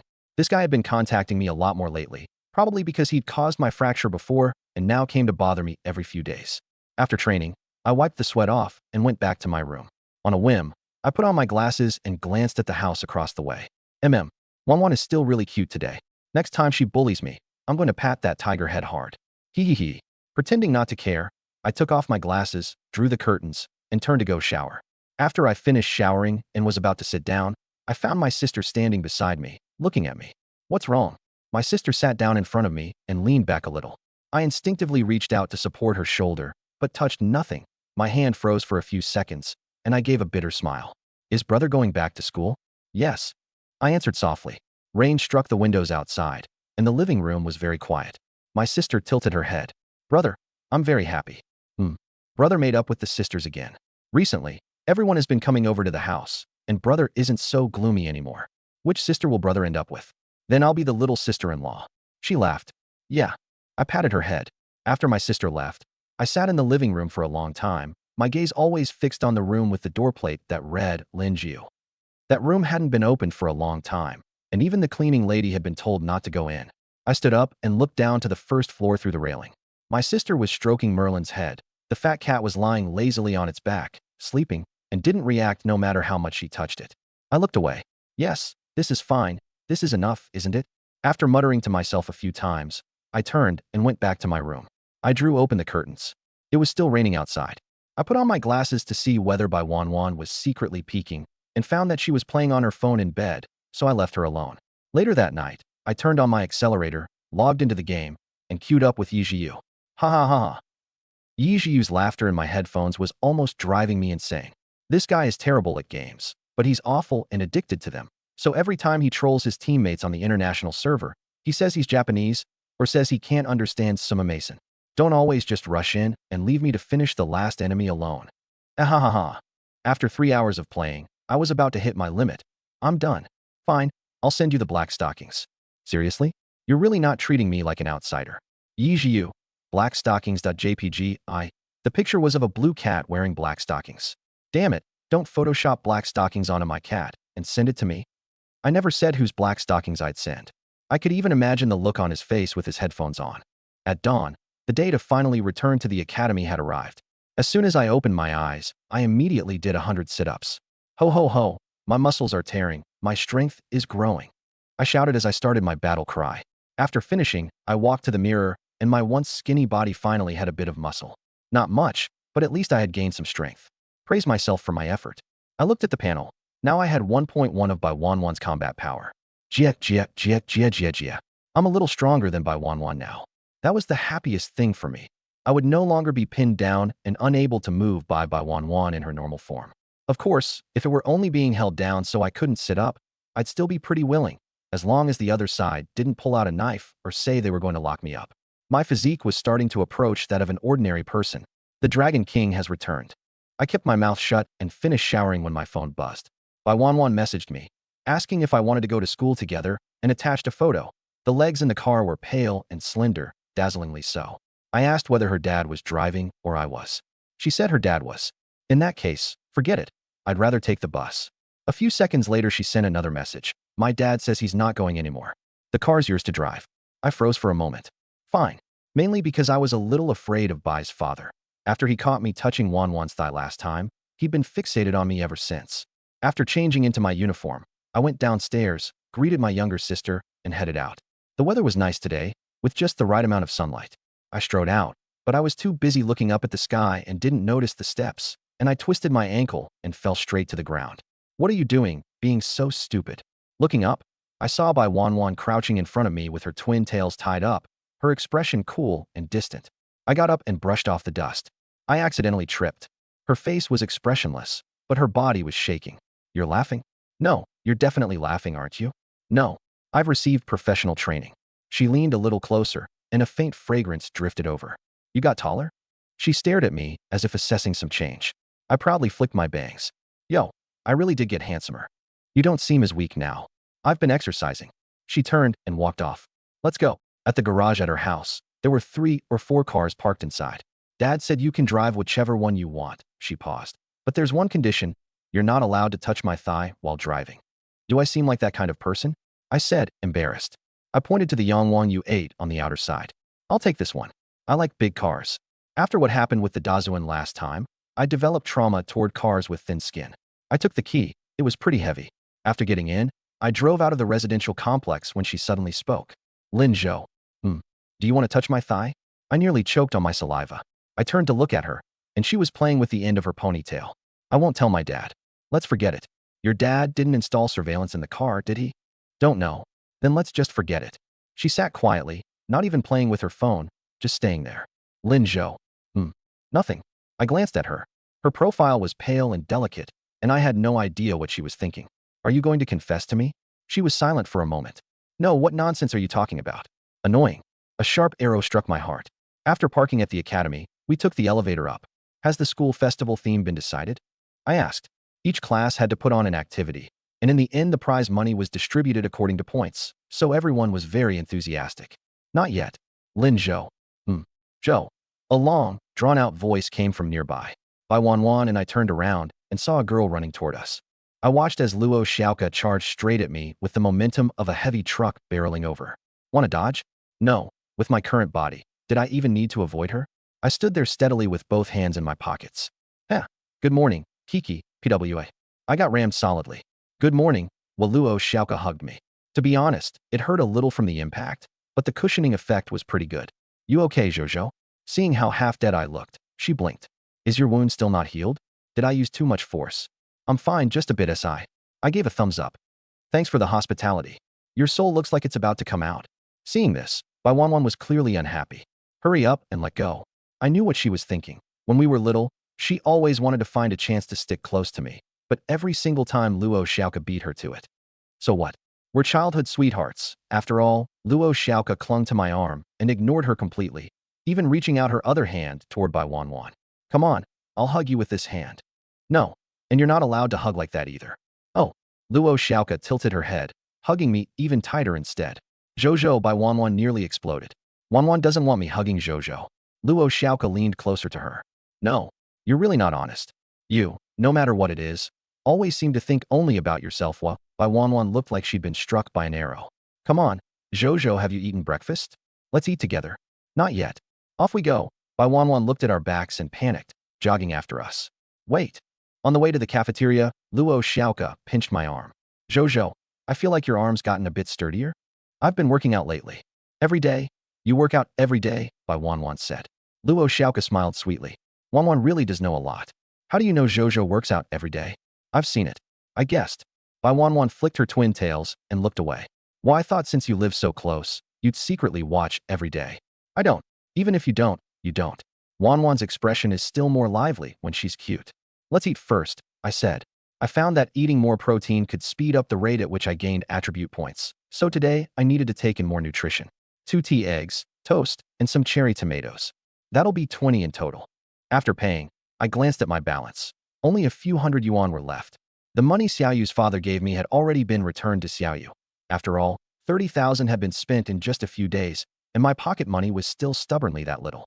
Out of money, Bai Wanwan had been observing me all along. There are still a few days before I get my pocket money, I said helplessly. My pocket money was only 1,500. If I got into a relationship, it could go up to 5,000. That was also one of the reasons I'd always wanted to get a girlfriend. At first, seeing Bai Wanwan's affection level so high, I thought I could just get together with her right away. But then I found out she was a Yandra. I still had to strengthen myself first, turn around her twisted mentality, and then get together with her. Thinking of that bright future, I couldn't stop my mouth from curling up. What is Zhozhou fantasizing about? Who knows? Want me to turn on sharing? Bai Wanwan asked. I won't check your spending records, and I definitely won't use your spending to locate you. I'm not that kind of person. I looked at her averted eyes. Can you say that while looking me in the eyes? You're obviously guilty as hell. Then should I turn on sharing for Zhozhou? Luo Xiaoka said with a sweet smile as she took out her phone. Here, you can use all of this money. Seeing the balance on Coco's phone, my eyes practically went straight. 1 0, 2 zeros. The income alone was 100 yuan a day. You really can share it with me? I couldn't help asking. I won't look at how you spend it, and I won't check your location either. Coco nodded seriously. This girl is an angel, isn't she? How could there be such a good girl in the world? Wait, why are you spending money on Linzhou? Bai Wanwan suddenly said. I don't really have much to spend anyway. No, use my account. The two of them looked at me at the same time, and cold sweat broke out on my back. I'm fine for now, no need. Damn it. I really wanted to live off Qingmei's money.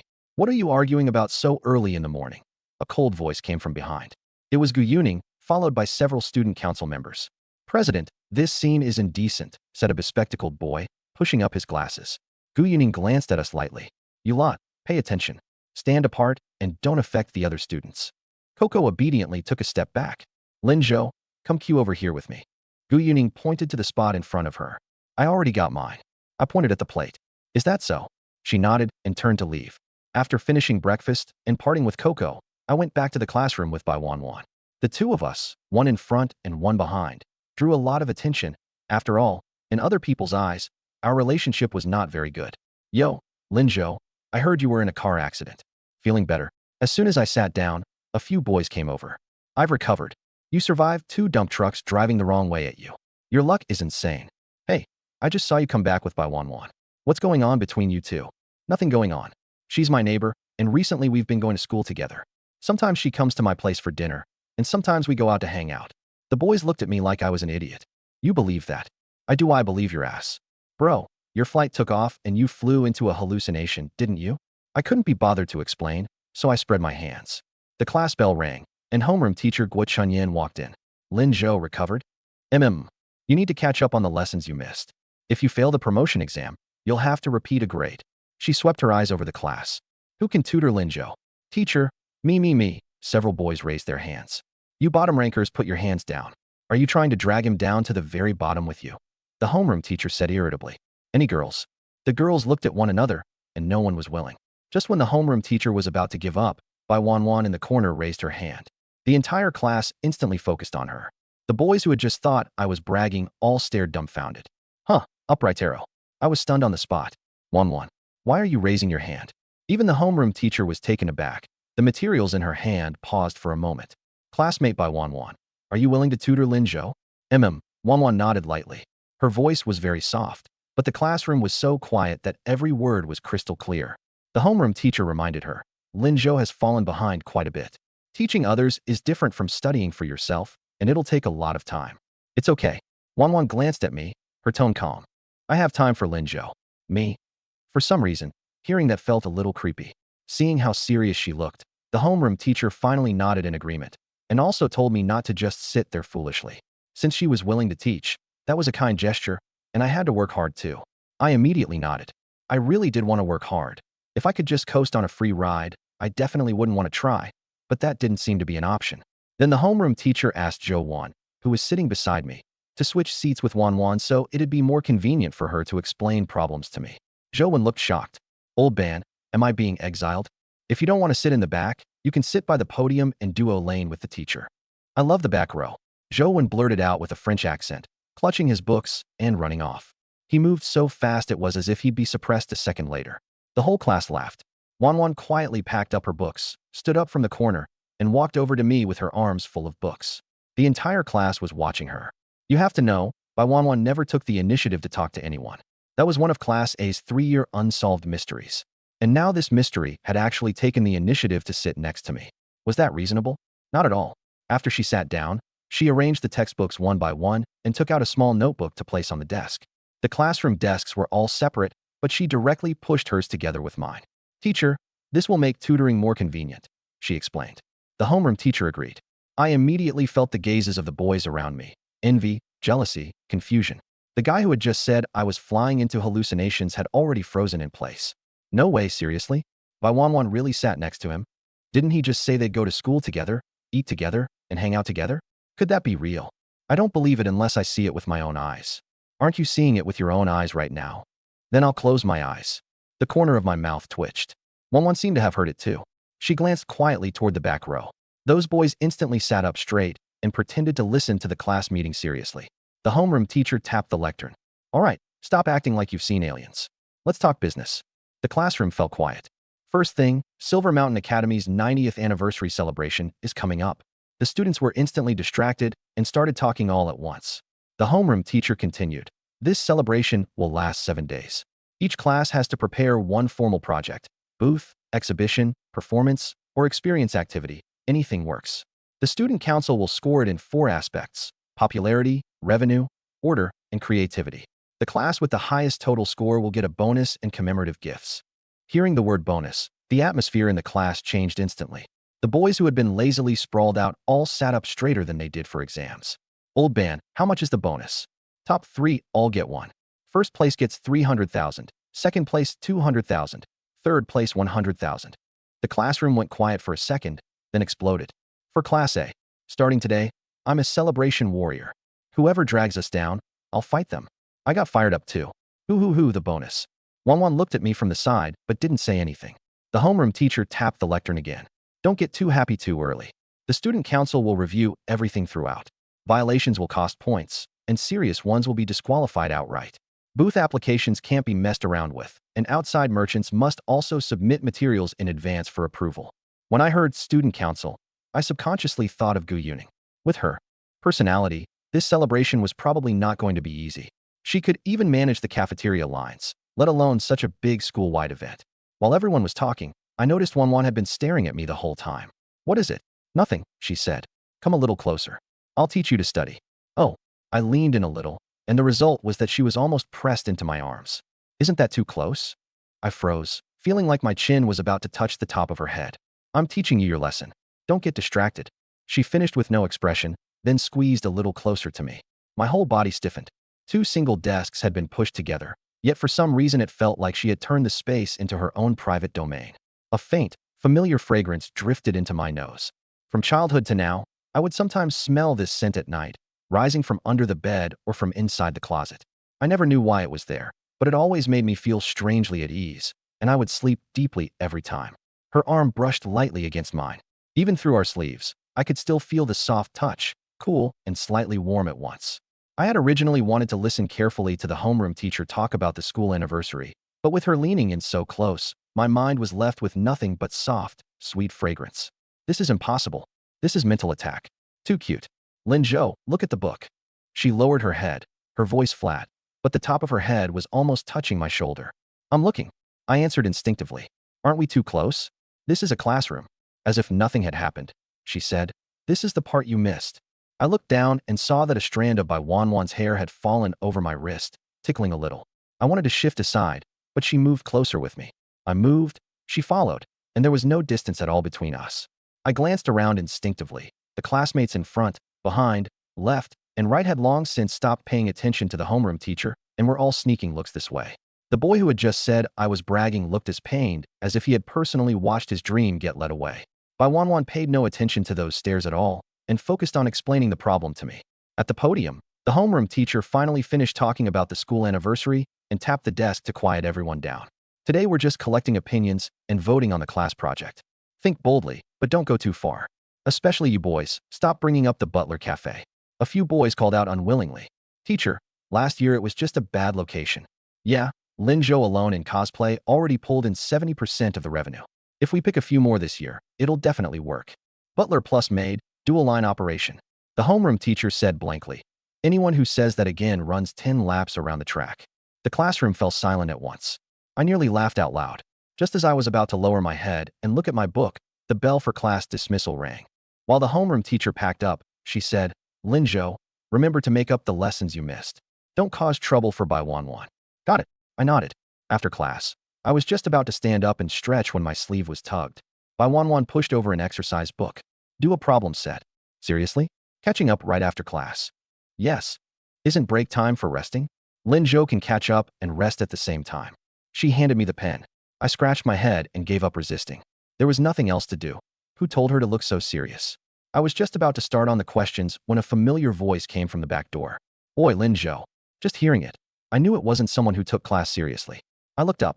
Yi Zhiyu was leaning against the back door, waving at me. She still had that sleepy, lazy look, her short black hair tipped close to her face, with a hint of a mischievous smile. At that moment, I could feel the stares around me intensify. Truthfully, Yi Zhiyu was very cute too, completely different from Bai Wanwan's sense of perfection. What is it? I asked. Come out for a bit. Let's talk. What about? Come out, and I'll say it. Just as I was about to stand, my hem was tugged. Looking down, I saw Bai Wanwan's fingers pinching my uniform. Not much force, but her attitude was very clear. Finish tutoring first, she said. I'll come back and do it later. I lowered my voice. She'll kidnap you, then get into another car accident. Bai Wanwan looked toward the door. Yi Zhiyu looked over too. Their gazes collided across half the classroom, and the air suddenly turned explosive. Yi Zhiyu narrowed her eyes, the corners of her mouth slowly lifting. Oh, watching him that closely. Bai Wanwan said nothing, only tightening her grip on my hem. That? Wanwan, Xiaoyu just needs to talk to me about something, I said. No. Yi Zhiyu looked amused, and simply walked into the classroom to my desk, reaching out to grab my wrist. Enough, come with me. Wait, Xiaoyu. Bai Wanwan's expression instantly turned cold.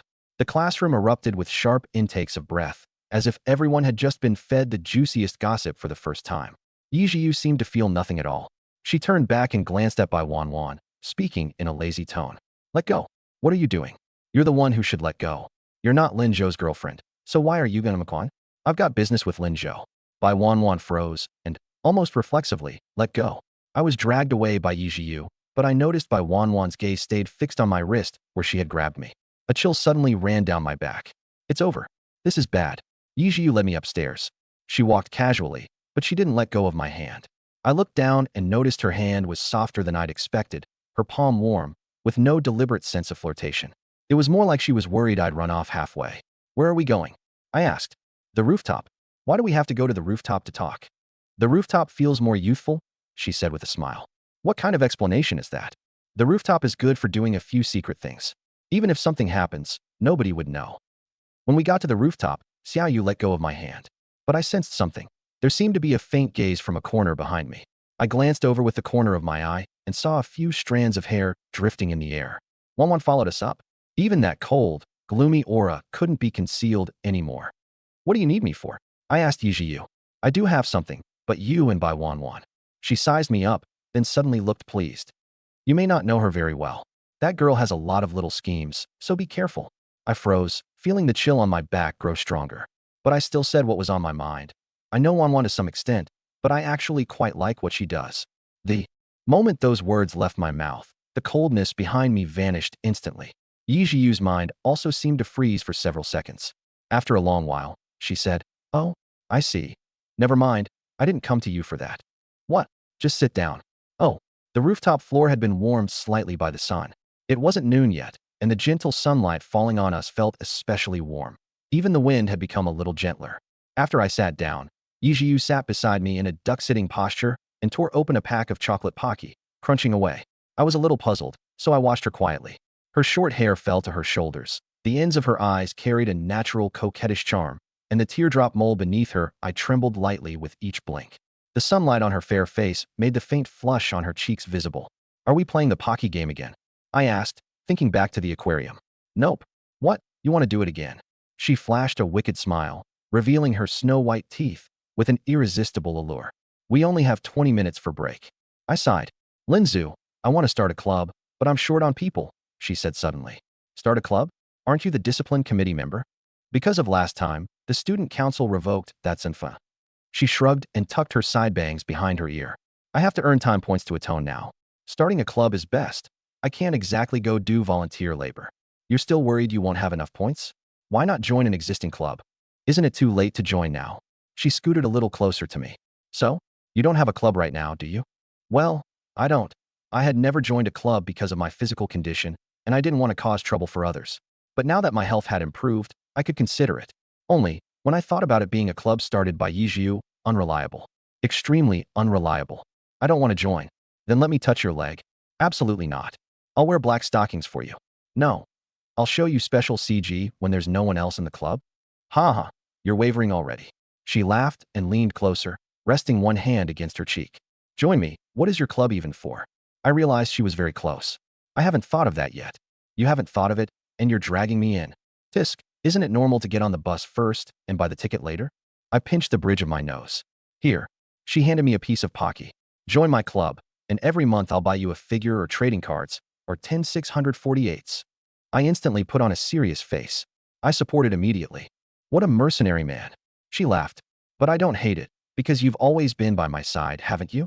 Since we were little. Her eyes lowered slightly, her bangs stirred by the breeze, her expression especially gentle. "Do you know, Linzu, actually, this atmosphere," was she going to confess? I straightened up. "I think you'd be pretty suitable as a pet." "Oh," I said blankly. "Forget it. I shouldn't have expected anything in the first place." Her affection was only 22 plus. What was I imagining just now? "But a club needs 4 people to start. Can I leave that to you?" "For people," I thought about it.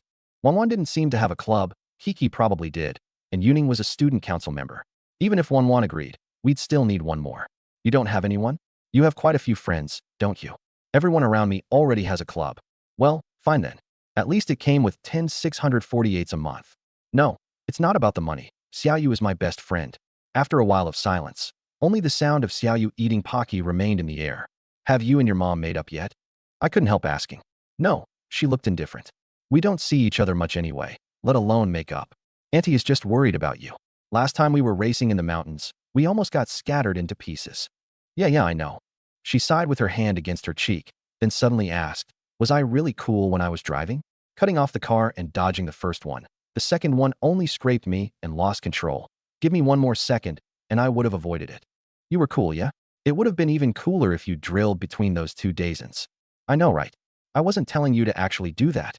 Yeah, I won't ride a motorcycle anymore." "I've reflected properly, really." "Can't tell."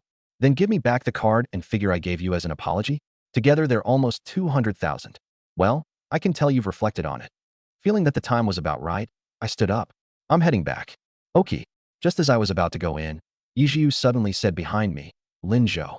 Do you want to try being my boyfriend?" I froze. Not just me. Even whatever was hiding in the shadows froze too. Was this a confession? Doesn't sound like it. I couldn't keep up with her pace, but I still asked, "Were you confessing to me just now?" "A confession." She drew out the words, her eyes half-lidded. "If that phrase is helpful to you." Then let's call it a confession. Dropping that on me out of nowhere doesn't feel romantic at all, I complained. As soon as I said that, that cold, Yinling feeling seeped back down my spine. Was Wanwan really spying on us? What exactly was Yi Jiu trying to do? Why are you suddenly asking me to be your boyfriend? Because I've never dated anyone before. She tilted her head, a few strands of bangs falling apart, her eyes full of amusement. How's that reason? I'm this cute, so you definitely won't regret it. And with a girlfriend, your allowance might go up too, right? You really do know how this works, I said helplessly. That would actually be a good thing. But cold sweat was practically breaking out on me. Crack, crack, crack. A faint snapping sound came from behind me, like little bits of plaster were falling off a white wall, like something dark was scratching at the wall with its nails. Maybe let's not. I forced out a strained smile. That would definitely trigger a bad ending. Oh, Yi Jiu didn't seem surprised. She grinned. Looks like it's because of some cockroaches that you don't want to agree. Forget it, it's fine.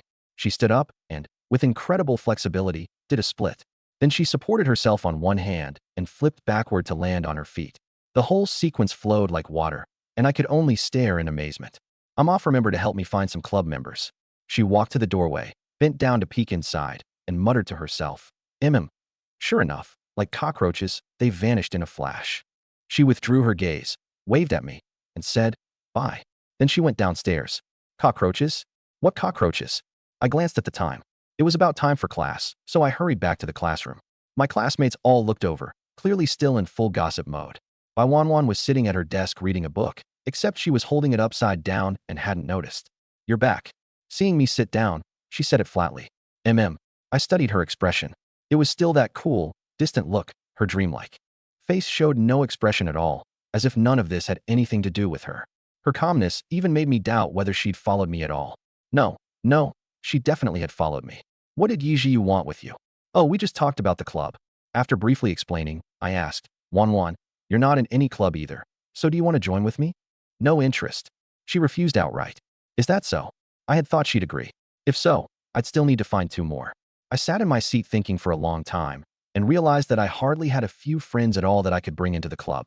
Just as I was getting a headache over it, Bai Wanwan spoke softly. Yi Jiu's club has nothing to do with you. She'll only lead you astray. That attack power. I was a little ashamed. But those were cards and figurines. I'll also top up 10 648s for you. Don't go, Bai Wanwan said again. I froze for a moment. How do you know it's 10 648s? Her expression stiffened. She didn't even blink. Her mind seemed to be racing. After a long while, she finally said, I know Yi Jiu. I figured she'd say that. I thought you secretly followed me over. Of course I didn't say that out loud. I promised Xiaoyu I'd help her find 2 people anyway.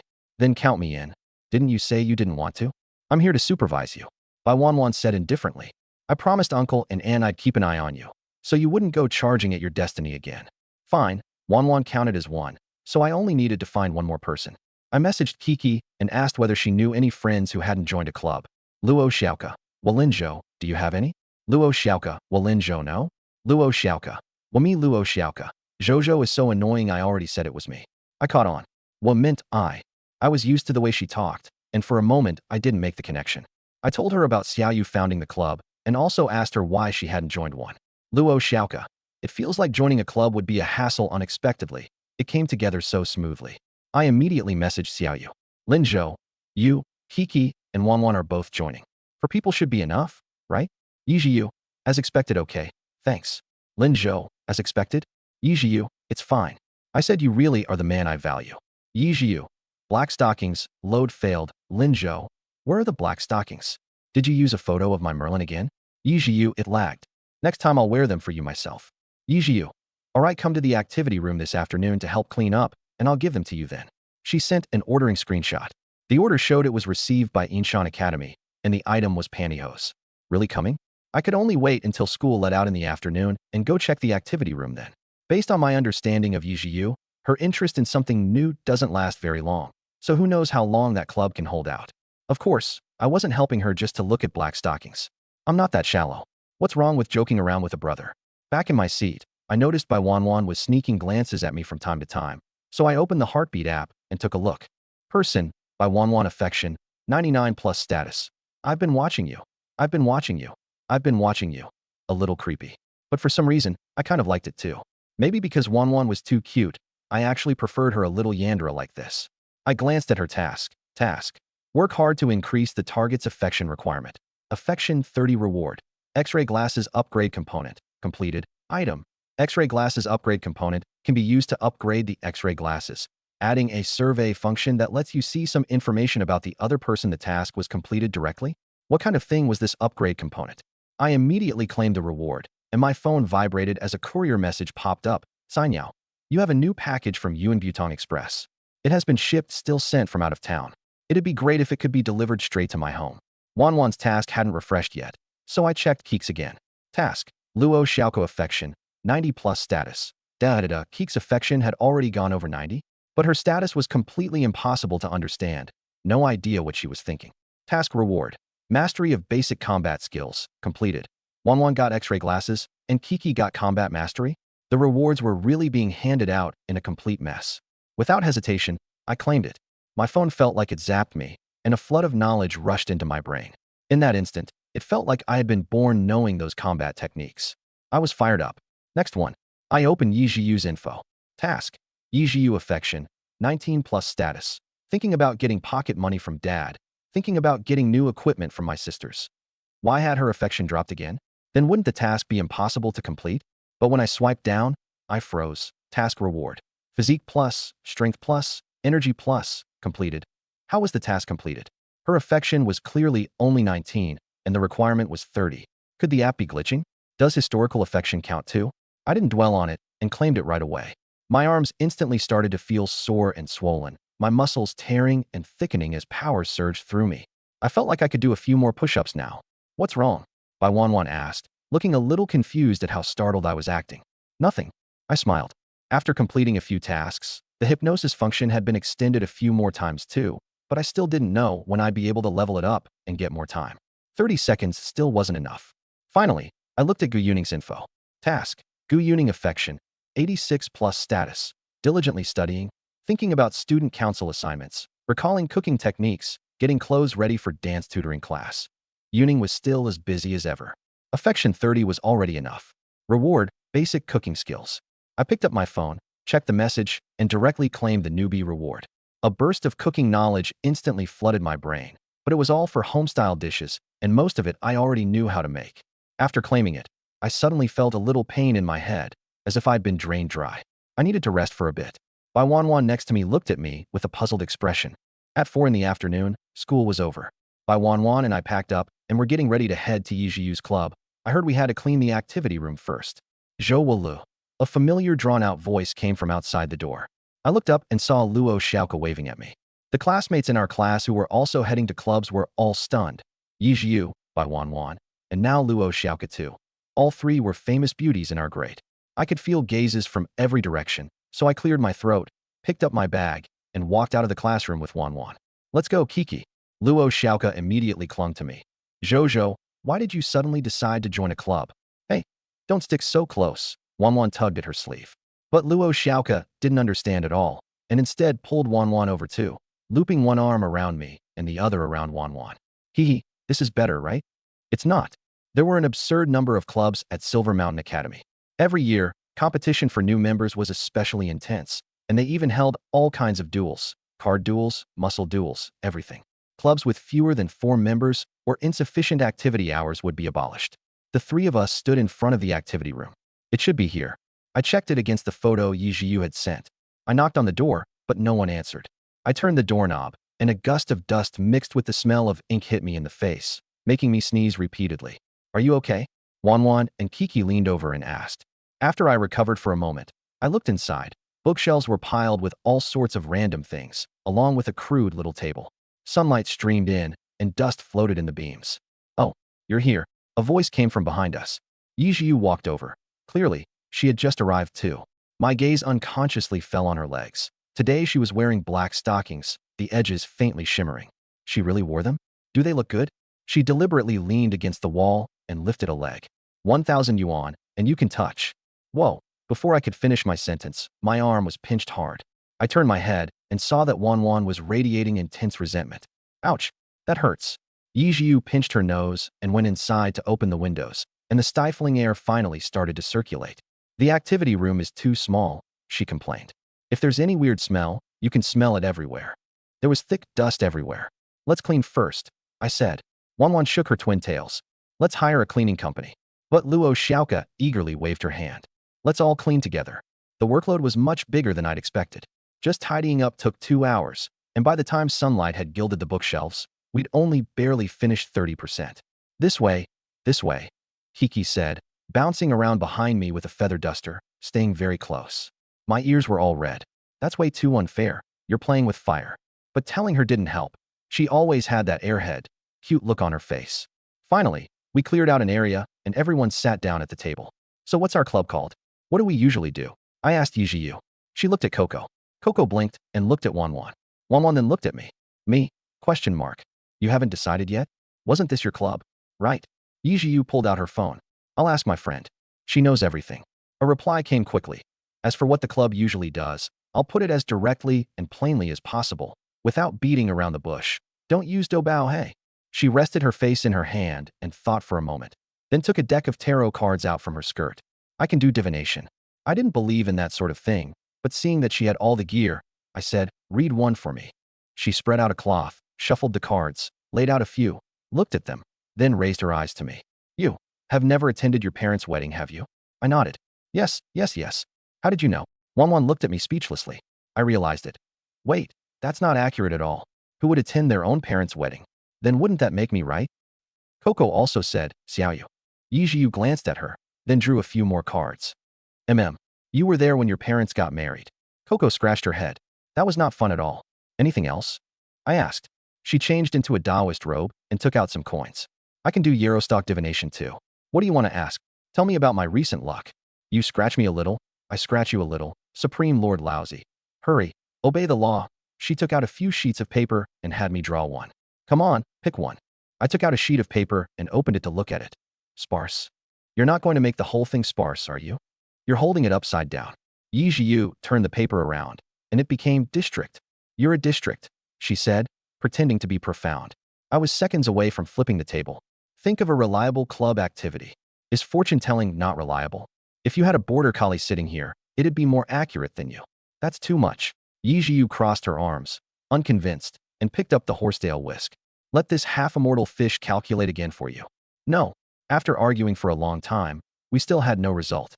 After all, starting a club had been a spur-of-the-moment decision, and trying to come up with something from scratch was too hard. How about forming a music club? Luo Kiki spoke up. Didn't everyone used to play in a band before? That must have been fun back then, right? Right, Wanwan. Bai Wanwan said flatly. I. Yijiu glanced at her phone and suddenly said, how about an after-school creation club instead? What does that mean? Drawing, writing scripts, making promo videos, making minigames, helping other clubs with requests, participating in the school festival. In short, a club that can do anything. I fell silent. Wasn't that just saying that because she couldn't think of anything, anything would do? That was way too perfunctory. What do you all think? I looked at the others. Sounds kind of okay. If it can do anything, then there are no limits. Luo Kiki surprisingly liked it. Bai Wanwan nodded too. She could learn to draw and do things she liked. So it's settled? Then let's call it the After-School Creation Club. Yijiu raised a finger. She took out the application form and started filling it out, but got stuck at the section for the person in charge. To start a club, you still need a supervising teacher? You didn't know that before? I said speechlessly. If the club runs into problems, a teacher has to be responsible. Do you have any teachers you're close with? How would I? I don't either. Luo Kiki raised her hand. Needless to say, Bai Wanwan's social connections were even worse than mine. Just as we were worrying, a voice came from outside the door. You all seem troubled. A petite girl appeared in the doorway, yet her presence was no weaker than anyone else's. Her gaze was cool and serious, one hand on her hip, the very image of an imposing older sister type. Yuning, why are you here? Student Council Patrol. I came to check on Yijiu's progress. Gu Yuning brushed back her long hair and noticed the application form. No supervising teacher? President, the application form is reviewed by the Student Council anyway, so just pass it directly. Yijiu showed her little tiger teeth. You're not a Student Council member anymore. Watch your wording.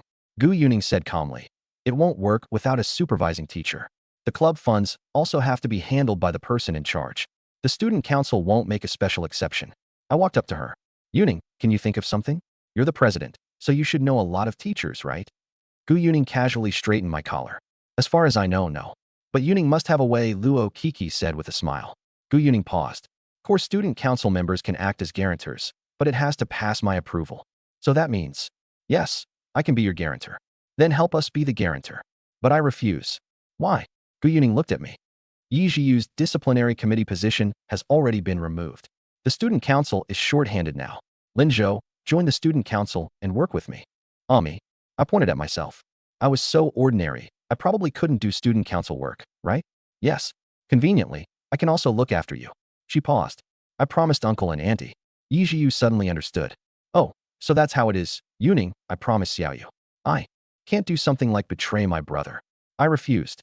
Gu Yuning slightly lifted her chin. Join the student council, and every month I'll top up your account with 2,648 figures of your choice. I immediately held out my hand. Please let me join the student council. How could she switch sides so fast? Yi Zhiyu was dumbfounded. Aren't we best friends?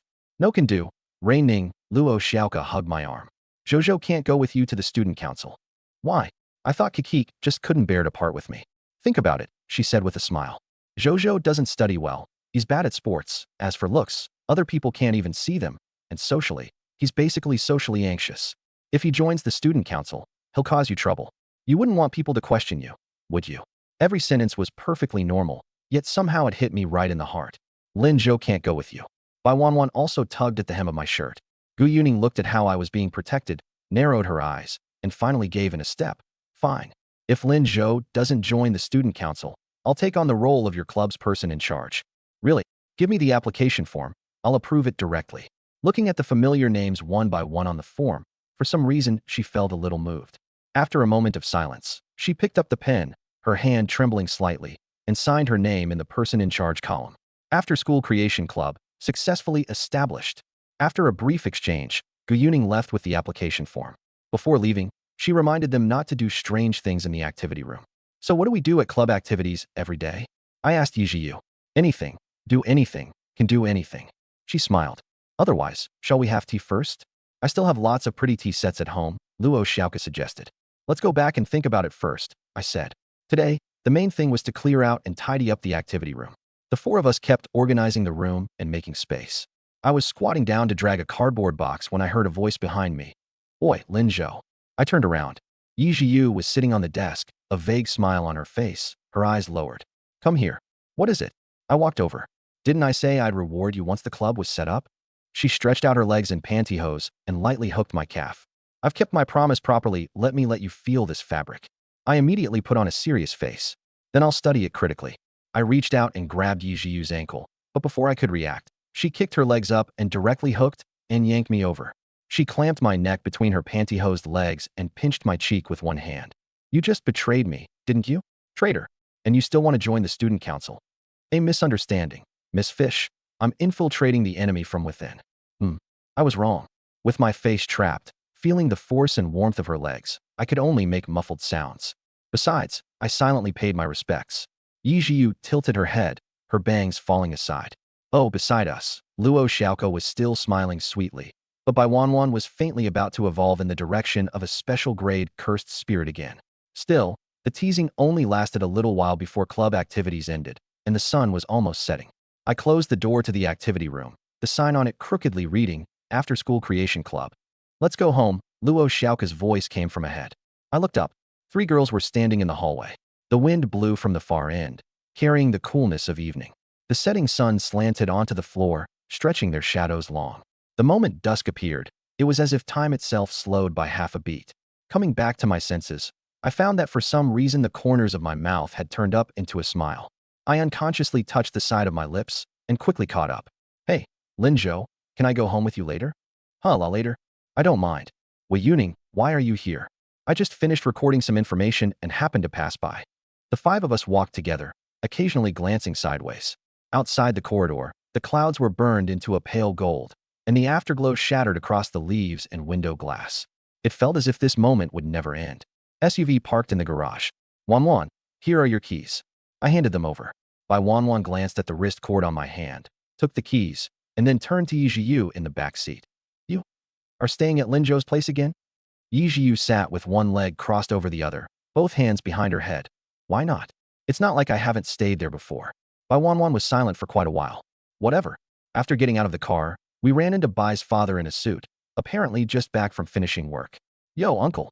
Yi Zhiyu greeted him first. Uncle, Thanks for the car. I followed up. Bai's father adjusted his tie. Oh, Xiao Yu, long time no see. Good girl. And you too, the unfamiliar boy. I broke into a sweat. Uncle, humph. He snorted, then looked at Bai Wanwan. Didn't you say you were going to school on your own today? Why was it Lin Zhou driving my car? Bai Wanwan stayed silent. Only then did I realize Bai's father didn't know I was the one driving. Was that Bai Wanwan's own decision?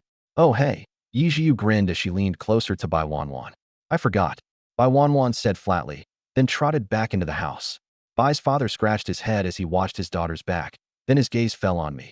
You touched Wanwan's thigh again? No, I didn't. I said immediately. Right? Yi Zhiyu raised her hand. He touched mine today. Huh.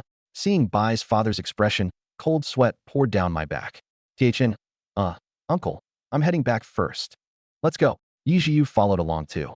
Bai's father took a deep breath, and a faint smile suddenly appeared on his face. It's good that everyone's together again. As for the kid's business, forget it. He loosened his tie and turned to go inside. Wanwan, don't hide in your room. Actually, Lin Zhou can drive you too, Wanwan dash. Yi Zhiyu and I walked to the house across the street. Why aren't you going home? I asked. Your place is more free, she said lazily. Isn't it nice to have a pretty girl keep you company? When I opened the door, my younger sister was standing in front of us. Brother, you're back. I didn't say anything, only gave a faint smile. Yo, little sister, I'm here. Yi Zhiyu said. Welcome, Sister Xiaoyu. Yi Zhiyu seemed to notice something and quickly walked toward my sister. Why did little sister fall down? At a glance, it was definitely that big fat cat's doing. Meow nei. I didn't fall down. Yi Zhiyu walked into the living room, reached out to help my sister up, and set her back in place. Seeing that the girl in the photo frame was still young, she finally nodded. Pardon the intrusion. Wanwan, are we still eating? No, Dad. I want to be alone for a while. Don't come in. With a click, the door shut, cutting off the troubles outside. Bai Wanwan leaned against the door and took a deep breath, then walked expressionlessly to the wardrobe and pulled open the hidden compartment. Inside were countless photos of Lin Zhou from childhood to now. She took out a little boy's coat, held it tightly, and lay down on the bed, burying her face in it to breathe deeply, a blush rising on her cheeks. Her legs shifted on the bed, and her snow-white toes curled slightly. Lin Zhou can only be mine. Her eyes were empty, her voice muffled. After a while, she lay flat while hugging the coat, her slender fingers stroking the fabric as her thoughts gradually drifted away. Zombie girl, zombie girl. The jeering was sharp and piercing, landing in her ears before she was even 7. Malice, like a tide, slowly drowned her inner world. Simply because she couldn't express emotion, didn't like to talk, and had no expression, she suffered the purest malice. A few little boys surrounded her, tugging her hair, shoving her body, lifting her skirt, as if they'd found a fun toy. Bai Wanwan didn't understand, and didn't want to understand. Hey, what are you doing? A furious voice rang out, and a thin figure blocked her in front. Oh, the sickly kid wants to protect the zombie girl? You two are pretty well matched. Neither of you looks normal. Ha ha, get together. Get together. The jeering echoed around them. Bai Wanwan stood behind Lin Zhou, her eyes lowered. What do you guys even know about being cool-faced cute? Wanwan is the cutest girl ever. What do you know? Get lost. She froze, hearing the boy in front of her praising her nonstop. You're pretty arrogant. The little boys struck without hesitation. One of them even clamped an arm tightly around Lin Zhou's neck. I was knocked straight to the ground, and without another word, I bit down hard on the other boy's arm. Let go. My face was scratched, and with my other hand, I fiercely grabbed his weak spot. Aya! The other side fought back, and I screamed too. Seeing me being ganged up on, Bai Wanwan grabbed the plastic craft knife from the table and stabbed viciously at the strongest little boy. A plastic knife couldn't cut through skin, but getting stabbed still hurt a lot. What are you doing? Bai Wanwan stared coldly, gripping the knife and stabbing several more times. Let's go, let's go. A real man doesn't fight a girl. The few of them dispersed. I was still rolling on the floor, clutching my weak spot. It hurts so bad. My little face was pale. After a while, I finally staggered to my feet, and Bai Wanwan supported me, asking if I was okay. I'm fine. Are you okay? Why? Why would you fight with others for me? You're obviously so weak, and I'm not even likable. Right? I said. Her eyes dimmed, but my next sentence made her freeze again. Right? I'm just too weak. Wanwan, don't be scared. Once I train a bit, I'll definitely be able to protect you. I'm a partner of justice, after all. Hiss, it hurts. She gently touched my wound. Don't do this next time. No way. I'll protect you for life. I like you. And everyone else too. For life. I'm not your fiancé. What's a fiancé? Never mind, Wanwan. Just think of yourself as my fiancé. Anyway, I'll protect you from now on. Can that really work? Don't worry about it. We'll play by ourselves and tell the teacher later. Okay. I'm ugly. Isn't that super cute? They don't get it. You're just like my little sister's Barbie doll. What a weird comparison. Come on, let's build sandcastles. Later come to my house to watch Pokemon. Infernape beating Electivire is super cool. Can you still walk? Your legs are shaking so badly. My weak spot hurts a little. Are you crying? Who's crying? Let's go. After that, similar things kept happening. In kindergarten, elementary school, middle school. It stopped after high school. Every time, I'd rush in like an idiot, get beaten black and blue, struggle to my feet, and shout, "Do you even know the value of cool-faced cute?" I couldn't fight, and I was often sick and hospitalized, but every time I showed extraordinary mobility. We were always together since childhood, and together forever. No one could separate us. Her thoughts returned to the present. Bai Wanwan sat up from the bed, the room dimly lit. She washed her hands, gently patted her cheeks, and looked at her sickly yet perfect self in the mirror. I can't let Lin Zhou know this side of me. I want to hide him away so badly. Those women, none of them are allowed near Lin Zhou. He's mine. Yi Zhiyu was lying on my bed tapping on her phone. Ever since she got used to staying at my place, she basically spent all her free time curled up in my room. My place was almost turning into a childhood friend hideout. What is it? She flipped up into a sitting position, then flopped back down, doing repeated sit-ups. I'm cracking my mom's space password. Why are you looking at your mom's space? She always needles me, so I'm digging up her black history. She held up a finger. Like, you break my best friend's wings, I'll destroy your heaven. Or our AI, like a Ferris wheel. But maybe that's not spicy enough. She waved me over, and I sat down by the bed. She rolled over, wriggled a couple of times, and rested her head on my thigh. Yo, your mission accomplished. Don't make it sound like I'm dead. I pinched her cheek. She pinched mine back without backing down, and the two of us started tearing at each other like cavemen. Let go. You first. After a while she gave up and shook her phone. Help me think of the password. The space password was a question. The person I love most. That should be easy to guess, right? No use, I tried it, she said. My dad's name too. I tried uncle, money, and Hachimi, all of them. How about your name? She looked at me with a strange expression, but under my encouragement, she still entered her own name. Spinning wheel. Incorrect. She stayed quiet for a few seconds, then pretended not to care. See? I told you it wasn't that. I wasn't expecting anything anyway. Try your nickname? I don't want to try anymore. Go on, one more try. No. After a while she suddenly froze, then slammed the back of her head backward and almost crushed my weak spot. Ow, what are you doing? Look, Dash. She raised her phone, and the space opened. What was the password? She scratched her cheek. My nickname. So your mom does love you quite a lot after all. I laughed. Who knows? There wasn't much in the space, mostly game records, 2,600 peak points. First on the ladder, top ranked on the Korean server in the strongest king tier, championship winner in the pro league. I stared at it. So the principal was this fierce when she was young? You really didn't inherit a single bit of your mom's gaming talent. Pickled fish. Yi Zhiyu was the kind of total noob who was addicted to games. She often trash-talked with teammates, or pretended to be a foreigner and shouted Suma Mason, or kept calling out Semida Semida. I'll bite you. She made a dot-eyed glare. If I'm not like her, then I'm not like her. But when she scrolled to the next photo, she froze, a suspicious look spreading across her face. What's wrong? She said nothing, her face blank. I leaned over to look at her phone and found a photo in the album that looked especially familiar. Isn't this you? When did she save this? That's not me, Yi Zhiyu said. I looked closer. It really was a bit different. Though the hairstyle was the same and the facial features were similar, there were still differences on closer inspection. This is your mom when she was young? They look way too much alike. No wonder my dad said I look most like my mom. Yi Zhiyu muttered. It really was like they were carved from the same mold, except her mom looked gentler and quieter, while Yi Zhiyu looked a little more, asking to be hit. Lin Zhou, don't you think this is creepy? My mom actually looks like me. That's more like a mother looking like her daughter, isn't it? Backwards. I suspect my mom was the one who gave birth to me. What kind of logic was that? After searching for a long time, she found nothing, so she simply rolled around on my bed. No black history at all. Totally wasted effort. How is that no gain? Look at this search history. Your mom actually cares about you. I said with a smile. Her movement stopped.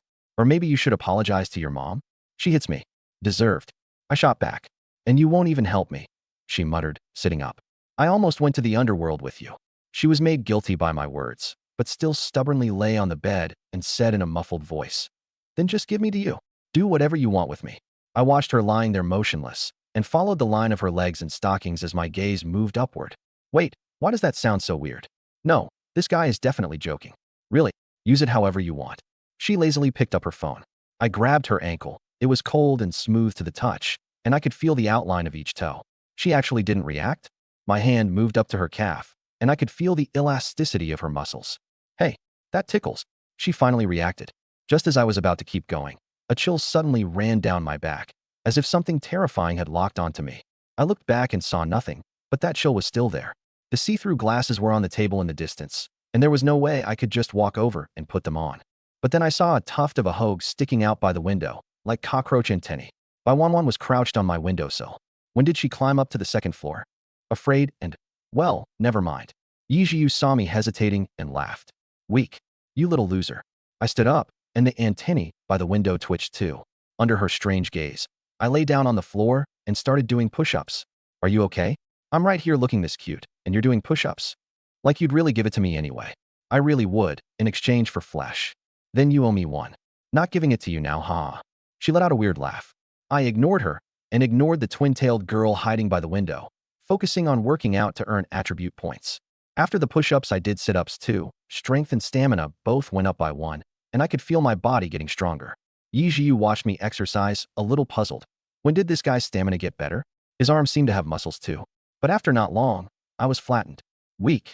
She laughed with her legs crossed. I glanced at the panel. Strength 27, stamina 38, rating 0.1 Yijiu combat power. Looks like she was right to call me weak. Before showering, I pushed back my sweat-damp bangs, and she looked at me with a strange expression. TCH, so ugly. Put your bangs down. What are you even saying? I'm going to shower. So ugly, put them down now. I had no choice but to let my bangs fall back down before she finally calmed down. When I came out after showering, Yijiu had already left.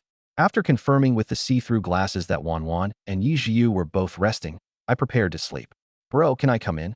A voice sounded in my mind. I opened the door, and my younger sister was standing outside. I just watched a horror movie. Can I sleep with you, brother? I'm a little scared. She lowered her head, her face slightly red. Of course. You can sleep with me tonight, I said gently. Bro. She sat by the bed, swinging her calves. Why do I always feel like I'm still a kid and never grow up? I was silent for a moment before saying, the beginning of a story is often the most exciting part. Not growing up isn't necessarily a bad thing. After turning on the night light and getting into bed, Lin Jiu rested directly on my arm, as if reassured. Although I couldn't feel her weight, I still kept lying on my side and gently patted the blanket. Still scared? You're clearly so afraid of the dark. With brother here, I'm definitely not scared. My heart suddenly ached. Go to sleep. Once you're asleep, you won't be scared anymore. Brother will always be here. Watching her fall into a deep sleep, I kept my eyes open, not knowing what I was thinking, until drowsiness finally washed over me and I lost consciousness. At midnight, moonlight fell like a thin veil. A faint sound came from outside the window, and a twin-tailed girl skillfully pried it open and climbed in, by Wan. She walked silently to the foot of the bed, and, seeing me fast asleep, a sickly flush appeared on her face. This wasn't the first time she'd done this. Because I slept like a rock, she often sneaked over in secret. Sleeping so soundly, she crawled into the blanket from the foot of the bed. Puffed. A sound came from under the covers, long and lingering, with a very strong smell to it. Bai Wan crawled out, sat on the edge of the bed like a frozen, expressionless statue, then collapsed to the floor and, with her last bit of strength, crawled under the bed. R.I.P. I got up at dawn. After a quick rinse and a piece of chocolate, I changed clothes and went to the gym to work out. Huff. Running with headphones on, I exercised whenever I had energy, all for the stat points, to improve my weak body. It was much better than before, when running 100 meters left me feeling like I was about to die. My parents had taken me to many hospitals at home and abroad, but none could improve my constitution. Bad digestion, bad heart and lungs, bad bones, no strength. Now I can change all that. Power. I accelerated and ran at full speed. After showering, my phone popped up a delivery notification. It was the upgrade component for the HeartBeat app, the investigation function for the vision glasses. I opened the small box and installed the black component, no bigger than a fingernail, into the groove in the glasses temple.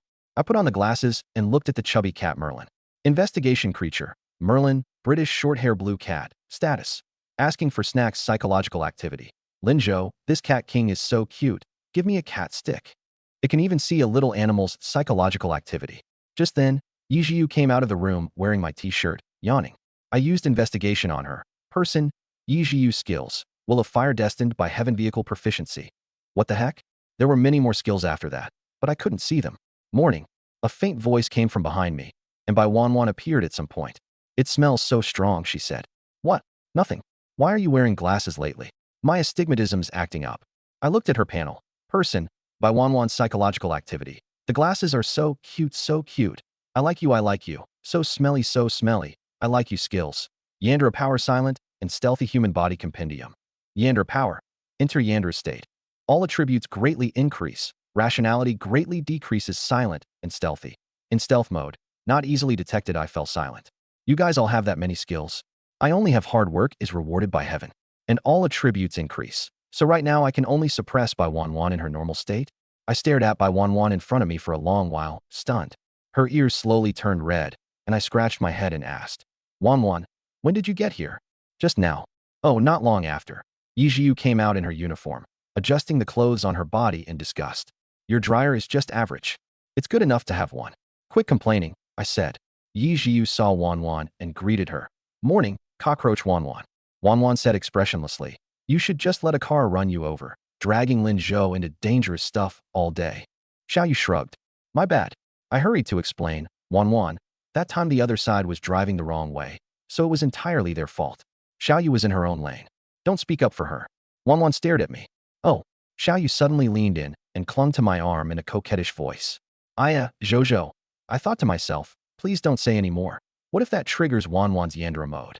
But then I thought about Xiaoyu's panel. She might actually be able to beat her. Let's go to school first. None of us have eaten yet, right? I changed the subject. Considering what happened with Uncle Bai yesterday, I didn't dare drive Wanwan's car today, so I took an old Land Rover out of our garage. Wanwan got in the front passenger seat right away, as if she was afraid Xiaoyu would take her spot. Xiaoyu didn't care and sat in the back playing on her phone. The atmosphere was really terrible. When I got to the Silver Mountain Academy parking lot, I saw a familiar figure, Luo Xiaoka. After parking her car, she happily trotted over. Zhou. I subconsciously shivered, remembering the scene of her pouncing on me yesterday, and immediately shoved Xiaoyu in front of me. Boy, what are you doing? Xiaoyu asked, not understanding. The next second, Kiki lunged over and slammed both Xiaoyu and me against the car. I nearly coughed up blood, but luckily I had Xiaoyu as a cushion. Good morning, Kiki said with a smile, hugging us. Xiaoyu came to her senses and wrapped her arms around my neck. You used me as a cushion, huh? I was being squeezed, and the angle of my bent-over body made my nose occasionally brush against something soft. Damn, kind of fragrant. After fooling around, I put on my glasses and looked at Kiki. Character. Luo Xiaoka skills. Purification power, supergravity, Yandra power. Yandra power. In a Yandra state, all attributes increase greatly, while rationality decreases greatly. I froze. Yandra power? How could Kiki have that? No, it must be fake. She acts cute and lovable with everyone. She's an angel. I took off my glasses and thought carefully. Yesterday Xiaoyu's affection hadn't even met the requirement, and yet it still showed the task as completed, which means the system data is inaccurate. Thinking about her purification power again, which can cancel the special states of people nearby, Kiki having both purification and Yandra powers would offset the risks, so she became a normal person. Yes, that must be it. Zhou, why are you spacing out? Kiki hugged me. Nothing, let's go eat. I was being pressed down by a big water bag and scratched my face. After breakfast, we went back to our classes. Kiki said goodbye to us on her floor. I'm heading back. I turned and went upstairs, not seeing her smile gradually fade as she tilted her head and muttered to herself. Absolutely impossible.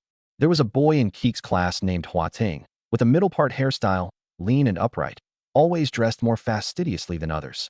His family background was ordinary. The combined annual income of his parents was under $1 million, yet he had developed a picky personality and wanted nothing more than to blend into the circle of rich kids. He felt that Kiki was his ticket in. Before, when he spoke rudely to me, Kiki, unusually seriously, said, I'm not that close to you, okay? You can't call me Xiaoka anymore in the future. From then on, the people who used to respond to him all stopped talking to him. But he didn't think he was in the wrong. It was all because of me, the boy named Lin Zhou. Xiaoka, are you going to Marcus and the others' party tonight? Hua Ting asked in a familiar tone, pretending to be close. Kiki looked up at him once and continued chatting with the girl next to her. Hua Ting was completely ignored and froze for a moment, then pretended nothing had happened and sat back down. Hua Ting, you have a love letter. It's from a girl. He shrugged. Another love letter? I'm sick of them. He casually tossed the letter into his drawer and glanced over at Keek's side. But no one cared about him. White Wanjian and I walked into the classroom one after the other, immediately drawing a lot of attention. I could tell what everyone around us was thinking. Are they together? Some people's imaginations went even further, and their gossip instinct kicked in at once. After all, at the academy, matters between men and women were always the #1 driver of interest. We sat down and ignored the stares. I glanced at the class schedule. Wanwen, we have PE today too. White Wanjin gave a slight nod, still wearing that cool, expressionless look. But I noticed that, from the corner of her eye, she had never stopped looking at me. Then when we get to PE, let's drink a little less water. After all, last time, before I could finish, she stepped on the top of my foot. Pain. Forget about that. White Wanjin said. Oh, I could only answer weakly. Pain. She lifted her foot, her expression as if she were concerned about me. It's not really pain. How about you take off your shoes and use your white stockings to step on me again, hiss. Pain. Idiot. White Wanjin twirled a strand of hair and said softly. Class started, and the teacher walked in, immediately noticing that my desk and White Wanjin's had been pushed together. But she did not say much. The homeroom teacher had already given advance notice and allowed it. Be quiet. Don't talk. The ones in the corner, stop putting on makeup. Turn around. The math teacher took out the test papers. You're all in your 3rd year now. You'll be taking the promotion exam to 4th year soon. Don't let me find out you can't even get into the main campus. All right. Given that the natural logarithm of the sum of e to the x power minus x and a, this function has 2 distinct 0 points. Find the range of positive real number. Many students can't solve this problem. The teacher's gaze swept across the room as she started calling on people at random. I immediately lowered my head to avoid her line of sight. Zhou Wenyu. Good, not me. Zhou Wen was my former desk mate. He stood up unwillingly and, because he couldn't do it, just stood there for quite a while. While I was twirling my pen and listening to the problem, I suddenly felt something heavy pressing onto my thigh. I looked down. It was White Wanjin's slender, straight leg pressing against my thigh. She acted as if nothing had happened and continued listening to the lesson. I suddenly remembered this was White Wanjin's old habit. We were deskmates back in high school too, and she especially liked staying close to me then. Since you couldn't hug arms or hold hands in class, she liked putting one foot on my leg. But after we got to university and I gradually drifted farther from everyone, that kind of thing never happened again. Yet now that she was pressing down on me, it felt completely different. My ears started burning, and all my attention was on that leg. Pay attention in class. White Wanjin's voice came over. I looked up and met her eyes. Even though her expression hadn't changed, I could somehow feel that she was smiling. She did it on purpose. Absolutely on purpose. I immediately reached out and used 2 fingers like a pair of human legs, walking on her thigh, occasionally giving it a little swipe. White Wanjin's leg suddenly shot up and slammed directly into the desk with a loud bang. All the classmates around us turned to look. My ears were red. She lowered her head and said nothing. Everyone saw it and thought, both of their ears are red. What are you two doing? Even if you're college students, don't mess around in class. The teacher's gaze swept over as well. You two, stand outside in the corridor. White Wanjin and I exchanged a look, then obediently stood up and went to the corridor under the watch of the whole class and a few whistles. This is bad. I looked at her beside me. White Wanjin didn't answer, just stood there quietly. Standing there was too boring, so I took out my phone and looked at the HeartBeat app. Character. White Wanjin affection. 99 plus status. It's just the two of us standing here. Just us. We like you, like you, like you, like you, like you, like you, like you. I looked at the psychological status on the screen, then at White Wanjin's expressionless face, and silently put my phone away. Back then, we got punished to stand in the hallway too. I blurted out. I can't really remember what it was for. Bai Wanwan glanced at me. Can't remember. The class bell rang, and we returned to the classroom. The next class was PE, so the girls quickly went to the changing room to change into their sports uniforms. As for me, I was instantly surrounded by the boys. Hey, Lin Zhou, what's going on between you and Bai Wanwan exactly? Was what you said before real? I don't believe it. I don't believe it either. Damn, are you all just comforting yourselves? I shrugged. What's so unbelievable about it? Bai Wanwan and I have known each other since we were little. It's normal for us to have a good relationship, right? Don't you guys have any cute childhood friends? Just one sentence made every man present show a face like their noses had turned red. Damn, that Luoxiok is your childhood friend too? Stop making stuff up. What is this? Are you the male lead of some story world, or what? Someone said, then suddenly added, good thing your body's weak. Me, but what a pity, Bai Wanwan is like a doll. No expression and doesn't talk, not interesting at all. I think so too. After all, someone like Luoxiok is way cuter, right? Bang! I slammed my hand on the desk and stood up. Do you people even understand the value of a cold-faced, cute, expressionless girl? She's super adorable, okay. Clearly she has no expression, but when she does little gestures that don't match her appearance, That contrast is exactly what makes her cutest. Do you understand how cute it is when someone expressionless makes bold moves? I spread my arms wide. No, you don't. Everyone, where's the value? And why are you so worked up? At that moment, outside the classroom, a girl was standing at the door eavesdropping. She lowered her head slightly, then ran off quickly.